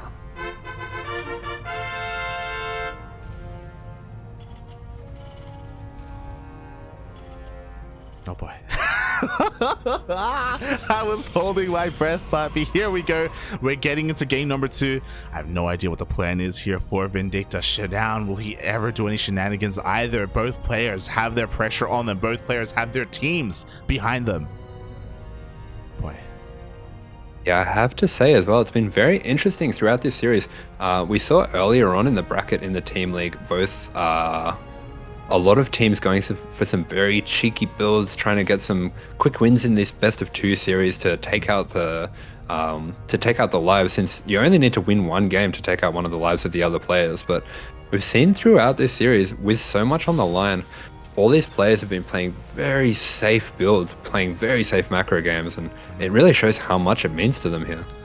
It really does. It really does. I have mad respect here to the players. You know, we have been through that ourselves. You know, players just coming at us with the craziest of builds, and it can be really intense. But I mean, it's World Team League. You know, it is the largest team league out there in StarCraft 2. It's amazing that it still continues to run, and it has expanded. You know, this season, it's the first season where there is even a Code A. And we've benefited from it, to be fair, and we'll see if we can keep on going. Yeah, as Vindicta there, just trying to sneak that SEV behind the minerals to get that bunker. ShaDoWn actually leaving a probe there, scouting for that, making sure that doesn't go up. Not really something I've seen before. Pretty interesting. I just wanted to be very sure that that wasn't going to happen. And now we see him throwing down once again the Twilight Council. Curious choice here. It could be a stylistic choice. Again, maybe a little bit too risky to go for a Stargate. He didn't do so on Stargazers either. So, yeah, interesting for ShaDoWn to rely a lot more on that Twilight Council. Yeah, I have to say this is a very interesting decision, because with the Twilight Council going down, that does mean this is going to be more of a standard game, and it does afford him a little bit less chance to have the defensive prowess of, say, Phoenix Colossus, which did so well for him in that game that he did win over Vindicta. So I'm a little surprised, I have to see him not going back to that. Yeah, I'm surprised as well, not gonna lie, but it is his choice. He has picked his tech, and it is scattered as well. Vindicta was able to dip on in with his Reaper. He confirms the blink opener. He's able to escape with said Reaper as well, and now we can just slip on into a more standard game. Yeah, so it is looking like he's going to go for that blink opener once again. He is getting that Raven out as well, so I wouldn't be too surprised if I saw out of Vindicta maybe a Raven opener, seeing as he didn't quite catch that Twilight Council researching. But he is going to get this Reaper in once again. Yeah, once again, he slips on in, and he confirms that the Twilight Council is indeed researching, so he sees everything there is to see, confirms 2 more gateways going up in that main base, even slips in with his Hellion. Oh. Yes, I've seen with that Hellion, he's going to get a little bit of damage here. He's going to line up that probe, so unfortunately does miss the shot there, snatches at that one a little bit, isn't able to get that, but sees that it is in fact the same opener as last game. Oh, okay, just like the previous game, but okay, we do have a War Prism coming out instead here for ShaDoWn. If you recall last game, I guess because of the shorter rush distance, he was relying a lot more on that proxy pylon in the center of the map. ShaDoWn approaching this a little bit differently. Yeah, and this time as well from Vindicta, we are not going to see the Banshee. We're not going to see the 3CC. We are instead seeing a Raven going into a 3-1-1 setup. So I think that might be a little bit of a misclick with that Hellion. Yeah, in fact, he is going to go for the tank here. So just going to be extra safe with that tank, throwing down another scan as well. And I'm a little worried here that he thinks this is 4-gate blink, actually. Yeah, I'm worried as well. I mean, for all intents and purposes, there could be a 4th gateway here at the natural, so he's throwing down a couple of bunkers. He's hyper preparing here on 2 bases. Little does he know that ShaDoWn took a 3rd. Yeah, so ShaDoWn just going for a little bit of an aggressive opener here. Vindicta is going to be able to recognize once he sees the lower commitment to Stalkers, once he sees that there's not any more warping in, that there is probably going to be, in fact, a 3rd. We should probably be seeing a scan going down at the natural at some stage as well. But ShaDoWn is just going to pick away at this bunker firstly. Yeah, the bunker is going to go down. So ShaDoWn getting some value, you know, 3 SCVs and a bunker. Not bad at all. Ooh, Vindicta even getting a little bit supply blocked here as a result. So yeah, slipping up a little bit, couple of small mistakes. And again, ShaDoWn behind this, going straight into that robotics bay. Yeah, ShaDoWn macroing out of this quite cleanly, and we are going to see him getting a small supply lead. We can see Vindicta pretty paranoid as well by the opening. Got 2 extra bunkers in the natural, so yeah, I'm pretty sure that he did think this was going to be a 4-gate blink. Oh boy, exactly. And I mean, there are blink stalkers, don't get us wrong, but again, a very low commitment. They're still, despite that though, actually finding a decent amount of damage. Yeah, we are seeing these Stalkers once again getting a pretty decent amount of damage with 3 more SCVs going down here. They don't quite manage to take out the Mule, but at the same time back at home, he is just progressing, getting up all his gateways, getting his Colossus, going into that Thermal Lance, getting charge and +1 as well, so everything ticking along here. Yeah, exactly. Honestly, just a great opener, all things considered. But Vindicta, he finally recognizes the 3rd Nexus. He's going to try and apply a little bit of pressure here with his auto turret. At the same time, the Stalkers, they come back in. Yeah, so both players just trading out a little bit of worker damage here. This does also provide a little bit of scouting for Vindicta. Nice job there with the turret, just targeting down the probes manually. Is going to get a few more for his troubles there. Actually, quite a lot of probes going down. No pull out of ShaDoWn there. Yeah, 9 probes go down in total. That's a great way for Vindicta to even up the damage that has been dealt. But again, unfortunately, this War Prism is still going undeterred. Stim will eventually finish, and once that does complete, Vindicta can finally shut this down. Yes, War Prism being a bit of a nuisance here. It's just going to keep Vindicta at home for the moment. Meanwhile, he did get the scout as well on the Robo Bay and on the extra gases, so he will be aware of the style that's played by ShaDoWn here. Exactly, and now finally Vindicta can be the aggressor here as he's going for a double drop across the map. Is still forced to leave a little bit of supply here in his main base as the Prism is coming back in once again. Yes, Prism going to put a little bit more damage on. Nice pick up there. Does manage to dodge that shot out, but no SCVs. Just the 2 going down so far. These Marines are going to be able to push this back for now. Yeah, exactly. Finally, the Prism is out of the main base of Vindicta. He can look to expand even further. 3rd CC is on the horizon, and that double drop is going into the main base. ShaDoWn, though, does have a couple of spotter pylons. Yeah, so these pylons are in position. They are going to be able to see this drop, but Vindicta, he's just going to hold this drop for the moment. He's being shown here by the observer, so ShaDoWn is going to come out to meet this if he can, even going for a little bit of Warp Prism harass as well. Yeah, the Prism is going to be going into the main base. At the same time, ShaDoWn is fully aware of that drop. He's going to warp in 2 Stalkers. Uh-oh. Yeah, not the biggest warp in. It does look like maybe he's a little bit supply blocked. And oh, this is a serious pylon going down here, depowering 5 of the gateways. Oh my god, the entire army responds, by the way. He goes all the way into the main base, and this is going to expose the 3rd. Yeah, a lot of the army responding here, and this split for ShaDoWn, I'm not sure he's got quite enough here to deal with the tanks. Maybe feeling a bit of the stress of the a bit of heightened stress about the situation. His split isn't quite up to the task here. Even Vindicta using this Viking to shoo away the Prism here, but ShaDoWn does manage to redirect a few of these Zealots here, and he is going to be able to push back this attack. Yeah, that's a lot of Zealots. Hot pick up there by Vindicta, going to be able to save every single one of those tanks. At the same time, that double drop from earlier in the main base is going to be able to clean up some of these pylons, and thankfully for ShaDoWn, that Prism does survive. Yeah, that's right, but unfortunately, Vindicta is fairly far down on supply here, and that is going to make these Zealots pretty hard to deal with. He is starting to look to take this third, but this is a lot of pressure being applied by ShaDoWn here, pushing him right back into his natural. Yeah, exactly. I'm getting a little bit of deja vu, mate. Not gonna lie. ShaDoWn does have that heavy supply lead, but again, a lot of that supply are in these charge lots, and depending on the position, depending on the choke point, Vindicta can still hold. Yeah, that's right, but ShaDoWn has been able to show in the previous games how patient he can be with this army. He's happy just to sit here, just to stifle the development of Vindicta, and yeah, Vindicta's going to have to be pretty careful with this base. He doesn't want to take too much damage on that to the Stalkers. Yeah, exactly. The base still struggling to land here on location. The Raven does meet up with the rest of the army, so he does have the availability to disable. Yeah, that's right, and there's only 3 Colossus here, but meanwhile, it does look like there's a surround being set up by ShaDoWn, and a nice scan there, does recognize what's happening, is able to duck back, and he's going to take some really nice trades with these charge lots. Oh yeah, it will lose 1 tank in the process, but that gets 2 disables on those Colossi. The Immortals, sorry, the Marauders rushing on forward, but they don't get the Colossus. Yeah, they're not able to take out the Colossus, so that does take out a lot of potential for Vindicta. Those were pretty important disables. Does throw out that scan now as well, and recognizes that this is a pretty serious army that is coming across here. Yeah, it really is. Vindicta's trying to siege on forward. He desperately needs to land this third base. Can he pull it off? Nice target fire here on the Colossus. Yeah, and he's going to pull back. He's going to drag out some of these charge lots. A lot of them going down, and the Vikings are putting in work here. They are going to take out 1, 2, 3 of the Colossus already. This SCV is just walking straight past, but he's going to have to deal with the charge lots first. Nice micro there. Yeah, EMP's even on these Stalkers just like that. Vindicta's going to be able to stim on forward despite the heavy supply disadvantage. Vindicta takes a massive win. Yeah, what a fight there. Even taking out this Prism a little bit misplaced. I do think ShaDoWn maybe a little bit nervous here, realizing the gravity of the situation. A little bit of a mistake there with the Prism as well.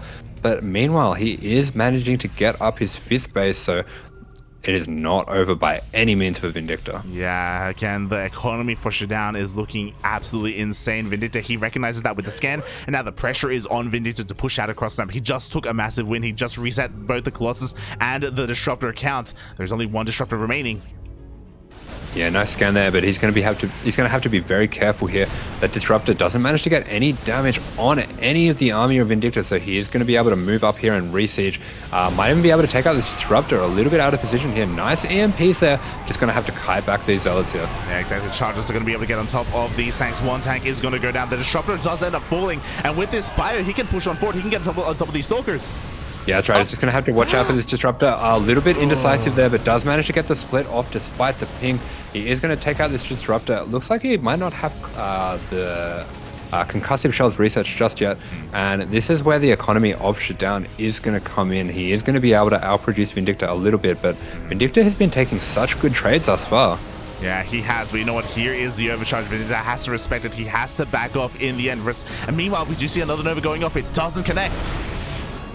Yeah, the Nova not able to connect just yet. Meanwhile, Vindicta is continuing to rally across the map, rallying tanks, rallying all this supply. He does have the Liberators here as well. They are going to be jumped on top of by the Stalkers, and it does look like these Zealots are going to push him back finally. Yeah, exactly. There's just too much on the ground. Nova goes up connecting on some of these SCVs. GG gets called, and ShaDoWn will take the game, tying it up 1-1.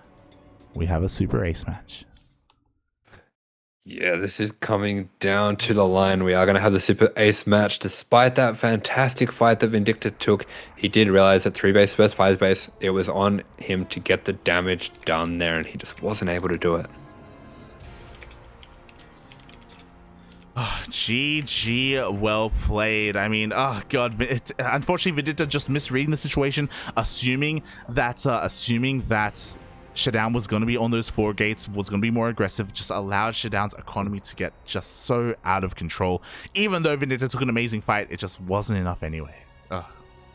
Yeah, unfortunately, just not enough there in the end, but it is promising because that was the game on EU, and I am kind of curious where we're going to be headed for this last game. We are going over to the land of the Americas, and now there are special rules about this best of 1 ace match. All right. I believe teams cannot use the revived player in this game. Ooh, so I'm double checking on that, but I believe that is the case. Alright, so that would in fact mean that we can't use Vindicta for this one, if that's correct. Yeah, let's see. Just double checking here, just double checking. I need to ask, and admin, come to me, puppy. Please. Admin, please. Yeah, so things are going absolutely down to the wire. It is going to come down to this last game to see who is going to progress. And oh, I need confirmation on this. I need confirmation, puppy. Okay, yep. Super Ace.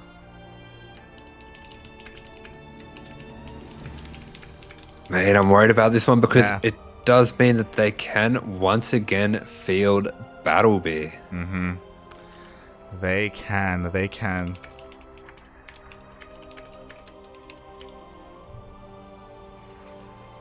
Yeah, so we are getting confirmation Vindicta and ShaDoWn can't be used, so we're going to have to pick out our ace player. Yes, we will have to pick out our ace player. Feral message. Toby, your player pick.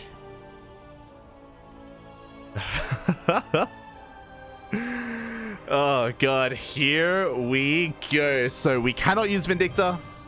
Berserker eSports cannot use ShaDoWn. They can use BattleB. They can use DIMAGA. Yeah, so a lot of options in their court, a lot of options in our court as well. We'll have to see who is ready to step up to the plate to most likely take on BattleB. Oof.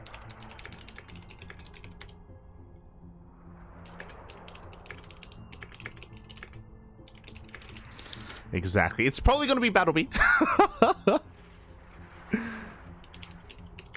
Yeah, most likely. I'd be pretty surprised if it wasn't. Yeah, I agree. I'd be surprised if it wasn't BattleB either. Oh boy, we're just going to be messaging the admins. Again, we already know what we're going to go for, but we just need confirmation here on the players. Mm-hmm. And another thing to bear in mind, by the way, is that in this Super Ace match, in the Ace match, both players will conduct vetoes amongst themselves until we come down to one map. Yeah, so it's not going to be like some of these other games where the first map was preset.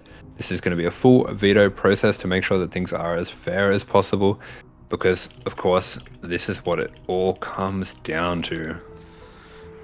It's all come down to the... I should tell Vindicta, because I don't think he knows.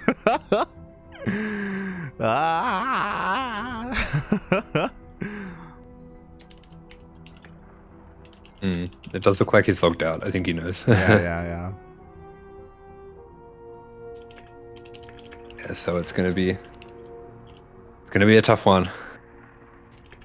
Does look like we have our player ready to go. We're just making sure that we finalize. Mm-hmm. Their player got to keep it all secret, you know? Yeah. Keep it secret, keep it safe. We are now getting ready, and oh god, I can't believe it's gone all the way. It's gone the distance, man. It has gone the distance. And really, this is the way it should be here for all the marbles, for that code S spot. Yeah, once again, Vindicta unfortunately unable to get it done, but man, he has put in some work. He's put in a solid shift there, taking out a lot of games once again, proving himself so dependable, so strong in this series. And There it is. yeah, it's gonna end in the end. It is, in fact, going to be BattleB. Mm-hmm. It's gonna be a PvT, mate. PattyMac versus BattleB. Here we go. Here we go for all the marbles. They're just gonna have to sort out here the last few videos, and then in fact we will have a map and we'll be ready to go. Ooh. Oh. Oh god. I mean, we are just getting that process going for the final best of one. Ooh. Yeah, this is going to be a tough one. I know that GBP can be a little bit of a rough matchup for PattyMac, but he is a very strong player in his own right. I think he can do it. I think so, as well as oh boy, I should play.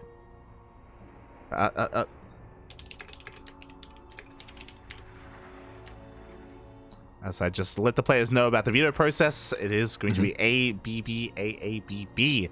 I think it's just B at the end for the final map. Yeah, so we will just be getting them going with those vetoes, just corralling them into that.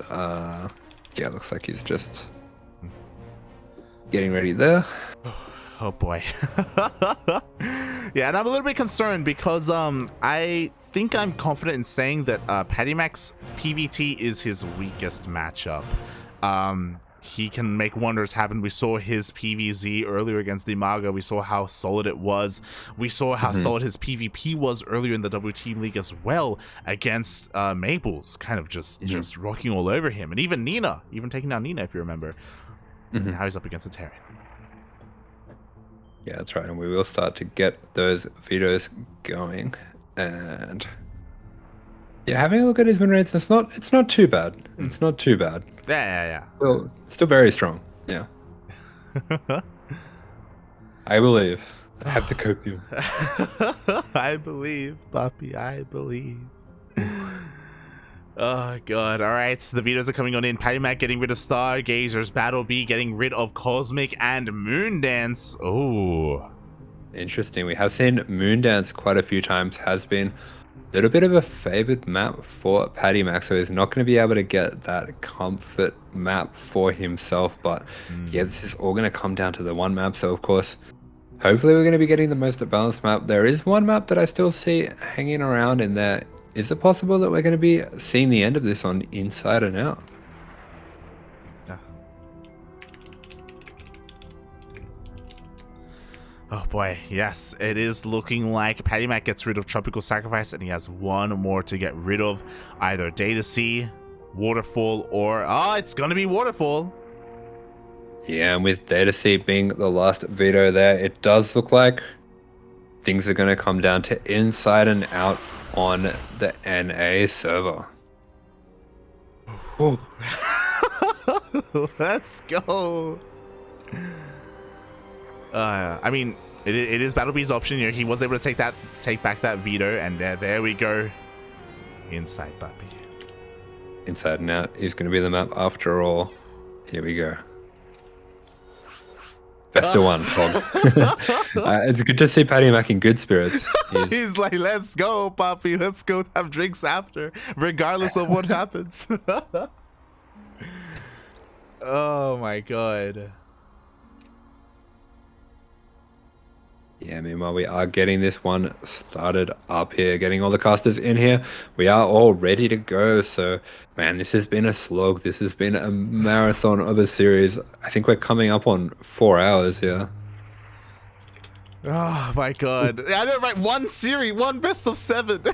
Well, to be fair, there's a bunch of best of 2s within it as well. So it is not your standard best of 7, but we've gone the distance. 4 hours, mate. This is where it all ends. It all ends here. Yeah, that's right. It all ends here with this PVT. And who is going to have the guts to do something crazy? Are we going to see a more standard macro game? We're going to see PattyMac break out some crazy cheese. We're going to see BattleB break out some cheese. Who knows? As here we are. Spawning in the top right-hand corner of the map, representing the CranKy Ducklings and fighting for the chance to get the team into Code S. It is the American Protoss, PattyMac. And spawning in the bottom left-hand corner of Inside and Out, we have the German Terran player himself representing Berserker eSports. It is BattleB.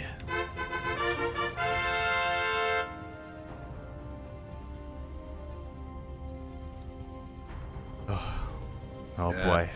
Right. So, here we go. Oof. Asher, hold me, puppy, hold me. I've got Rufus. No, I've been replaced by a cat. Ay, ay, ay. Oh my god, but yeah, it does come down to this. Fun fact, PattyMac, after his series, had to go to class. And he came back from class 5 minutes ago.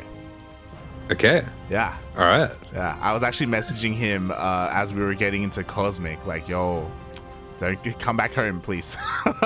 We may need you.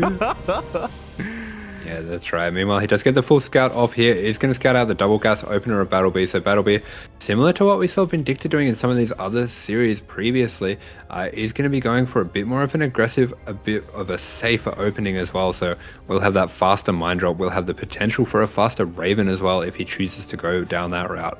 Oh god, exactly. He has that potential available to him. Thankfully, PattyMac has been able to get a full scout off. And now we're here to see, oh my god, as he opens up with 2 gates.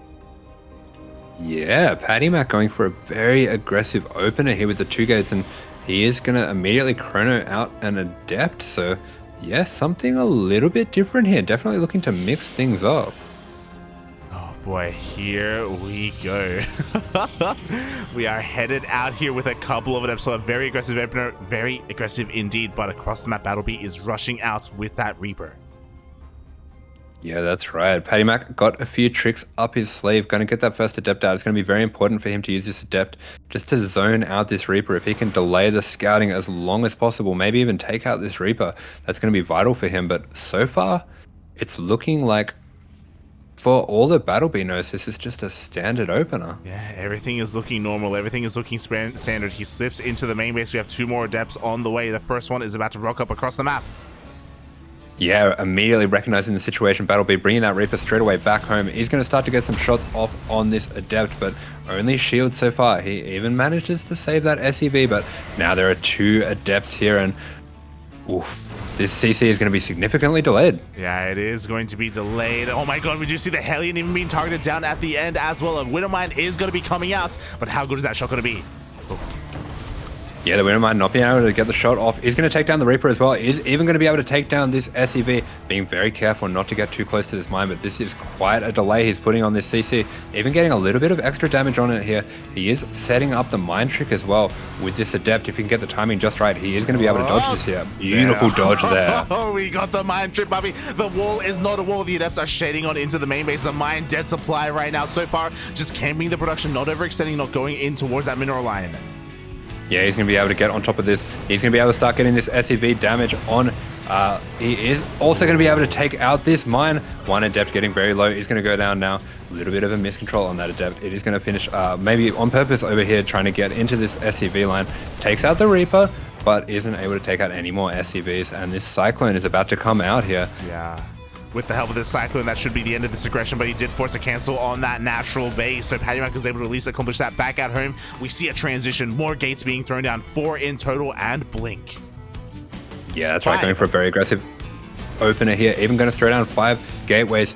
So, this is what it's going to come down to. PattyMac, he's putting all these eggs in one basket. He is going to go for an all-in here, a very aggressive move, recognizing that he did get a lot of damage. He did delay this expansion by quite a lot, even delaying a lot of mining time here, and managed to set back the development. But meanwhile, BattleB is actually going to be going for Cloak Banshees. Oh, here we go. Cloak Banshees are going to be on the way. PattyMac does have detection. He does go for an observer immediately, so he will be able to recall that if he ever needs to. Meanwhile, his production is still getting up and running, 5 gateways fully loaded, and PattyMac is going to be rushing across the map, looking to I imagine, blink into the main, blink into wherever he can.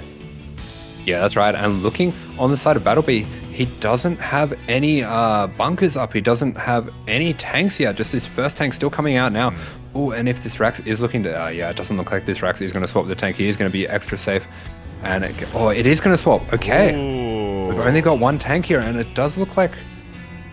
Yeah, this is looking really good for PattyMac. If there's only 1 tank here and only the Banshee, man, this could get out of control pretty quickly. It really could, but you know what? We have a drop into the main base. We have a couple of stalkers to respond, and there we go. There is that warbin as well. The drop is deflected, and now PattyMac can focus on his push. Yeah, he does get the Berserker in. He's going to blink straight on top of this tank. The repair is not there in time. He's going to be able to take out these Marines, and the natural has to be evacuated. He's getting straight in here. He's doing so much damage here. This Banshee, it is not going to be able to do much with that Observer sitting overhead, and there is no tank here. Is PattyMac doing it right now? PattyMac is doing it. As you were saying, we have detection here to deal with the Banshee at the same time. We do have another Banshee across the map, though. It is going to be dealing some damage, but is it going to be enough? Because we see the blink on forward. Yeah, the warpins are happening. The SCVs are being pulled. So many SCVs going down. Already 14 SCVs going down. Only 6 probes going down for PattyMac. Yeah, nice micro here with the Cyclone, but the medevac is going down. Is he doing it right now? Oh my god. Is he doing it? The dance puppy. He dances in the face of BattleB. And he's done it. Let's go. Let's go. Oh my god. Yes. Not bias casting at all. Let's go. PattyMac, he does it. He opens up with a 2-gate followed by a 5-gate blink stalker all in BattleB. Something that is honestly we've noticed from game after game after game. Very light on the scouting. He typically doesn't really care what his opponent is doing, and he gets punished for it, papi. Ay ay ay. Yeah, and just like that, PattyMac. Mate, he's done it. He has punched the ticket through, and the CranKy Ducklings, we're going to Code S, mate. We're going to Code S, papi. Let's go. Oh my god. I think I know. The shaft of Voltron obviously is Vindicta, but the right hand has to be PattyMac, mate. Let's go. Mate, the right hand coming in clutch at the end there, finishes it off, and we have done it, mate. What an incredible build from PattyMac, getting so much damage with those adepts, and then having the killer instinct, having the guts to just go for the all-in and get the win. GG, well played. Of course, massive shout out to Vindicta, because he was messaging me earlier. He was sad after losing against ShaDoWn. He was like, he was so close. He could have done it all on his own. He could have gone the distance. But he did so much for us anyway. Like he brought us this far. Like he is our ace player, and without him we wouldn't be here today. The Ducklings wouldn't be here today. Oh my god. Yeah, that's right. And I think it is a little bit of a fitting end that we haven't made Vindicta do it all on his own, because you know what? He has been that ace player here. He has put in so much work, getting that 7-0 to start off and going, 13-2. It's heading into after the first 3 series, and man, PattyMac, he manages to do it in the end. The stream is catching up with the dance. Let's go. Let's go. Oh my god.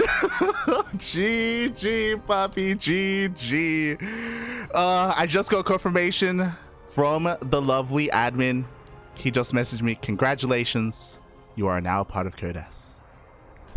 Wow, that is incredible. What an effort by all the boys there, because, man, everything all the way through, things were so close. There were so many times where we went down 2-0, where players were getting knocked out, where they were going 1-1, where it came down to Vindicta having to win 4 games, 3 games, 5 games, 7 games in a row, whatever it is.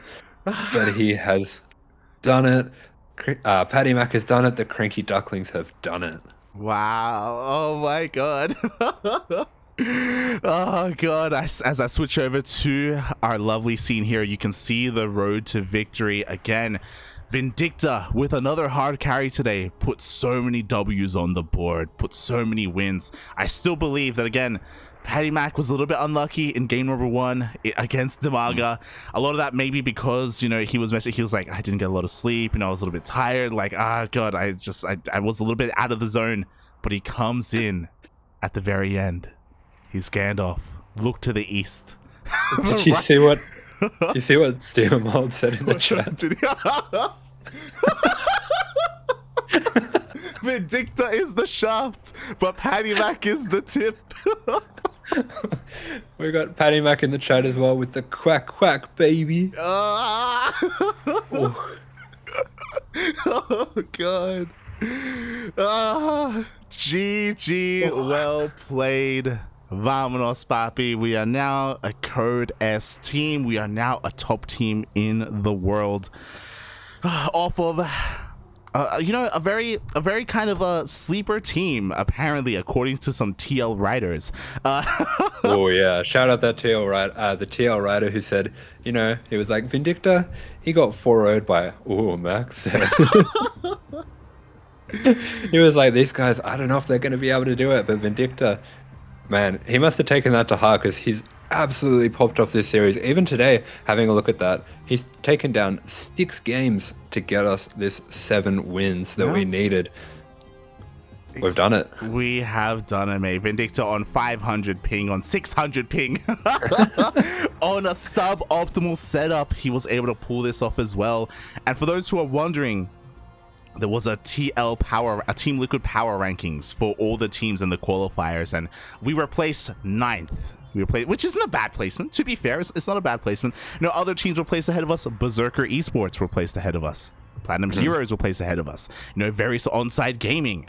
But we have proved them wrong. We have proved our worth with players from North America, with players from Latin America.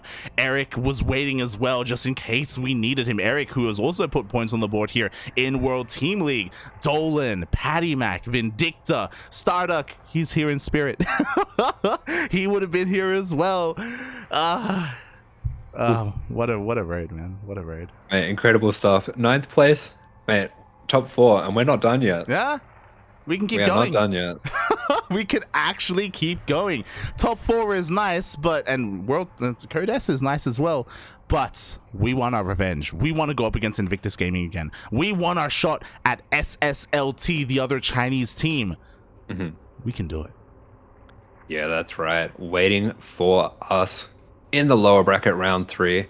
And that is only 20 hours away. We have SSLT. We have the likes of Tudming, Silky, and Firefly. And man, Firefly, once again, the same as last season. I don't know if you remember, but for the qualifiers, Silky had, not Silky, Firefly absolutely popped off for them, getting them into Code S. They then got relegated through the normal series, but once again, he is popping off for them and got them through to Code S again. So he is going to be the player to watch out for. He's going to be that one that we have to take down. Definitely. Firefly and Silky, 2 very strong players on Team SSLT. We have some time to prepare, I believe. Let me quickly check here. No, we are playing tomorrow. We are going to be playing tomorrow. On-site gaming versus Invictus Gaming first, followed by SSLT versus the CranKy Ducklings. Mate, we got our eyes on Maru. He's lucky that he's got a few more days to prepare for us. He's lucky, mate. He doesn't know. He doesn't know about the shaft. He doesn't know about the tip, mate. Oh my god. He's about to get Voltrons. Oh, man. They're going to be interviewing him, GSL. They're going to be like, what player are you most worried about, Maru? And he's like, I heard about the Voltron.